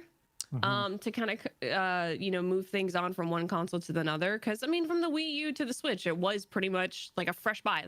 Anybody who had a Wii U, you know, like Mario Kart or Hyrule Warriors or Xenoblade of some sort, you know, it's like you had to buy it all again. So I think some people, even though that's like a smaller number compared to the Switch numbers, I think some people are just prepared for Nintendo to be a greedy corporation and be like, oh, well, now we believe in generations. They could sell you the 4K version of Mario Odyssey then. This is just so much better that, you know, we feel like it would be a better experience just to have it tailored towards a new generation versus it ever be available to be playable properly for your enjoyment on the old system. And it's like, if that new system isn't backwards compatible, that's gonna be a wild day online. Yeah, I don't know. That's gonna be wild. I would be very sad, very surprised. It'd be so hard for them to go out on a straight face and say that. Yeah, I probably would be off the internet for like a good month. I feel like I feel like people would just be foaming at the mouth. I mean, to me, if you want to be a greedy corporation, you allow people to be able to buy as many games as possible right there at the beginning and not have to say, oh, well, now you got to take the time to port all that stuff over and wait, because you got to wait to get that money. They're not going to have all that Switch stuff available for people to buy right away. Look how long it took to get all the. So, I mean, to me, if you want to be greedy, you put backwards compatibility in there, and then people can just be able to have a huge library to buy whatever the hell they want. Like sell a next gen patch or some shit. Like your game works $10 to make it look good. I mean, yeah. I mean, I don't know if Nintendo's going to do that, but I mean, yeah, maybe they do. Shaking hands with Nintendo. But, yeah, but I don't think Nintendo's going to have that technology. I don't think they're going to do performance patches or stuff. I don't think they're going to do any of that. I think that if it works better, it's just going to work better, and they're just going to go from there. If you want to be a greedy corporation, you take the system's core functionality of 5G, you tie it to one company, and you make it go through Nintendo Online subscriptions. Oh my god! If we start bringing in like Nintendo. 5G and stuff like that, connected everywhere. That's like, how would you actually like make that work properly? Who knows? Because then you got to start getting carriers involved. Yeah. That's why you pick one, you tie it to Nintendo Switch Online, and you just have packages set up. But imagine you got like freaking, you live in podunk nowhere. You know what I mean? Like Nintendo Switch just for everyone. It'd be easier if they just sold it unlocked and it takes whatever SIM card you have, but. Didn't like Sony do something like that? Yeah, the Vita. Yeah, the PSP or Vita, one of those. I already hate it when they do it with watches. You know what I mean? Where it's like you have the Bluetooth version of the watch, but then you got to go completely separate, different. Like, we were looking for freaking, what was it? Like, I was like shopping for an Apple Watch, and I didn't know that like if you just go into like a T-Mobile or Verizon or something, like you can only get the 5G version, or like the service is there, and then if you want like a Bluetooth, you go to a completely different store. I didn't know that. That's very dumb. I literally did not know that. Like they don't just carry the Bluetooth versions, even though it would make them money. It's just, I think it would just cause so much mass confusion. Not yet. The only reason I think that they might do it is, I mean, because I see OJ's tweets talking about the fact that like the Switch is just such a dominant powerhouse in Japan.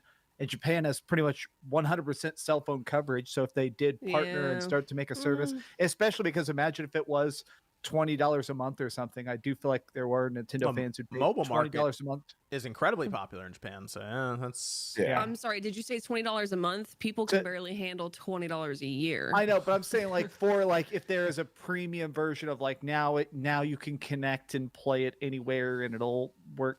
Now my Splatoon games won't DC. Yeah, exactly. Okay. Yeah, right. Sure. I tried to play Splatoon on Christmas because I was just sitting on my butt by myself. I played 6 games, all 6 games disconnected, all 6 games crashed, and I just stopped. Damn, man. It's rough, buddy. We can go over here to Discord question. This is from Wilkin. Wilkin says, I feel like the Wii U's 10-year anniversary went by silently. Fondest Wii U memories? Trading it in. Nobody had it. That's why it went by quietly. Nobody had the system. Barely sold. Do we celebrate Sega Saturn's anniversary? Well, somebody did it. Those go by quietly too. I think the initial like concept of like setting up a new console is always fun because you have like that unwavering kind of like hope of like, oh, there's gonna be like so much to come for this new console. It kind of brings you back. Yeah, you know, this poor 2013 Click was very, very naive. I mean, I did put a lot of hours into Mario Kart 8, you know, when it was new. And then, you know, like Hyrule Warriors and stuff, and Nintendo Land was fun. We had like parties like for Thanksgiving and stuff, and everybody coming over and trying like all the different modes. It was quirky, it was new, it was unique, and people enjoyed it. But then it's like, obviously that fades off. So I'd say the initial beginnings of having the console was the sweetest part, but then you quickly realize they're not doing anything else with this console. Yeah. Okay. I think I only played Smash Brothers. I beat Bayonetta, I beat whatever the Kirby game was, and Yoshi's. Like, I feel like I beat a bunch of Wii U games. Epic Yarn or something? Epic Yarn. I feel like I beat a bunch of Wii U games in like a day, and I just never played them again, except for Smash Brothers. Smash Brothers is the only game that I actually like sat down and played long term. Smash, Mario Kart. Again, like I said, Nintendo Land. They had some fun modes. I really like the Metroid one. The Zelda one was fun. Smash Brothers way too much. It's not a Smash Brothers. Yeah, I played a lot of. I just remember playing Smash and playing when Splatoon first came out. I thought that was like super cool. So that was like a good memory of playing Splatoon. Did not play the first one. Yeah, I remember you said that you didn't, which is so funny that you didn't play it.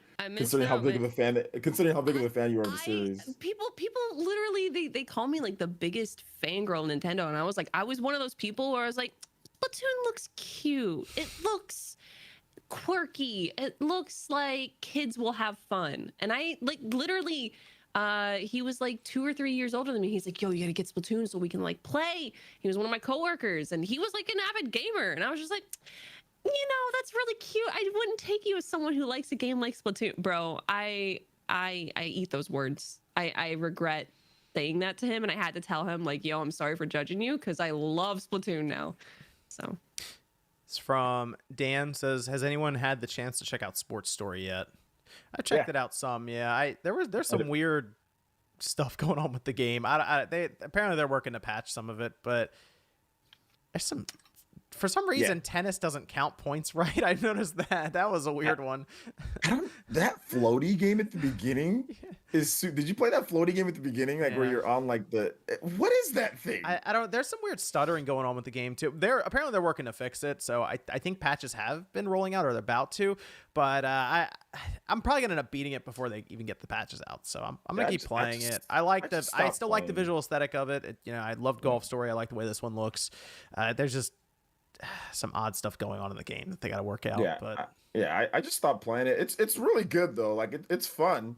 You tee off anywhere. It's still, they've got a bunch of cool mini games and stuff in there. Like it's the same Golf Story but even better. Just some weird glitches here and there, but it's still fun. Some of them are actually humorous. Like one time I was invincible. Like I was just like, or not invincible. I was just like, I just like disappeared, but I can still move around. Like you still see like the camera moving, but but I'm like, oh, okay, this is actually kind of cool. Jeff says, my backlit Game Boy Advance battery indicator light keeps going from green to red to green, even with a new battery. What do I need to do to make the battery indicator accurate? Well, it can also be it's not reading the battery itself correctly. So if you bought a third-party battery, it might be struggling with that. I've seen that one before. And it might just be the brand or the quality of it. Otherwise, the contacts might not be reading it right either. So you may have to, if you look inside of the Game Boy Advance SP, sometimes those little gold pins are dirty. Water can get in there, moisture, those kinds of things. But I would check with a higher quality battery, potentially, depending on where you got it from, and then kind of go from there.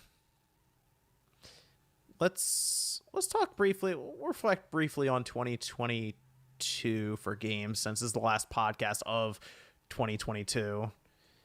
And I mean, I went back through and I was realizing there are some games that came out that I forgot they came out. I mentioned Legends Arceus. Feels like that was way longer ago than the beginning of 2022, because I was going by month, right? So Arceus was January 28th. Windjammers 2 was actually in there too. That was a good one. And then up to February, of course, we had like Horizon Forbidden West. How did we end up feeling about the entire year of 2022 as a whole? I liked it, but it felt very PlayStation heavy. It felt like PlayStation had between Ragnarok PlayStation and Xbox. Yeah. And it was bizarre. I feel like it's just weird that it felt like Xbox did nothing, whereas I put so many hours into Gran Turismo and I don't know. And I mean, Elden Ring coming out. I still think Elden Ring might be one of my favorite games ever in my entire life. So it's weird that came out in February. PlayStation heavy as in just third-party games, like everything combined? No. I mean, just in the fact that we got Last of Us Part 1 remake, a giant air quotes remake. Then we got was Ghostwire was the end of last year, right? Oh God, don't listen to me. Click's making the face like I'm saying stupid shit. So no, ignore me. I don't even remember. This whole year's been a blur. No, Ghostwire was this year. Yeah, Ghostwire, which is exclusive but is done by Microsoft. So it just felt like there was like 5 big exclusive PlayStation exclusives this year, which is weird. I feel like that's the heaviest year they've had for exclusives. Oh, okay, for Sony in terms of the overall exclusives in a year. Yeah, like even Stray and stuff, Okay, because we did have Nintendo had, let's see, they had in 2022 Legends Arceus. They announced their Booster Course Pass, the first wave. Kirby Forgotten Land. They had Switch Sports, Mario Strikers, Fire Emblem Warriors, Sunbreak for Monster Hunter, Xenoblade Chronicles 3. Kirby's Dream Buffet, Splatoon 3, Mario Rabbids Sparks of Hope, Bayonetta 3, Pokemon Scarlet and Violet. Oh, you forgot one of the goats, Triangle Strategy. Triangle Strategy, that's in there. Oh my God. True. Triangle Strategy is incredible. Triangle Strategy is in there. Yep. Okay, there we go. Got my copy right there. I love Triangle Strategy. Triangle Strategy. So like Nintendo was releasing pretty consistently throughout the year. I understand. I think I see people who are looking for that Zelda or Mario release, but they still had a lot of good stuff in here throughout 2022. And you just named a bunch of stuff that Sony had, and Microsoft was kind of the odd one out for the year. So that's one of the reasons I do look at. I do now that I really look back on it, I do still see 2022 as kind of a down year across the board, just because we didn't have participation really from Microsoft's first party studios. But 2022 was it was all right. It was I kind of thought, as we were hearing more and more about how development was struggling in 2021, that 2022 is going to be a year that just really suffered. And now that I'm looking back on it, I feel like I had actually quite a bit to play throughout the entire year. Mm-hmm. I had too much to play. Yeah, I still have a bunch of games that I haven't finished. I just got Horizon not too long ago. I still got to go through all of God of War Ragnarok. Yeah. I still have. Oh my God! I got so many games to play. I still got to go. I still got to finish Mario plus Rabbids. Yeah. Still, man. What else could have come out for it to feel like a complete year? Like Zelda. Yeah. Well, I think let me give you if Starfield there would be no place for it. If Starfield and Redfall released this year, I feel like it would have been a more complete 2022, because we would have had big releases from Microsoft. Yeah. I think. Maybe on paper, but I feel like when you're actually in the unless you are a creator whose job is to get through a game as fast as possible, get through a certain amount to review it. Like I just feel like, especially towards the ends of the year, maybe in the middle, but I don't know. I feel like it really depends, because like if you have like a game like Call of Duty or Splatoon or Overwatch 2 or something come out. Like those are games that it's not just like a one and done, right? Or like you platinum and done. That's something that is hundreds, if not thousands of hours that people commit to. And then if they're also playing single players on top of that, like that's a lot. Like your schedule of free time is kind of like booked up for you. Mm-hmm. You know what I mean? But like between, Pokemons, the multiple, between you having multiple of those games coming out, then you have Splatoon, and I'm just thinking like even just with Nintendo, Xenoblade, like you Bayonetta, like for me, it's kind of one of those things. As someone who gets to play, well, when I have the opportunity to play games, it's like there was almost something to do every day, and I still have a backlog this year. So I really think it just comes down to personal preference. For some people, if they're only on that multiplayer scheme, maybe they were satisfied. For some people, if it's only for PlayStation or only for Nintendo, but I feel like if you're getting the opportunity to kind of ingest everything, It was a really packed year. Maybe people are just oversaturated and they found their niche. That's fine. Mm-hmm. But we also had, was it Live Alive came out this year? Yeah, it come out. Yeah, that wasn't another exclusive. You just mentioned Bayonetta 3 that wrapped the year with Mario Rabbids. Yeah. Well, I think there was a lot. I just think I think sometimes people kind of get caught up in like the big highlights, that there actually are a lot of things that did come out that maybe they would like if they gave it a chance, or maybe they just completely forgot about it. Like when people ask like what games came out this year, or like 2017, what games came out in 2017, I literally had to Google it. And I'm like, there's so many games that came out that don't even feel like it was 2017, but I literally have to look up a list to try to remember everything. Well, how about we go through these two questions for 2022 to kind of reflect and finish up. Let's start with what's our biggest surprise of 2022? I still have to say Elden Ring, because I mean I'm a From Software fan, so I thought it would be good, but I mean it blew me away. It goes on and on and on, from different zones and different combat styles and different specializations and all the hidden stuff and the PvP arena that just got dropped for free a couple weeks ago. Elden Ring is probably like maybe my second or third favorite game of all time, like beneath Final Fantasy VII. And it's just one of those things that like it feels like when someone's making a meal and you're watching them make the meal and you're like, that's going to be good, and then you eat it and it's your favorite meal of all time. It's like, how the hell is this so freaking good? That's how I feel about Elden Ring. I'm gonna go with, for biggest surprise, I think I'm gonna go with High on Life, only because I was not expecting anything from it, and it was actually enjoyable. It was fun. I mean, there's many other better games on this list, but I already kind of knew that most of them would be pretty good. And then I'm looking at High on Life, and I thought it was just going to be a kind of a throwaway experience. And it was fun. They had some genuinely interesting ideas in there, and I'm interested in what they do next. So I'll stick with High on Life for my biggest surprise of 2022.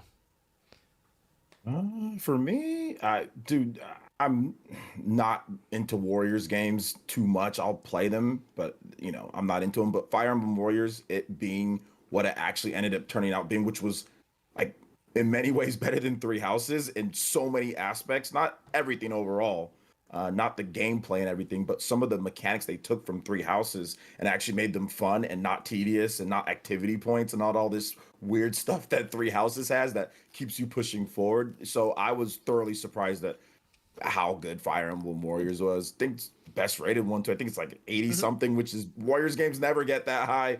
So I was actually surprised that it did come out this year, didn't it? Yeah, Three Hopes came out. The problem with Three Hopes is it came out while we were going to too many games. So I couldn't like just play it right away. I had to wait for a while, and I wasn't really like super excited to really get into it anyway, just because Fire Emblem Warriors was okay for me, but it wasn't like anything like, oh my gosh. But yeah, Fire Emblem Warriors, Three Hopes. The story was incredible too. It was really good, like what if story if Byleth was like the bad guy. So it was like it was just dope seeing that, So for me, that was probably my biggest surprise. So yeah, that's probably my biggest surprise for me. We got Click. Anything off the top of your head? No, I think personally for me, 2022 has just been the year of survival. So I think for me, the highlights and also lowlights has been just watching everybody like fall in love with different types of games. Like the amount of people who picked up Elden Ring who've never played a Souls type game, like seeing them be like, I've never tried a game like this and I love it. And like seeing the screenshots and the posts, like I think people, or like Xenoblade, a lot of people picked up 3 because they're like, do I need to play 1 and 2? And then people were like, no. So then they try it and they're like, whoa, I love this. And now they're good. I think for me, it's just vicariously living through other people. So yeah, 2022 tested me, I think, a lot in like my personal life. So I've been like experiencing the highlights through other people. So, like Max, like giving that analogy of, like the food being prepared and then it's actually a satisfying meal. And it's like, this is something that I want to make for other people or like have other people enjoy. Like that's the cool shit. You know what I mean? Like that's the highlight for me, because maybe it's super cheesy, but yay gamers, like we've been eating well. We've taken some crappy dumps, but we've been eating well. That's a nice positive message from Click. Now let's talk about the game that disappointed us the most. One final positive thing, man. It's been fun specifically watching everybody love Live Alive, because I loved that and I played the original version. Man, that game, I felt like Twitter especially just fell in love with the idea of these like 8 separate stories from different time periods and stuff. God, that game was good. All right, 2022.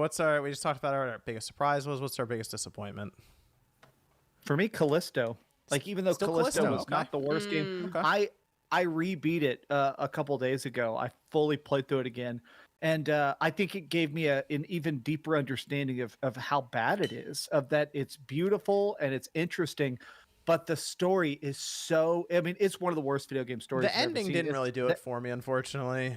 It makes no sense. Like, it's like, we're the super zombie Illuminati and you're going to be our new super zombie. And then it just ends. Like, what the hell does that even mean?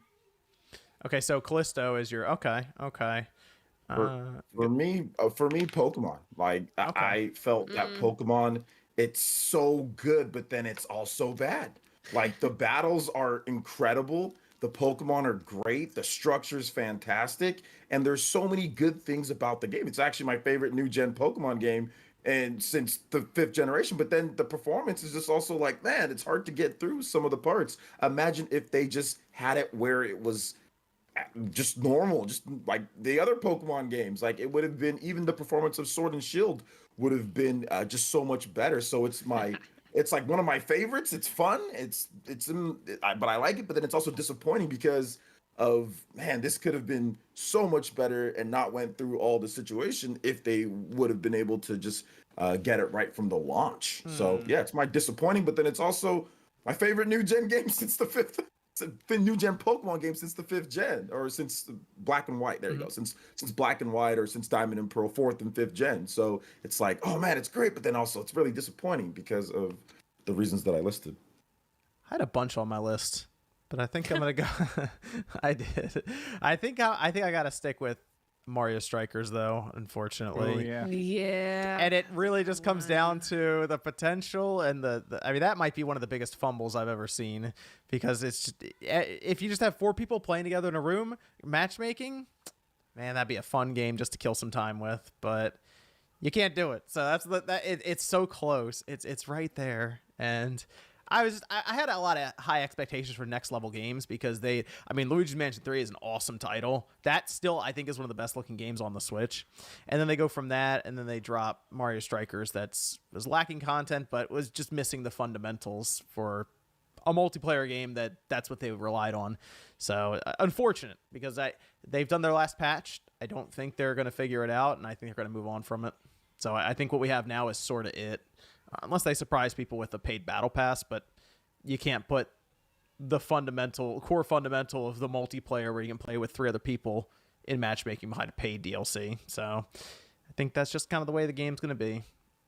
Unfortunate.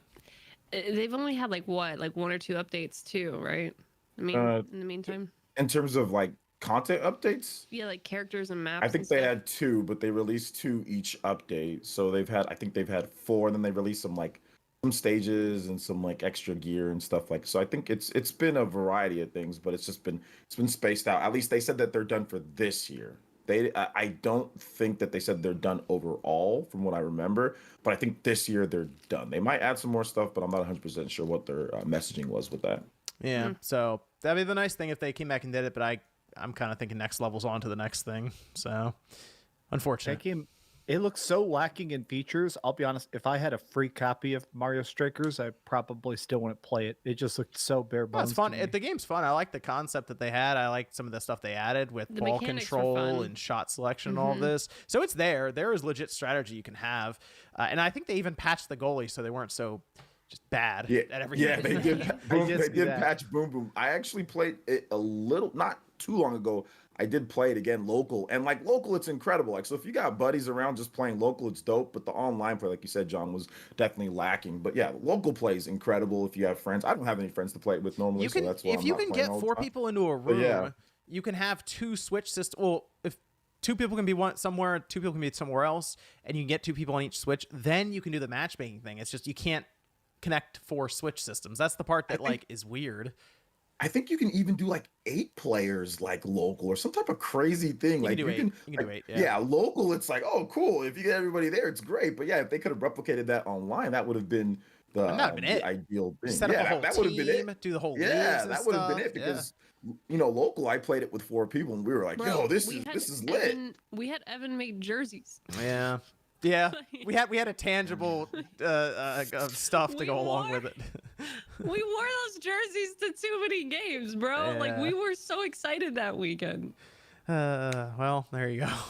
I just remember when Nate and I tried the beta and we signed in, and we were like, "There are gonna be 4 people in here when this game comes out, right? Like that's gonna be a thing."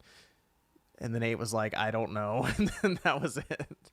So, yeah, there you have it. Do you have any disappointing stuff, Click? Real life Death Stranding, any of that stuff? Real life Death Stranding.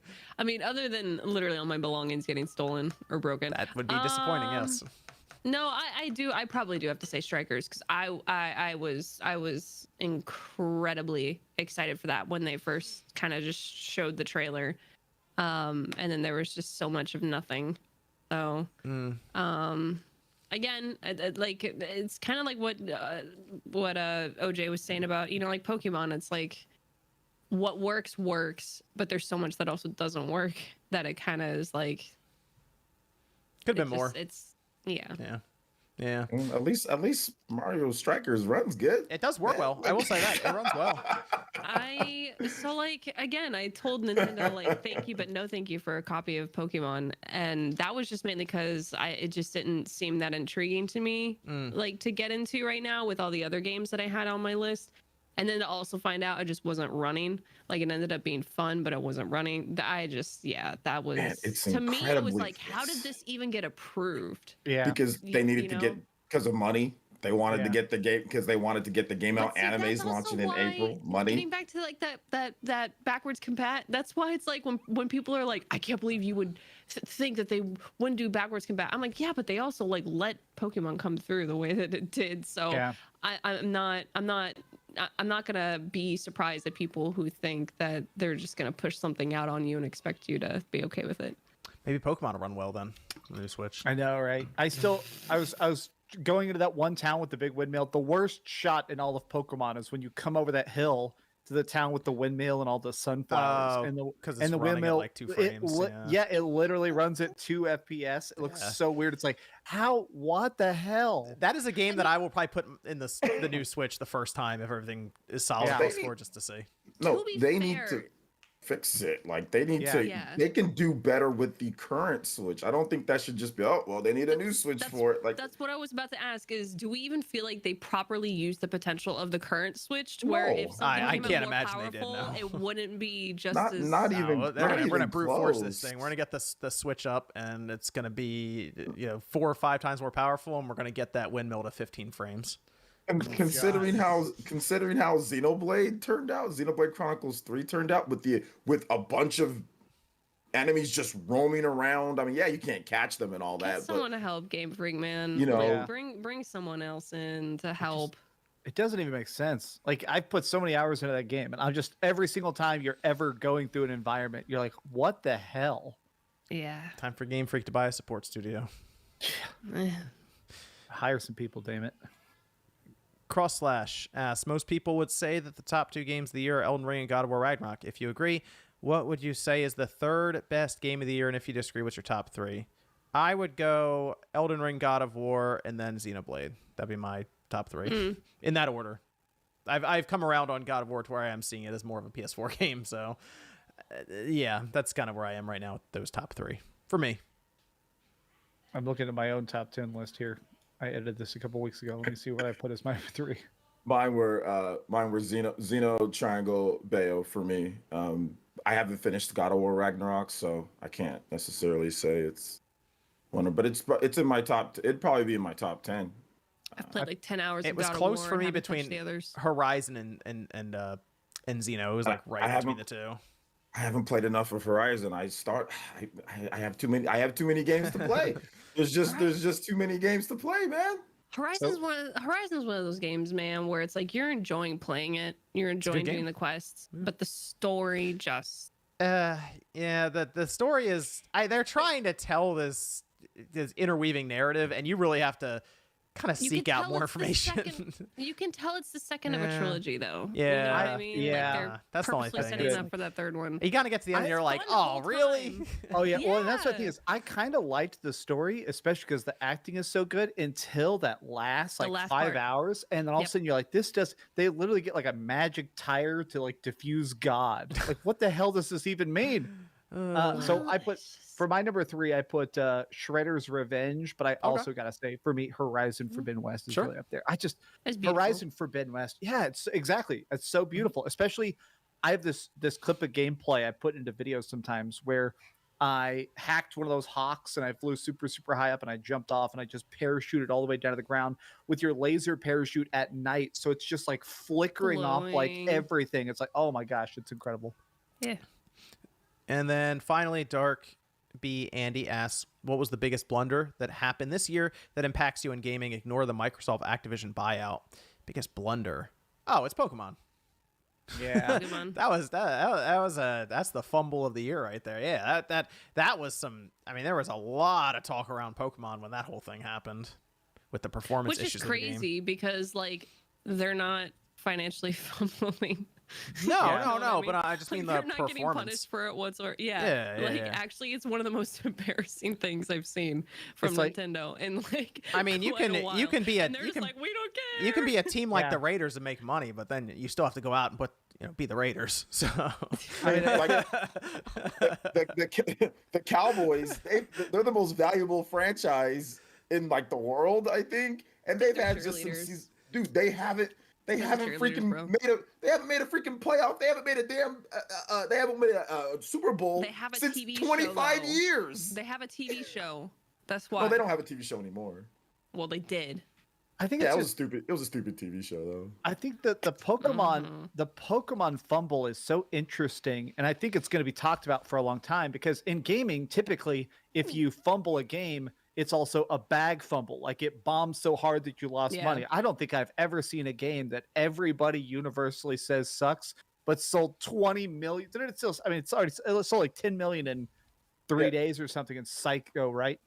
That's a little bit of the Twitter bubble, though, because there's people that say that on Twitter and Digital Foundry people. Then there's people that are the hardcore Pokemaniacs, like the Austin John plays, like this is my favorite game ever, and like Philly Beats and these guys that just love the game for what it does. So there's definitely a two parallel universe there where there are Pokemon fans that are saying, no, this game is incredible from a battling standpoint, from all of that, and from what you can do. And then the people that just say, oh, well, it doesn't run good. I hate it. It doesn't run good enough for me. So there's definitely the multiplayer Pokemon fans that say it's incredible, than the people that are like most people in the Twitter sphere, right?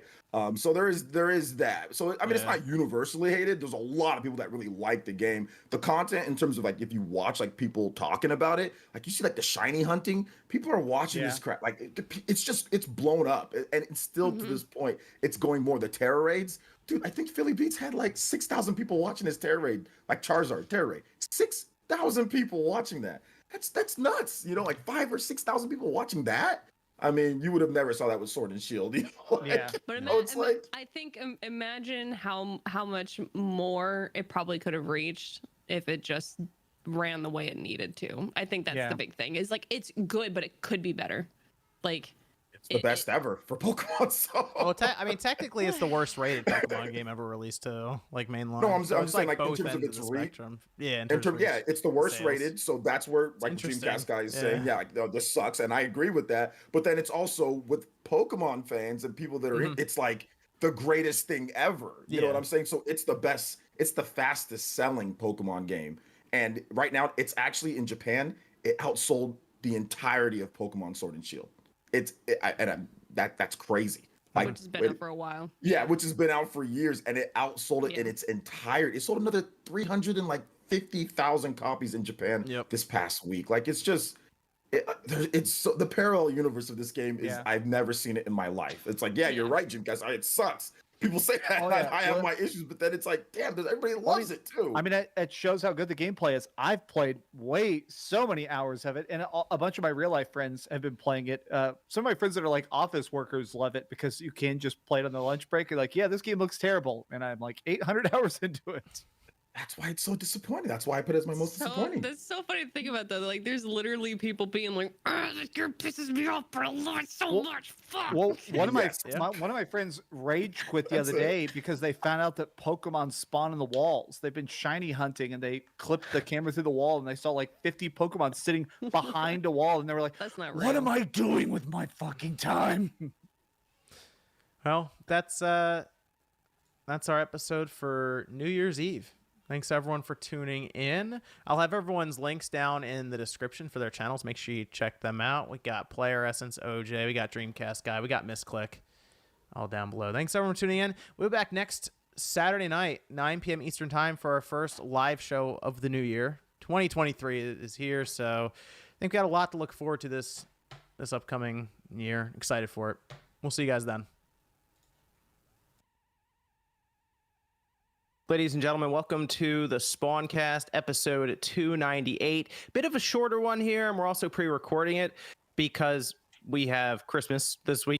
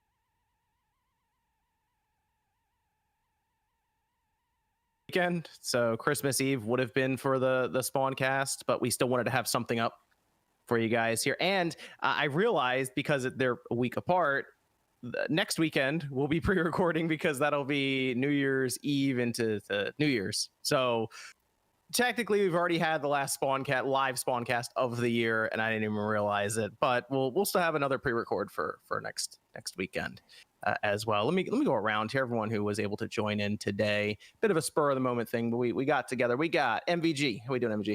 Hello. Great to be here. Merry Christmas. Happy New Year. Yes. We have Sean, RGT. Happy Hanukkah, as some of us would say.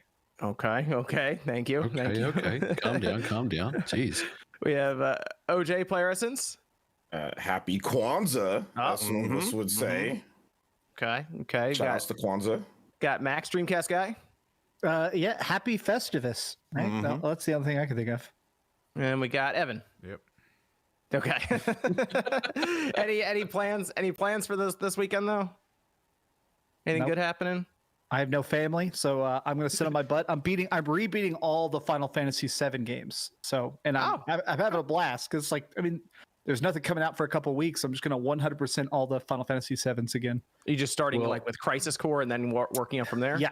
So I'm going to do Crisis Core. I'm almost done with 100% of the missions in Crisis Core Remake. So that's that, and then I'm going to do original Final Fantasy VII, do everything including the Gold Chocobo stuff. Then Final Fantasy VII Remake, and then maybe Dirge Cerberus. Well, I like this time of year because it gives me a time to catch up on the games I didn't get to play during the year. So under the tree, I have God of War, so I'm going to play that. I've got Tactics Ogre, so I'm going to play that, and I've got Crisis Core. So I'm going to be good for about a week, man, playing games. I'm looking forward to it. Okay, very nice. Very nice. Good, dude. Yeah, I'm playing some games. I'm trying to think of what I'll play though. I'm almost done Pokemon. Pokemon's almost completely done. I'll move on from that.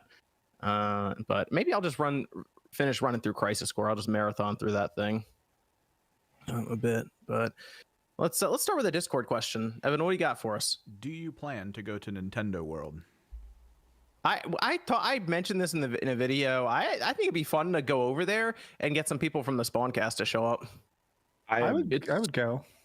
OJ, going. I know it's close to you, OJ. It's not far from me. It's probably about 3.5 hours to drive it. So I'm probably going to go, but I may wait a few months after the initial chaos has died down.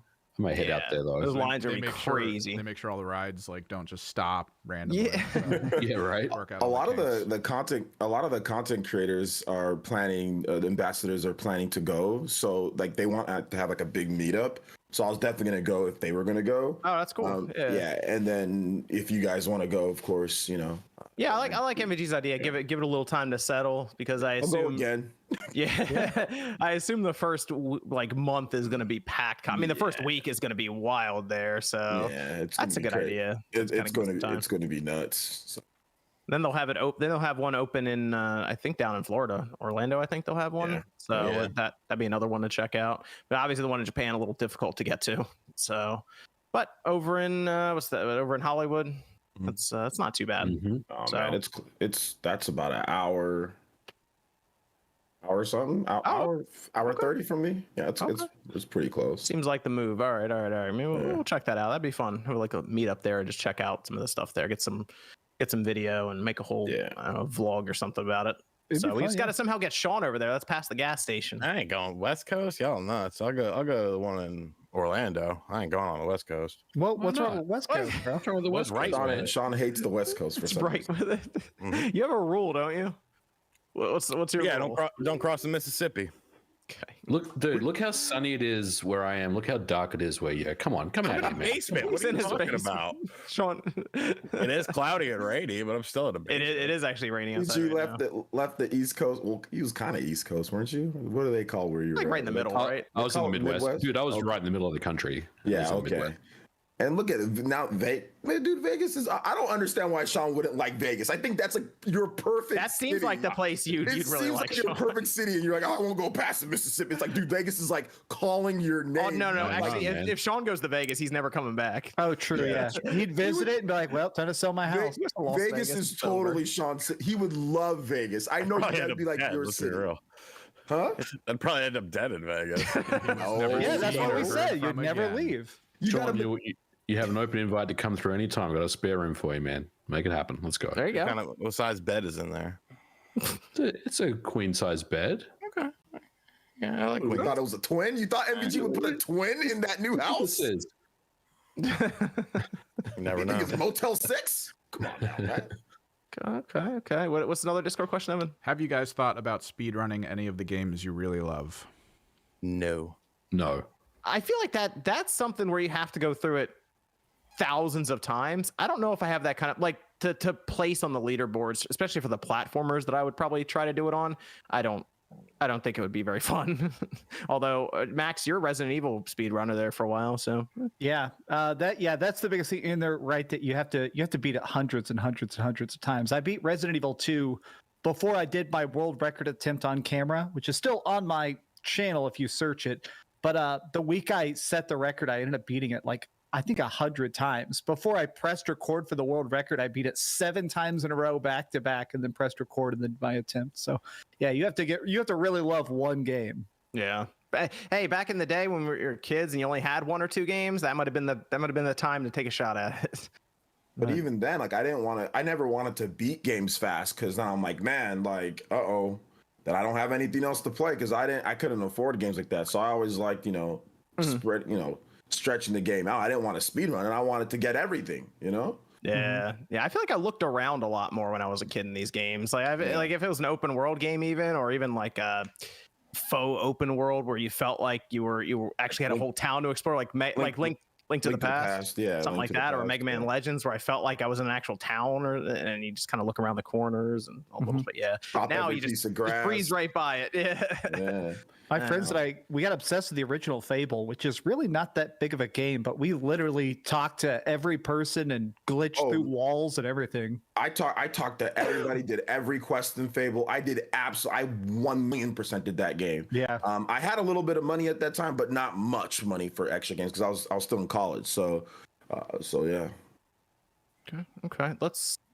Let's go over to we'll start with our first topic here. I put a few topics down. It was a lighter week, but there's still a few things we can go over. Why don't we start with that DualSense Edge controller? Because I saw Max made a video on it. There's some talk around the features, but really there was talk around the price and the battery life. And the price we already knew, it was $200. It's coming out end of January.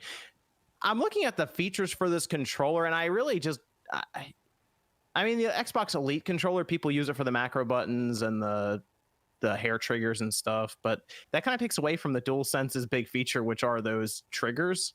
Mm-hmm.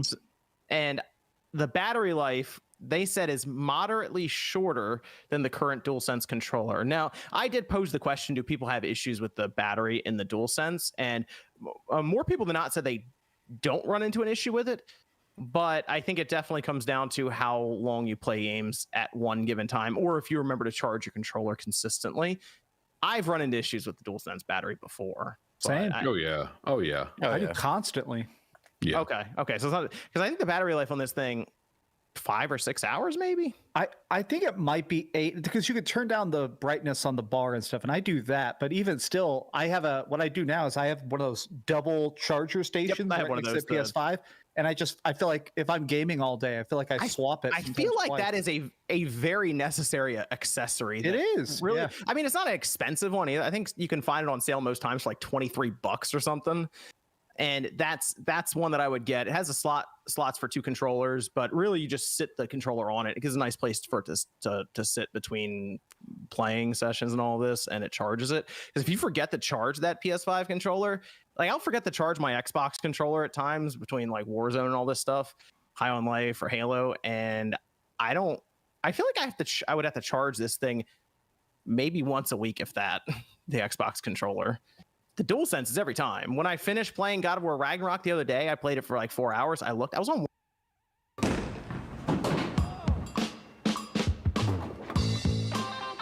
He strikes again. 1 bar. Yep. So yeah, I've got one of those, those charging stations. It's just muscle memory for me. Like as soon as I'm done gaming on the PS5, I just plonk it in there because I know it's like I've drained at least 3/4 of the battery on that thing. I have 2 controllers on it at any given time. So if one runs out when I'm playing, I just switch to the other one. I got a really long cord. I know. We saw your picture. It works. You put that stand on that PS5 yet? No. Okay. It's like right on the floor. Actually, you know what's good about that is it's not carpet, so it's hardwood. I've seen some pretty bad setups where people just put their system, especially the 360 back in the day, just plunked it right on the shag carpet. Yeah. Like, good luck. That's a fire hazard.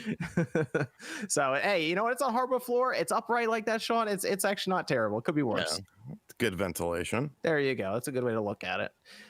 But now the DualSense Edge is going to have a shorter battery life, and it's $200. So you could technically buy 2 DualSense controllers for $140. That's when you don't find them on sale. Save $60, which could be a God of War purchase. And you'd have twice the more than twice the battery life if you switch between them. But that took away from the DualSense Edge to me. I mean, I was curious about it because I do enjoy seeing what they do with these premium controllers.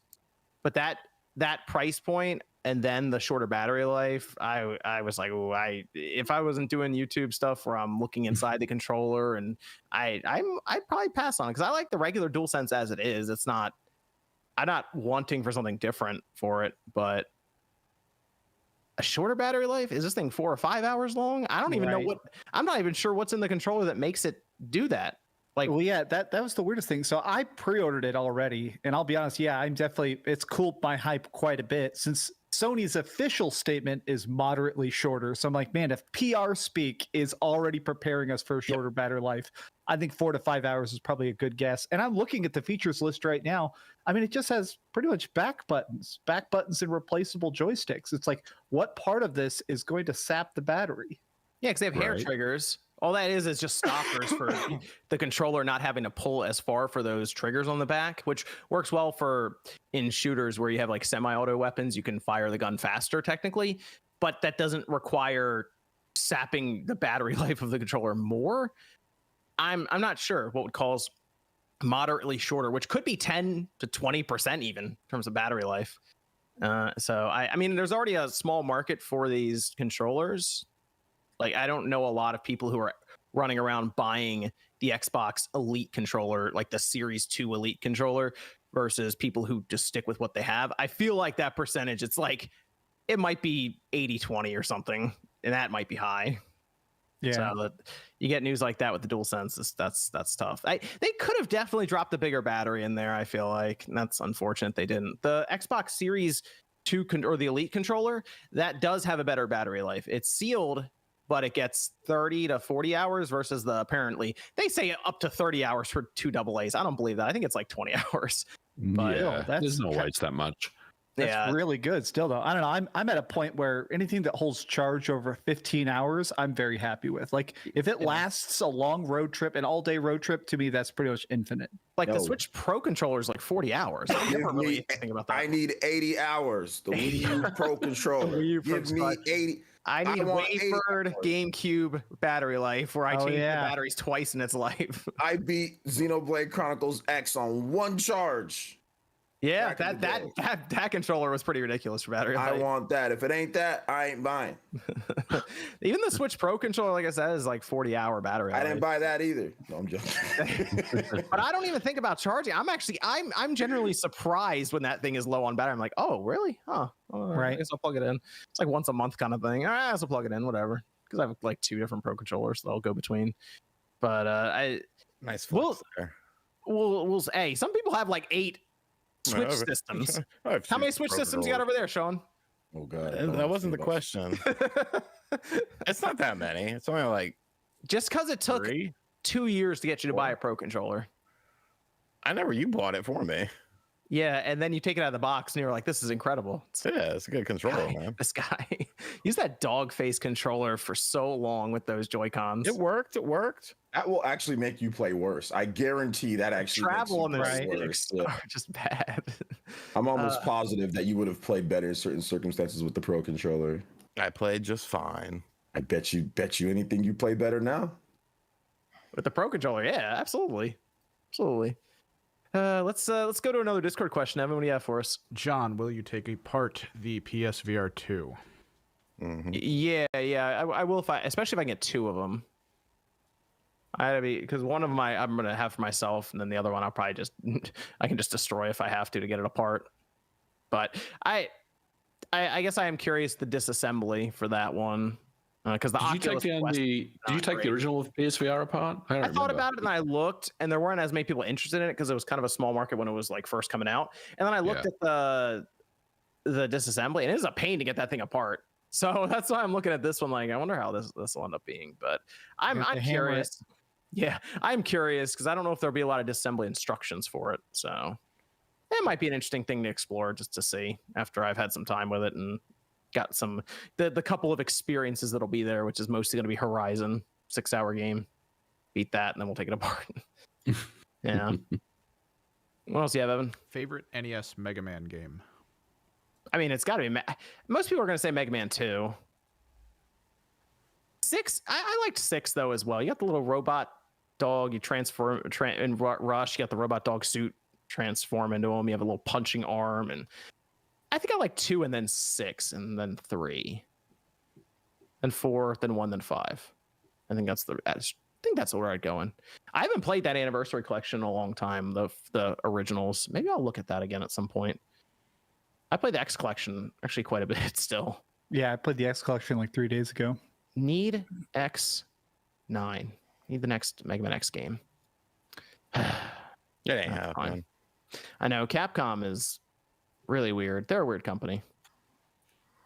But let's talk about Final Fantasy Pixel Remasters. Yeah.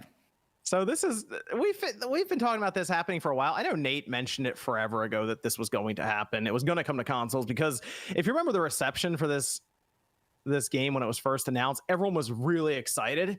It was going through all the different games the trailer was playing. It's like, oh, there's 6, there's Final Fantasy 2, there's 5, and then it was like cell phones and Steam. Everyone just immediately got mad. It just flipped completely. But they are coming out. They're coming to the Switch and PlayStation. That's spring 2023. They announced it at 1 a.m. my time over the weekend, just like Saturday night. I understand in Japan it was like it was 3 p.m. early. It was afternoon, right? Yeah. But it was still on a Sunday. It's like they announced it randomly on a Sunday. You figure you do it during the week or something. No, and they opened pre-orders all at the same time across the world. They didn't stagger it by region or time zone or any of that. So the physical copy sold out in about 30 minutes. I managed to catch one because we just saw it randomly go up. But they hit for $75, and then Square charged $25 in shipping. I don't really know why. Yep, if scalpers on eBay can do it, so can we. I didn't check eBay yet for it. Well, and I feel like aren't they coming from Japan though? Are they shipping from Japan? Maybe that's why. I kind of assume that's why the $25 charge was there, because otherwise, I mean, the only option is to get they put it on the boat, and it takes literally months to get here, and that's the cheapest option. I think 25 is probably why, because it's coming from Japan. That's a guess though. I checked some of the okay. So I checked on eBay just now. There's a listing for $500 for the PlayStation 4 version of Final Fantasy Pixel Remaster, just the regular one. Just the regular? Yes. What's selling though? Let's see. It said one sold. Let me see what the price was on it for the listing. Don't know. Let's see. Here we go. It sold for $400. A regular one? Yes. Wow. And I guess they then moved the price up to $500 for the second one they have. I do think this is going to be one of those extreme collector's items, because I have a lot of weird Final Fantasy collectibles, and a lot of those, I don't know why Square Enix, like everybody hates them for this. They'll just release like one random batch, and if you miss it, it's just gone. Like they do super special editions for Final Fantasy VII Remake, and those sold out in like 35 minutes. Okay, so I think I see what's going on here on eBay. Some of them are coming out of Japan, and those are not valued as highly, I guess, as the ones that are pre-ordered in the US, interestingly enough, because it says here that it's listed as a North American version, but then they have the collection for Pixel Remaster, $1,000. Jeez. And they have 11 people watching it right now. So hey, look, these classic games on disc, very valuable. Just trying to tell people. Someone bought it for $225 for the Switch version. Wow. Keeping mine sealed. That's for sure. Yeah. Oh yeah. I'm getting mine graded. I don't know what you're talking about. It's gonna show up in too many games with the Wata poster. Sealed. Might as well. Sealed, baby. Do you like 9.8 on it. what's the Jake Paul wearing the Pokemon card around his neck? I'm just gonna walk around with Final Fantasy around my neck.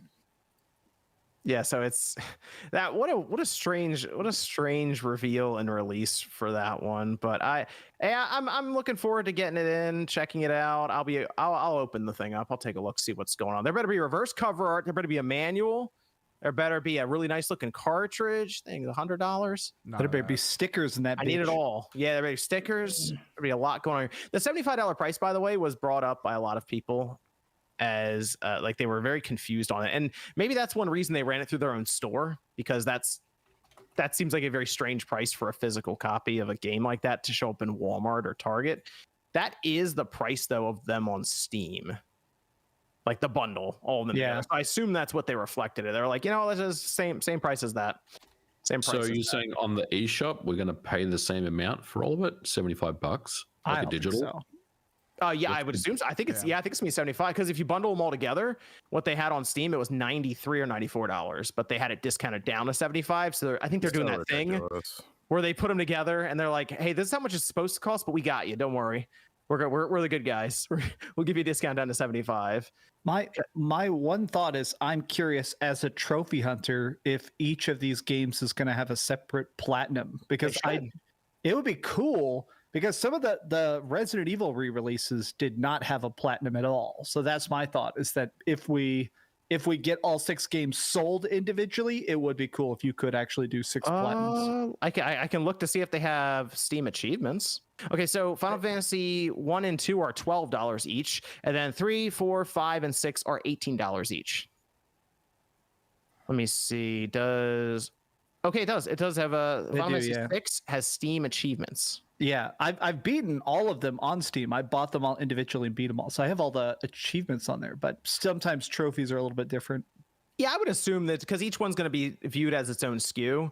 So I would assume that they will have trophy support, which, hey, that'll be pretty cool, right? To see that. So that I think is, I think that's a pretty big positive there for that side, especially people really looking for those trophies. There was one other thing that people noticed immediately, and this has been an ongoing thing for Square, but sometimes they kind of go the opposite direction on it. No Xbox version for this, by the way. Yep. Or Pixel Remastered. Nothing. No X. I thought it had a shot at Game Pass, like, because we saw Final Fantasy games like 7, 8, 9, 10, 12. They all went into Game Pass, right? Square just dropped them in there. I assume Microsoft gave them the check and all this. Sure. This is one that if I was Microsoft, I would have moved on this one to get them in the Game Pass. I guess they still could, because this was mostly just like, they're not going to release it physically on the Xbox. They've bypassed that a couple of times, I believe, with other titles. And this is a very limited release that was clearly geared towards Japan, just based on when they announced it. So I'm still holding out a bit of hope for the Xbox gamers out there that they will announce something when it's actually ready to come out, because we don't have listings for individual prices or digital SKUs or any of that yet. Maybe they say, oh yeah, they are going to Game Pass, or you can buy them separately in Xbox. It'd be trippy. I don't know. What is it? I saw an article today that said that on the current Square Enix calendar, there are 0 Xbox releases for all of 2023. Like, no games at all are coming to Xbox from Square Enix next year, which is just bonkers. Square. I mean, they just dropped Final Fantasy Crisis Core on there. Crisis Core just came out. Yeah, it just came out. And it plays really well on the Xbox. So it's just all it comes to. People are confused on it's scattered, right? Like, that's the thing. It's either like, just don't do it at all, or like, yeah, like they get like DioField, but then this doesn't. It's weird for that. Yeah, it's a case by case basis. It really is, and the reason why it is because Xbox in Japan, the presence is just not there. There's no sales. It's not conspiracy theory. It's not Sony's paying. We saw people saying that the Sony's paying them, to put games. It's not that. It's just Xbox has no sales in Japan. The game sales aren't even published. Nobody even knows any numbers for any of the big Japanese game sales for Xbox. So most of the time, if that's the case, like they're not gonna if it's this, they're not gonna spend the money on it. It's not a charity. They're not gonna do it just because. If they don't feel it's gonna do anything, then they're just not gonna put it. Now, in some games, it's an easy port, or maybe it's better for them, or maybe they have the budget for it. But it is a case by case thing. And when you have no presence, and when you have no games that have sold a significant amount, when it comes to Japanese titles and classic games, have not done as great either. When it comes to Japanese classic games, we don't get any sales numbers. We can see for PlayStation, we can see for Nintendo, but you can't just hide behind the whole, we don't know what the sales numbers are. Well, they're not great, or we know what they are. Yeah. Square Enix companies brag. Yeah, Square Enix just announced that Triangle Strategy sold 1 million copies, like it just shipped over 1 million. Oh, well, that's on Switch, that's on PC, but we know that 800,000 of that plus came on Switch. So we get those sales numbers, but nobody ever says any sales numbers particular to Xbox. So like I said, I'm not trying to start some type of drama. I'm just, that's just the truth. Like it doesn't sell very well. Sometimes there's a budget for it and they do it. Sometimes it doesn't, that's just how it is. It's also just a weird company at times. I mean, the fact that they took Kingdom Hearts and made it cloud versions on the Switch rather than port them fully, like stuff like that. It's like, what is Square doing right now? Then they'll do things like, oh yeah, here's Final Fantasy 16, and we're like, all right, Square's got it figured out. So Sony gave quite a bit for that too. They're like, hey, we'll pay for it, so we'll get that done. I mean, and also you look at like the Game Pass numbers and stuff like that. I mean, Square Enix had some bangers on Game Pass.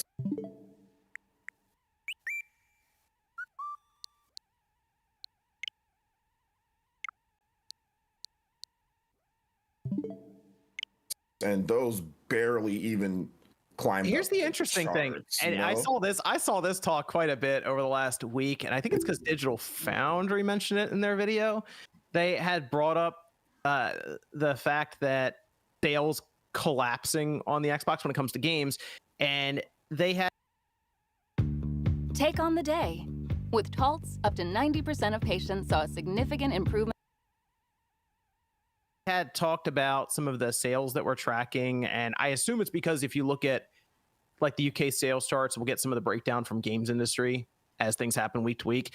The Xbox sales are typically a good bit lower than what we see for PlayStation in that region when it comes to just like percentages of the games. And they brought up the idea that they say the prevalence of Game Pass has collapsed sales. And I think even John over there, Linneman, mentioned it collapsed about 80% versus where they were prior to Game Pass. And that's been something going around now is Game Pass affecting the sales to that degree on that system, where Square Enix might be like, maybe it's not worth porting these and taking a chance on it unless Microsoft shows up with the bag. Yeah, the bag, the Octopath bag, the Dragon Quest 11 bag. They got bags for multiple different Japanese RPGs before from Square Enix.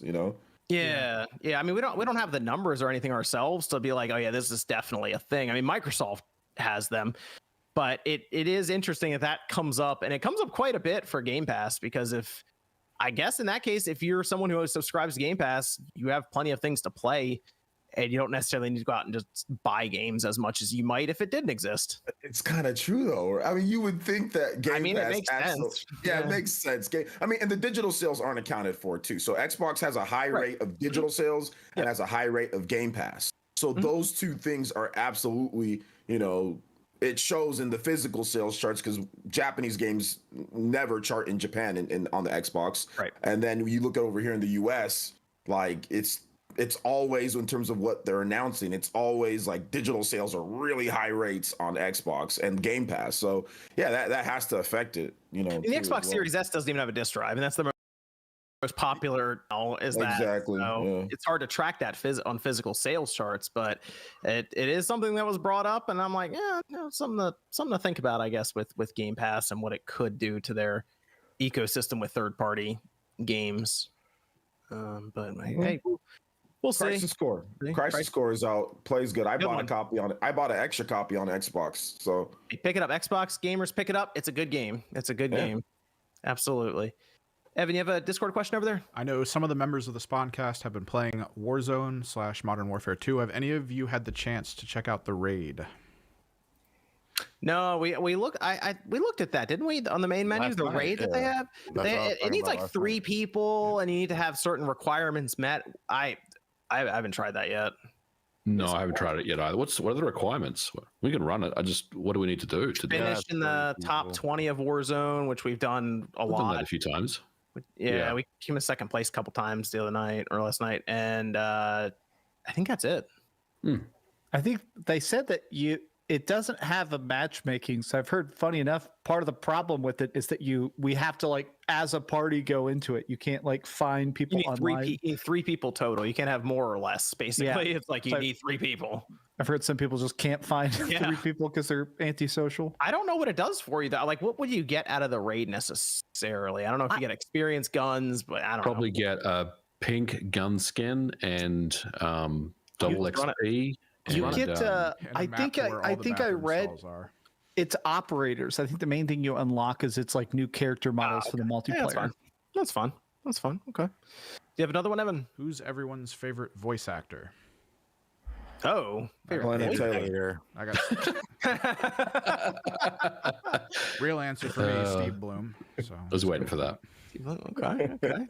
I mean, it's got to be David Hayter. Come on. Yeah. It has to be David Hayter. Okay. Yeah, I'm sticking with mine. I don't care. No, the guy from Fire Emblem 3 Houses, that dude that played Claude, that guy's awesome on Twitter. Shout out to him. Okay. Joe, I think that's his name. Joey Jojo? JoJo's Bizarre Adventure. All right. What's another Discord question, Evan? Yuga Labs, the people behind Bored Ape Yacht Club, just appointed Activision Blizzard president and CEO as their new CEO. Any interest or thoughts? LOL, LMAO. They just handed a guy a bunch of money who I don't. That's know is weird. gonna change anything about. What is that supposed to? Are they trying to come up with a game or something with their NFT money? But why do you hire the CEO to make it? Why not? Don't you hire people who make games? Actually, because he knows people, I guess. Maybe he can bring people from Activision with him and like hire this person, and they can help us make a game. I don't know.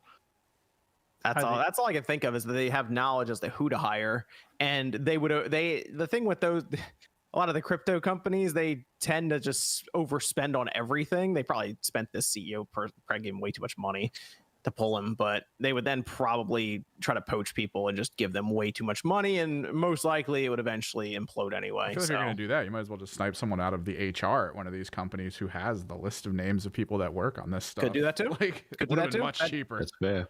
Yeah. I mean, in their mind, they're like, hey, let's get a person who can organize, manage this thing and get it to the finish line for us.